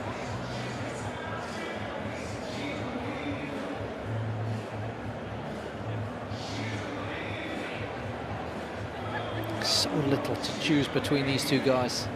It's been a good contest. There's no question that the Draper stepped it up after he saved those break points. Midway through the fourth set, he was down love 40 in the fifth game. Managed to get out of that jam in his very next service game. He was down 15-40. Got out of that jam too. And then since that moment, almost untouchable on serve. Held to love, held to love.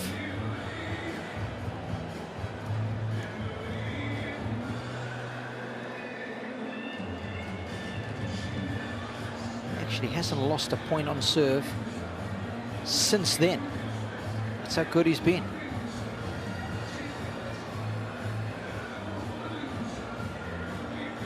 Since that seventh game, when Jack was down 2 break points, I'll make it that he hasn't lost a point on serve.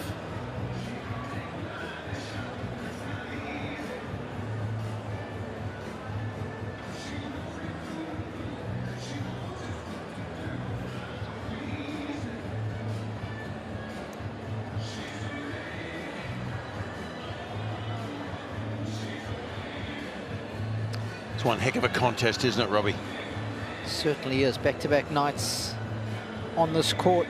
Tell you what, if you had a ticket for MCA, you certainly got your money's worth. There's no denying that. It was Lerner 10 here yesterday evening. This is the first serve percentage. And the first serve points won. Look at Jack, how he's upped it in set 4. Luke has been nice and high. Second serve points won. Jack defending it oh so well in this fourth set. And the winners, Vekic just at 23 winners, and still it's not enough. Unforced errors. Yeah, maybe a little too high in the double digits. A nice run through there of some of the match stats per set. Always nice to see how things progress, the ebbs and flows within a contest like this.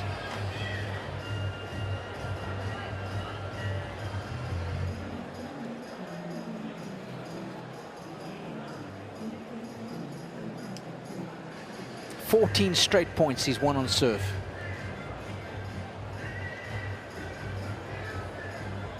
Big time tennis when it matters most, but still work to do.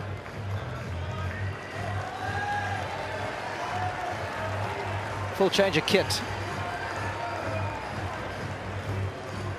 Well, we know neither of them are going to be backing off, Robbie. They've gone the distance in their first 2 rounds. They'll look back on this year one way or the other and know that they gave it everything, these two. Yes, Australian Open.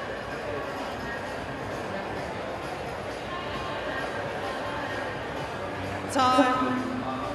Here we go again.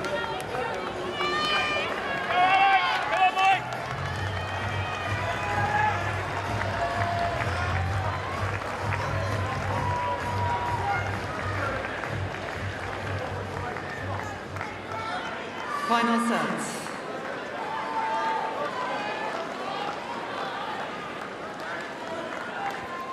So another 1-set shootout for both of them for a place in the 4th round.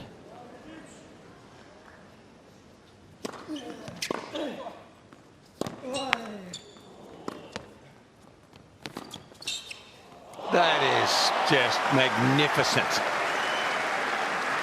Talent right there. 5 of the best shots you'll see on a tennis court, really, and that is as good as it gets.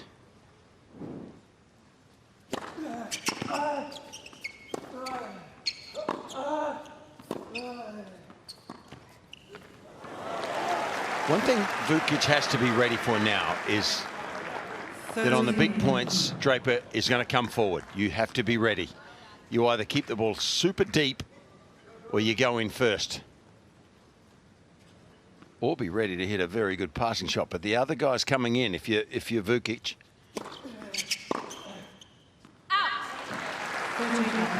Good to be serving first, I think.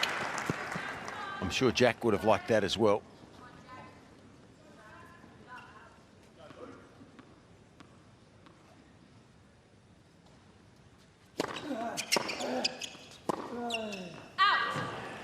Yeah, despite the fact that we often say that, Fitzy, the stats actually show there's almost no difference. Is that right? Yep. It's nigh on 50-50. Gee, I know I'd rather serve first. Me too. Get your head in front. It's psychological for me. Yep, I'm with you.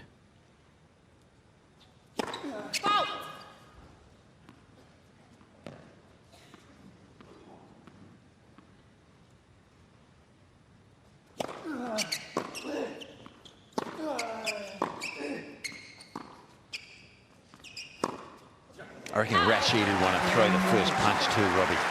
Don't you think? No doubt. And then put it down to endurance after that. No, I'm with you. I think the psychological play here in this fit, and you've also got the advantage of the home audience as well, and more pressure moments when you're the player coming out and having to try and tie it all up every time. It's interesting. I remember asking Jim Courier that question, and Jim said he actually preferred serving second. I said, why?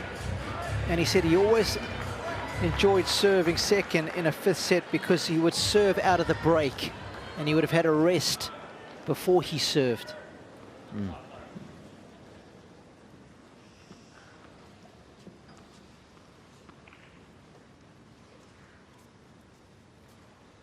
Not for me. No, me neither.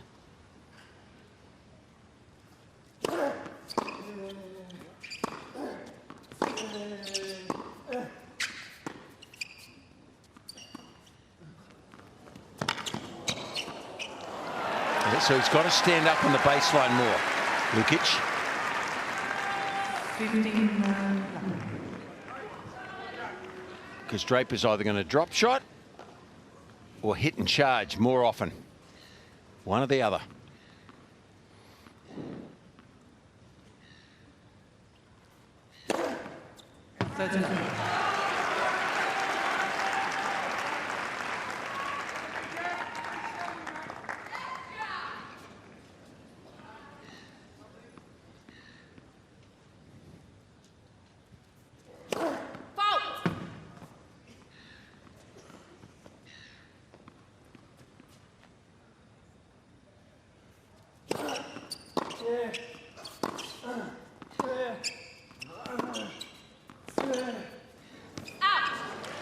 I'll just have a quick listen, folks, to the net points won by set for Draper. 3 out of 5, 3 out of 6. Third set, 7 out of 7. Fourth set, 12 out of 15. A lot more proactive. He's serving better now too. I still don't know where those two double faults came from at that huge moment in the third set. And Fitzy and Robbie against Kokkinakis, when his back was against the wall, it's exactly what he did. He stepped up and actually got really aggressive, and it was his backhand that got him back in the match. And then the following set, he continued that on. Good on him. Final sequence, please. Thank you. Draper now currently the odds-on favourite, 62 to 38.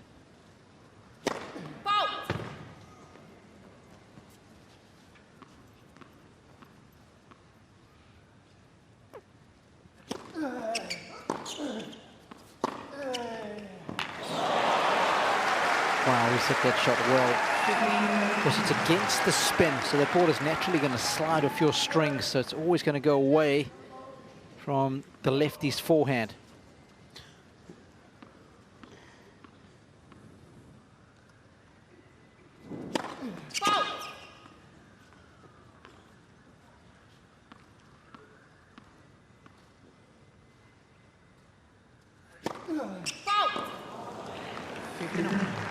They've been rare.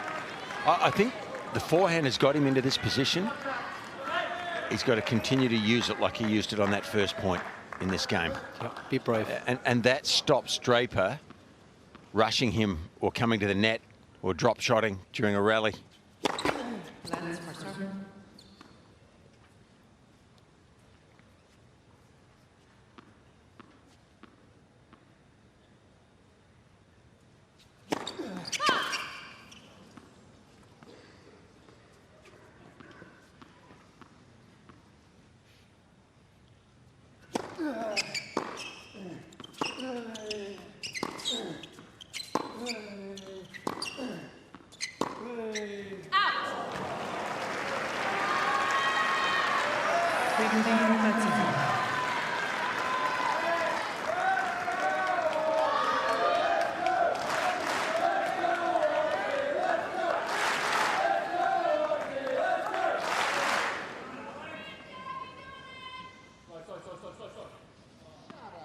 Stop, please. Sorry.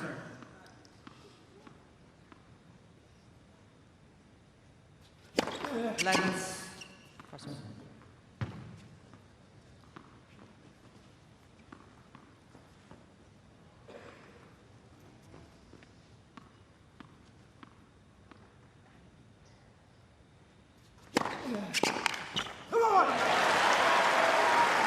Well, there's so much on the line. Of course, a place in the fourth round for both of them.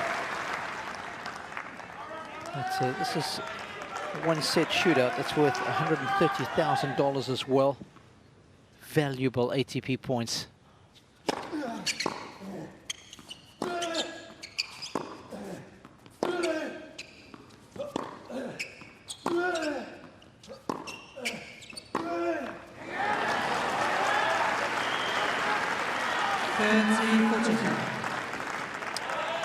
Draper's trying to will himself over the line here, isn't he?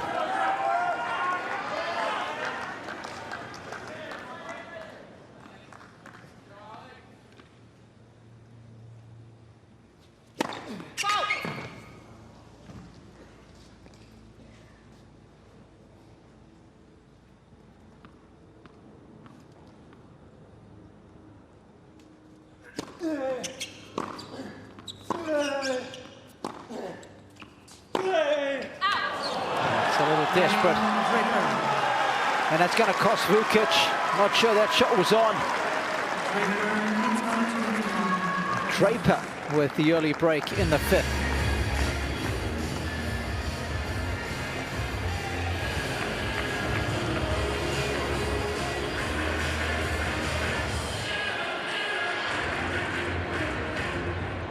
All right, Melbourne, it's time to put your hands together and get ready to game, set, clap.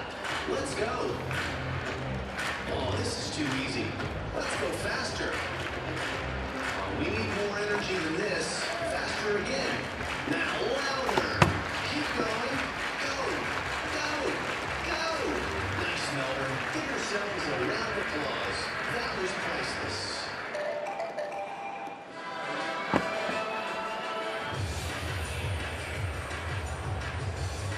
Time.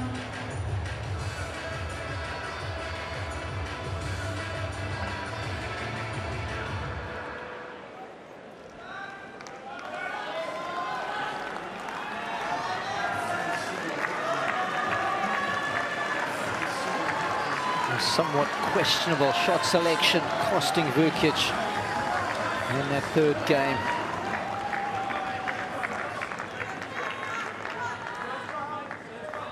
Struggled to make any inroads in the last 15 minutes or so on the Draper serve.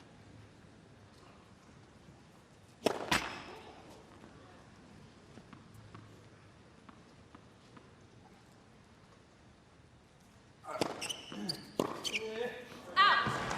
tell you now, he has only won one of the last 20 points against the Draper serve. Yeah, that's amazing. Yep. Amazing, Robbie. That's going back to the 7th game of the previous set, where he had 2 break points.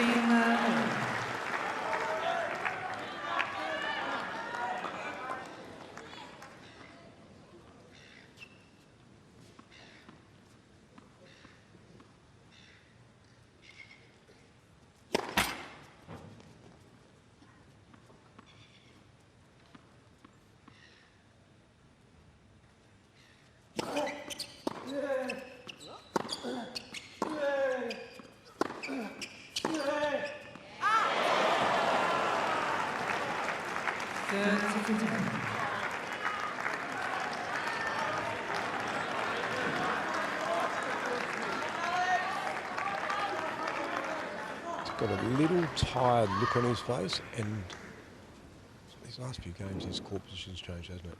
He's a bit further behind the baseline. Let person.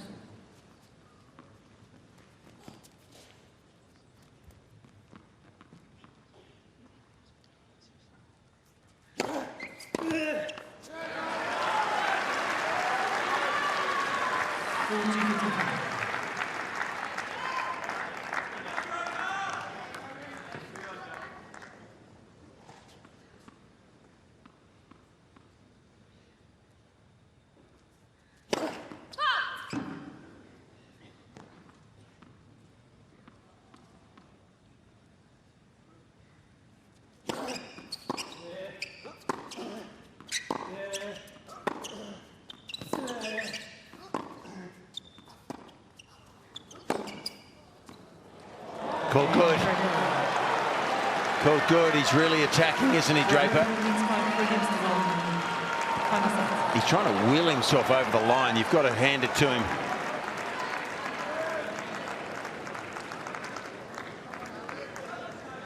I think Alex felt that ball might be going deeper, through the air.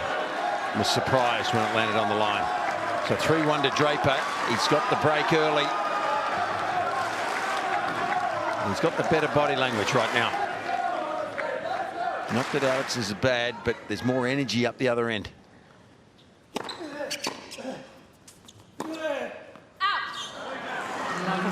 Just missing that forehand of his that's been so good all night.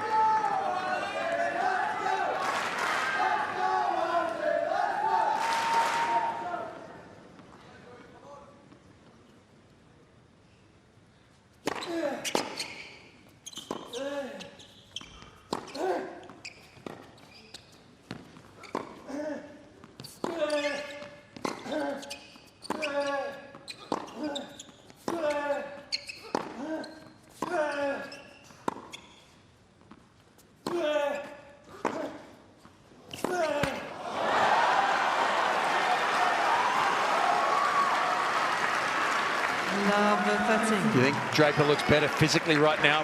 Absolutely, and he's just a competitor, isn't he? Have a look at him, as you said, Fitzy, willing himself. We know he's a fighter, but he's just rolled up his sleeve and gone to work every single point, and there's just a definite lack of, definite tiredness up the Australians' end for sure.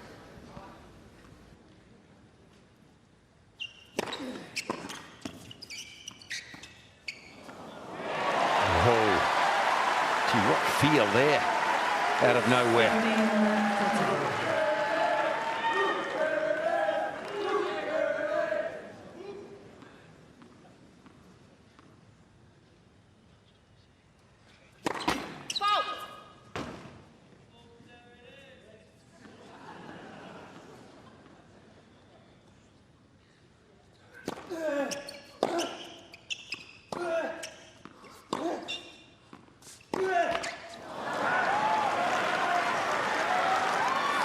What a big moment now.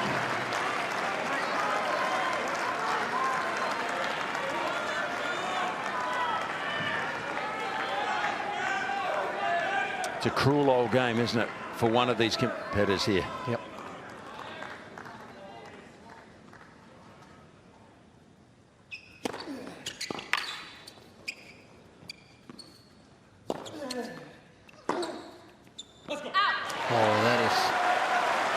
That is unfathomable. Done all the hard work, getting that return back in play.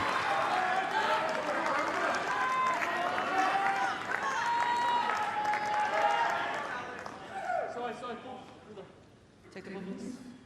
To your left.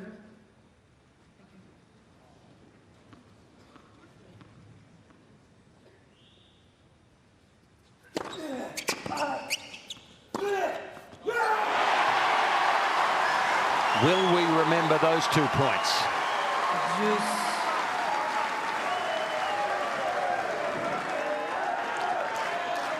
If this man can come back and steal victory here, those 2 points will be remembered, yeah.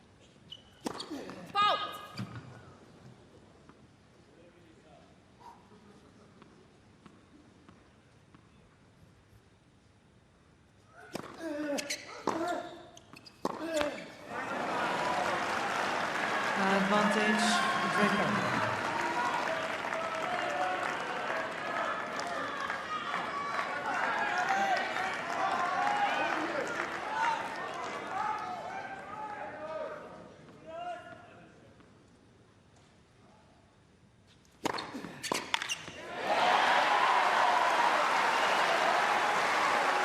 Jack knows these are almost like match points, given how well he's serving.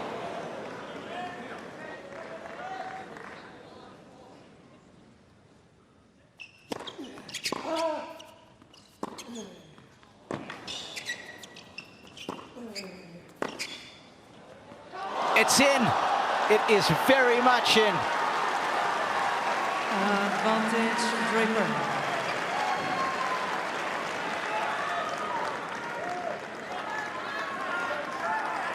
He loves that hooked forehand down the line, and he would have loved that view. Another chance to go up a double break.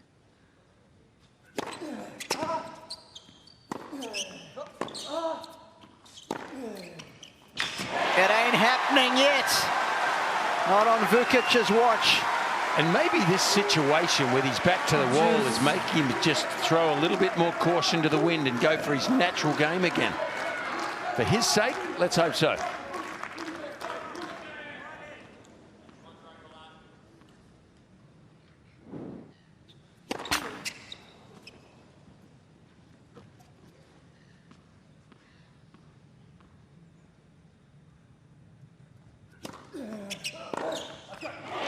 Great second serve there.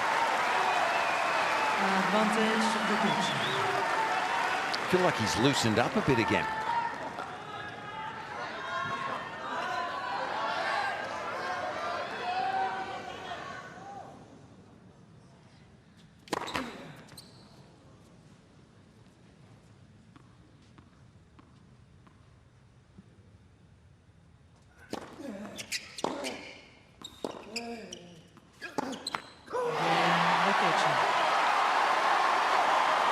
Gutsy effort.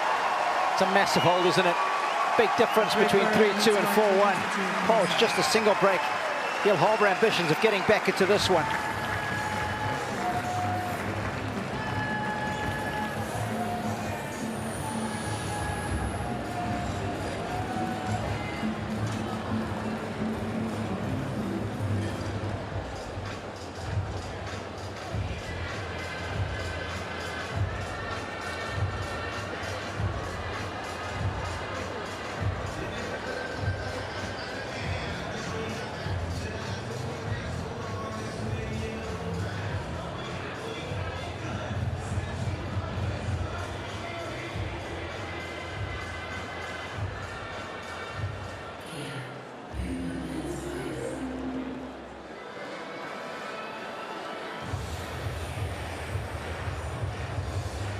Time.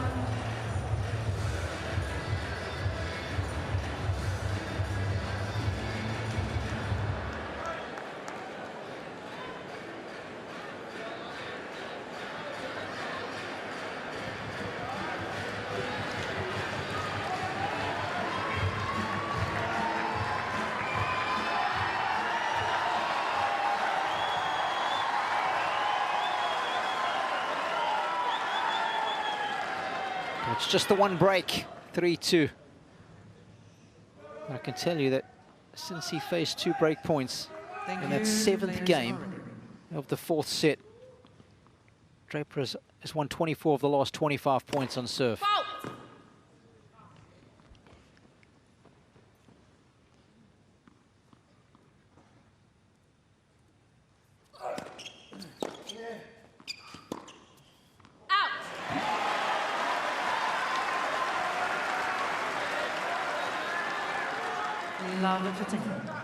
Well, there's another one. And the question is whether Vekic can build on that.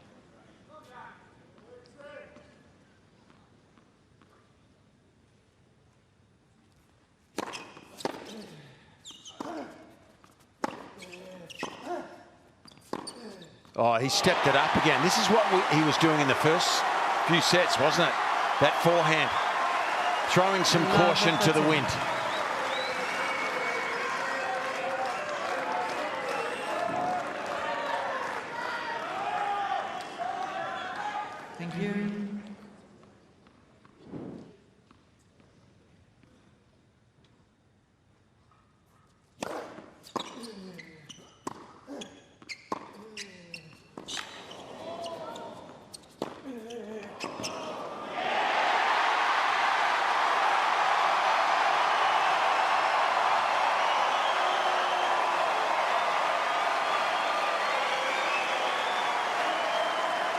love 14.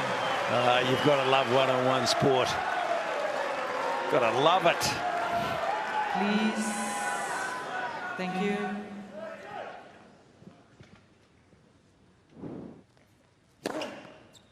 Okay, we've been here before, right?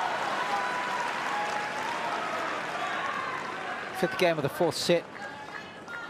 Vekic had Draper love 40. So if you get the serve back, he's coming in.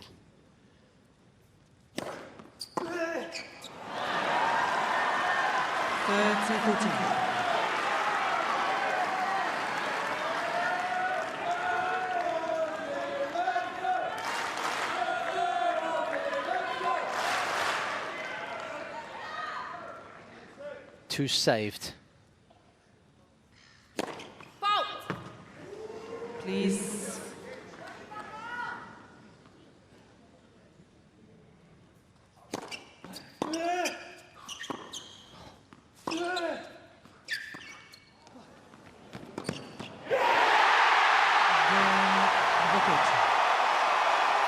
A little bit of magic on the Margaret Court Arena.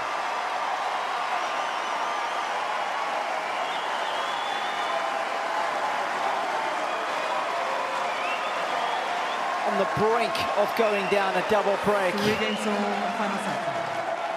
And you would have thought, Fitzy, it's game over then. Suddenly it's 3-all. And I bet that win predictor's given itself whiplash, by the way. Oh, yes! How good does that feel?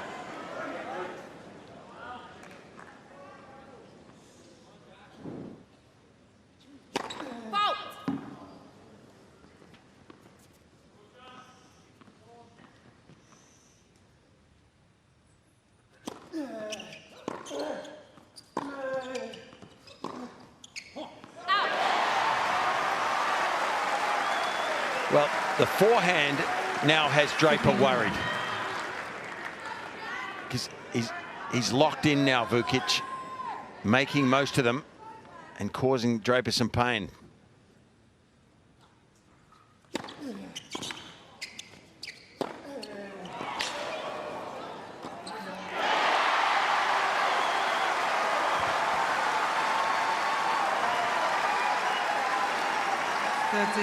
Bit of mini momentum now.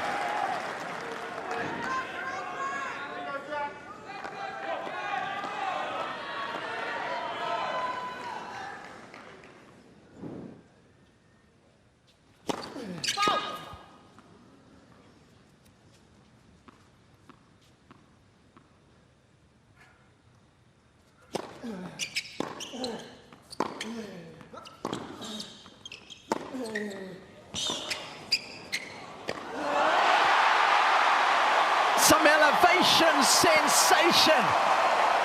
Where's Pete Sampras when you need him? What a turnaround this is. Gee whiz, the crowd are fired up now. Check this out. Wow. Some serious hang time. Magnificent pictures.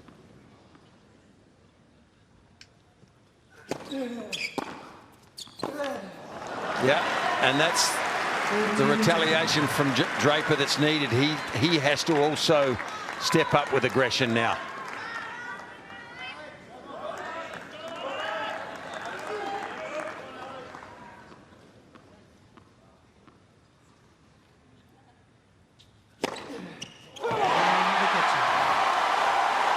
The boy is back.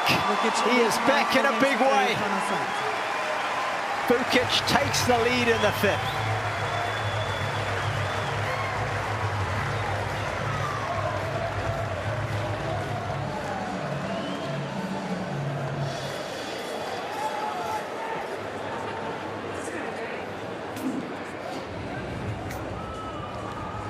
Rash, did you see that coming? Did not pick that at all, to be honest. There was a flat spot when we saw it. There were missed forehands, he was lost his rhythm, and he looked tired through the face, behind the baseline, got further on, and then out of nowhere. Yeah, never saw that, Fitz. Funny game, this, isn't it? Oh, it's a funny game. Check at this. Oh, that's just awesome, isn't it? I wish he'd bent his knees up as well. That's a slam dunk right there. I tell you what, some of these guys that I work with are hard to please. Eh? Guy's only been on court for 3.5 hours. Well, his body language is saying to Draper, I'm here, pal. Come and get me. But Jack will not be backing down.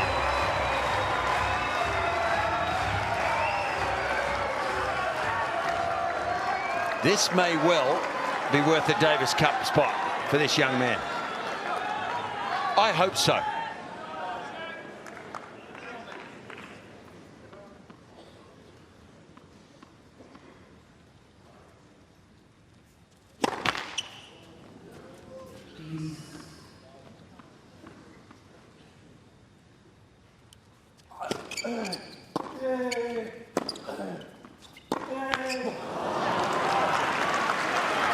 Not going to make every ball, that's the play.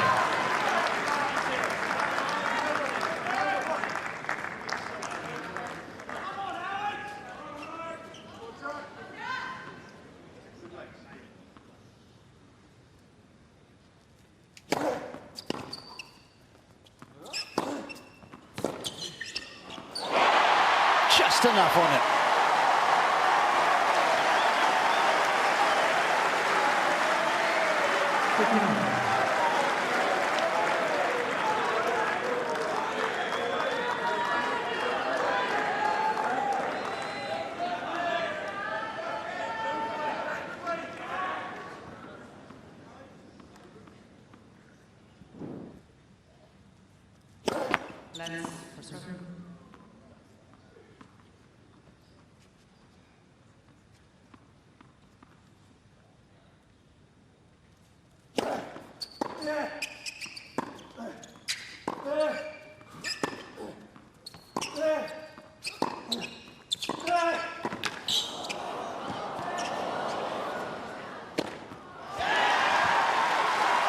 He's got a long arm, hasn't he, Jack Draper? That was a pretty good pass there.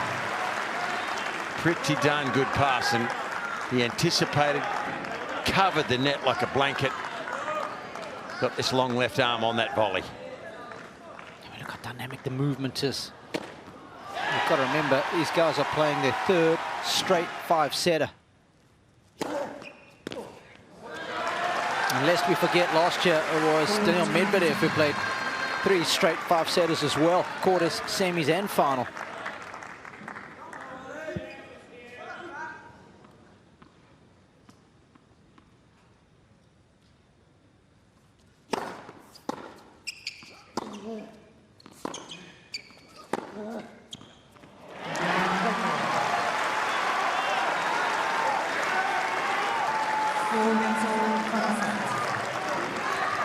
This is brilliant play. Measured to perfection.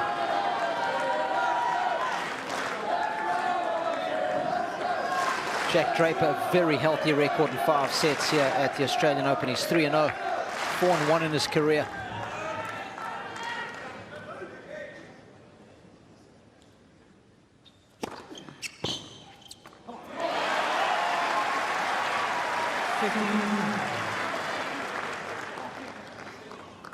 So much about belief from here on in.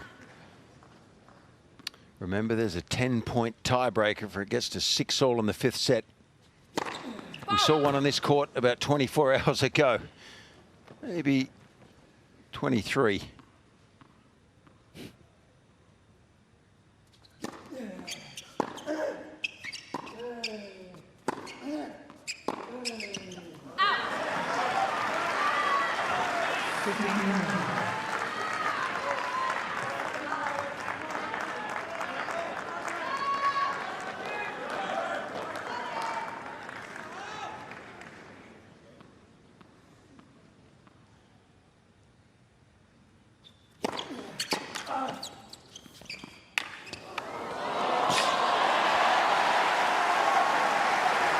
These guys are fearless.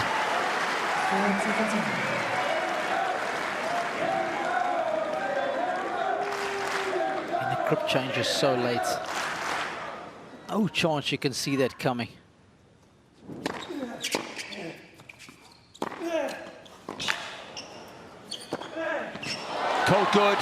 Called good outside of the edge of the line.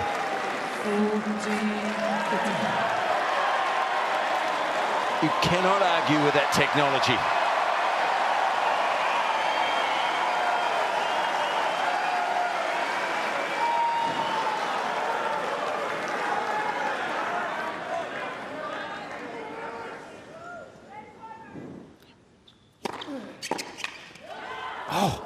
What a turn. Gee, he's looking for it, he has to. He knows that's the favourite serve down the middle. Great pick up from Draper to keep himself in this game.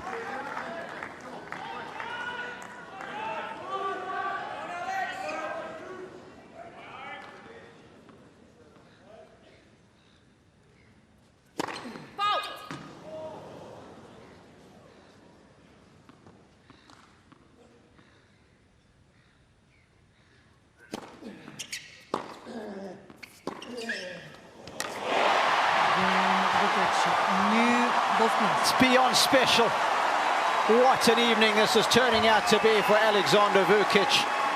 He's 5-4 up in the decider.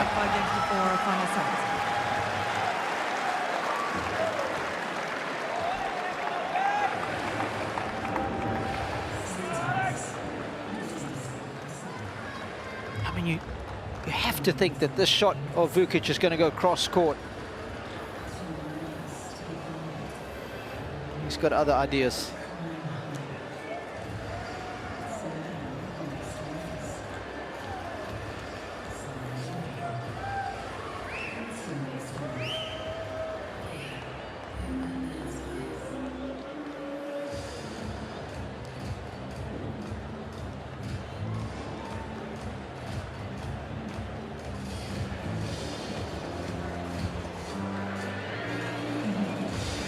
Time.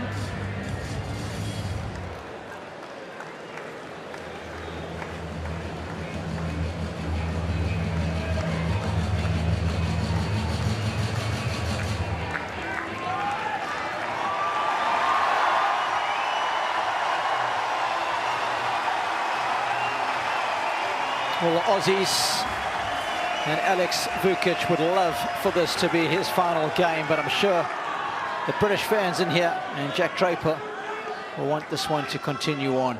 Serving to stay in the match with new balls.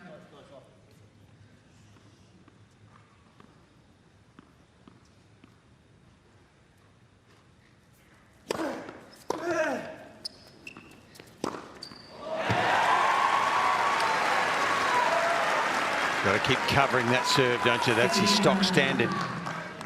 He'll go wide at times, but he doesn't make it as often. Got to cover that middle one.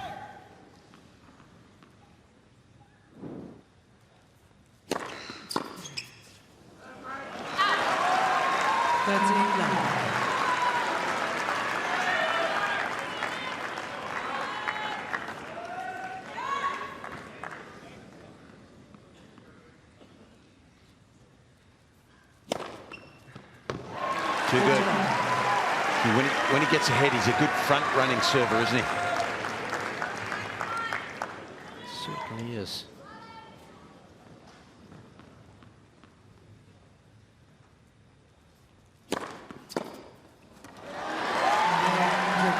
Perfect game from Draper there, really. Yeah, it was. And just got the boss just walked in and just decided to sit and take in this great entertainment. Craig Tiley. Laura Robson as well was alongside of Craig. Bit of Brit support. And of course, the University of Illinois support there with Craig. It's where he coached, where Vekic went to college. They weren't there at the same time. But he is an alumni.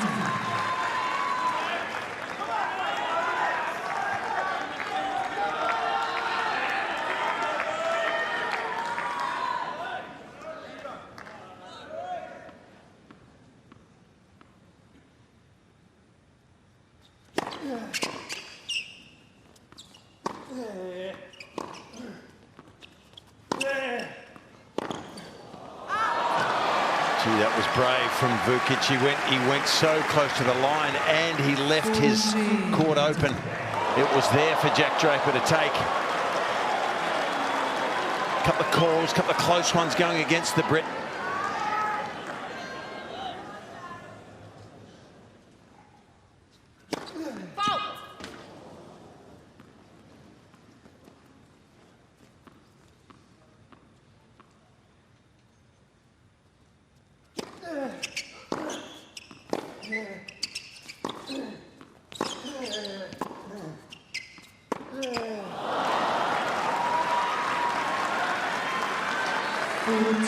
He's just in an aggressive mindset now, isn't he, Vekic? He's in retrospect maybe a bit early to go hard at that one, but he's just in that mindset. Not a bad place for him to be.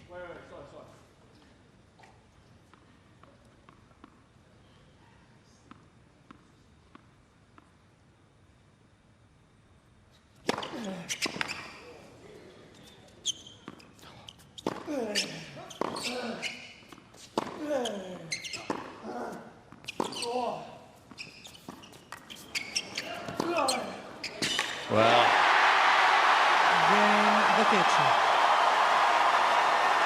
you could see him hitting that and coming forward, but that was a bricky drop shot. 6 games to 5, final set. And at the very least, Vekic is guaranteed a deciding set tiebreak.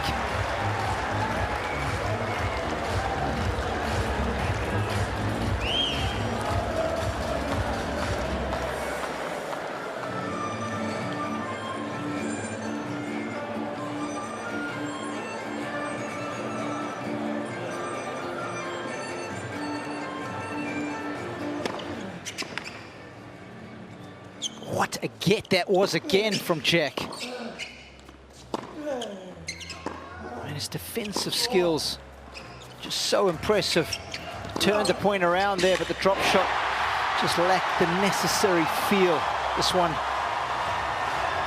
should have backed himself to come in. That's what he's been doing really well. Certainly did that so well at the end of the fourth set. Time.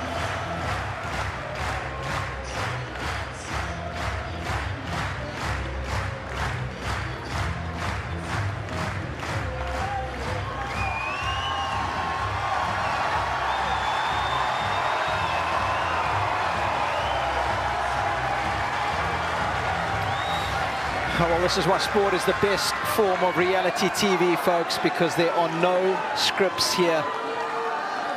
Thank you. Players are ready. Thank you. Please.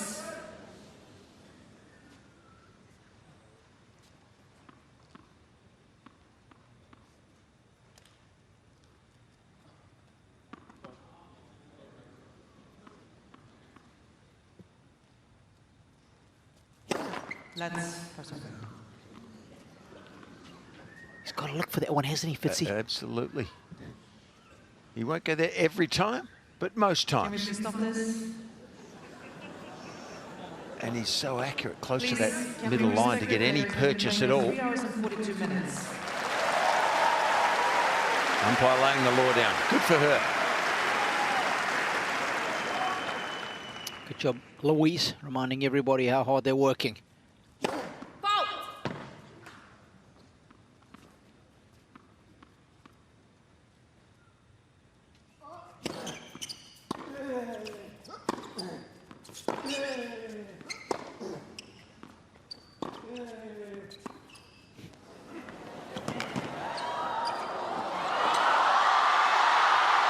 Can you believe it? What hands!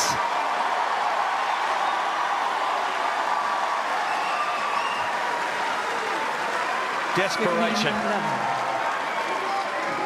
One and then the other, I thought, had this point. Great touch there to drop that short off the end of the frame. He's done so well not to turn his back. But please.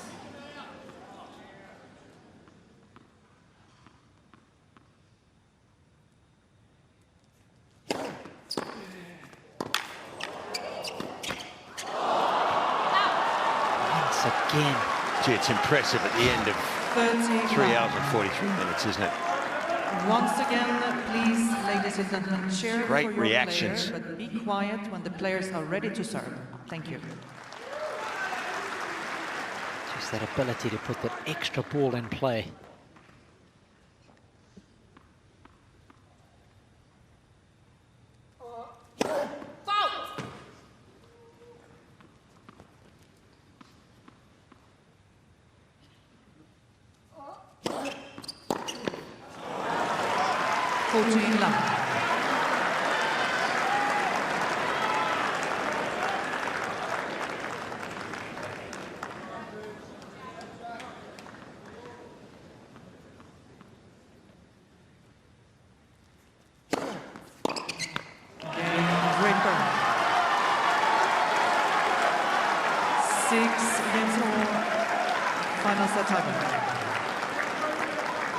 Well, Fitzy, me and you have been here before. Ladies and gentlemen, final set 24 hours ago. Yeah. Daniil Medvedev. Less than that, actually. Yep. It was later than this. It was 2 hours later than this, in fact. And what a 10-point match tiebreaker it was.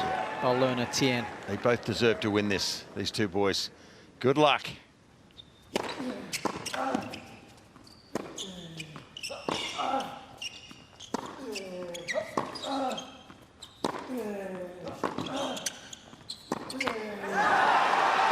It's a long way, 10 points. Sometimes I think you forget 7 points in a first to 7 in a tiebreaker. It gets your attention really fast. This, you have longer than you think. How good was the defense, though? Yeah. And he's been winning his service points generally a little easier, hasn't he, Draper?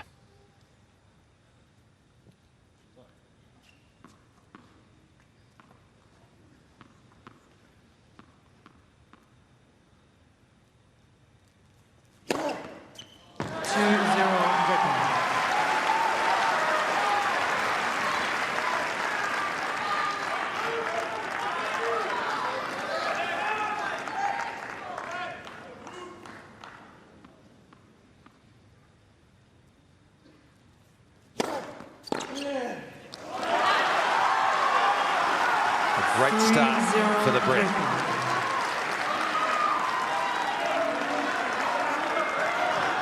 I think you've got to watch for him coming in now too. That's what he did at the end of the fourth. Vekic has to stay aggressive, I think, and keep using his best shot, the forehand.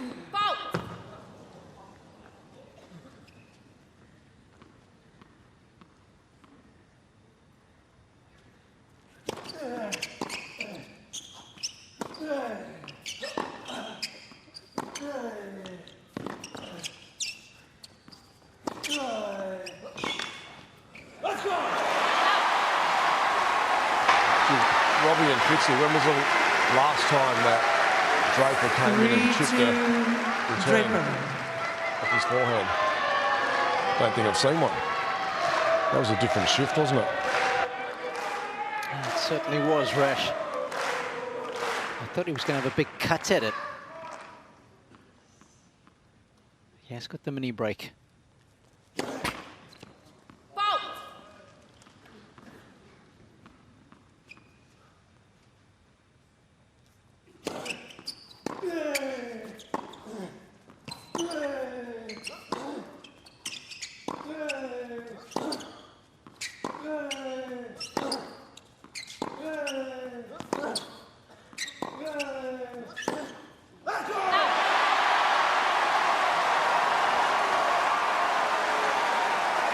Well, he peppered the forehand.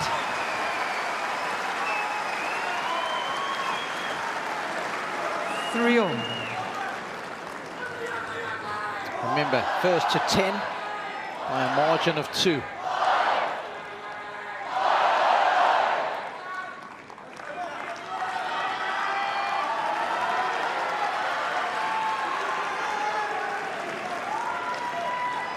Greg Tiley, of course, the tournament director here. What an event this is. It's become. And one heck of a five-setter here in the third round from these two gallant young players.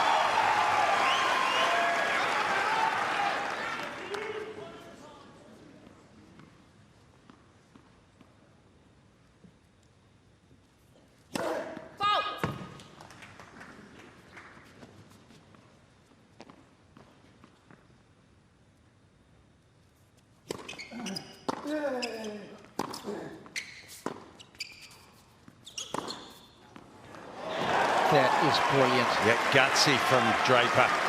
4-3. Back to himself.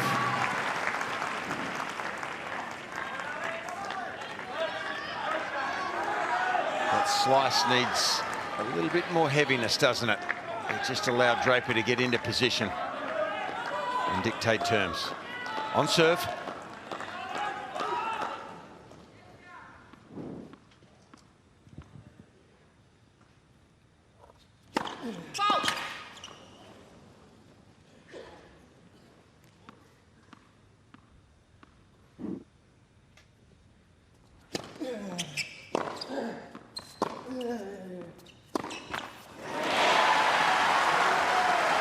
And if you cast your mind back 12 months, it was Adrian Manarino actually who won the first 3 rounds here in 5 sets as well. One of these guys trying to replicate that. Let's go. First time the Australians been in front in this tiebreaker. No chance you can pick a winner here. Robbie, if you can, you're too good for me.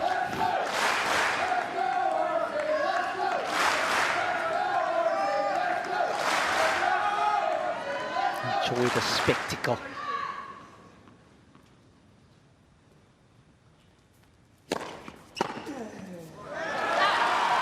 Oh, the first serve for Draper is a massive difference for him.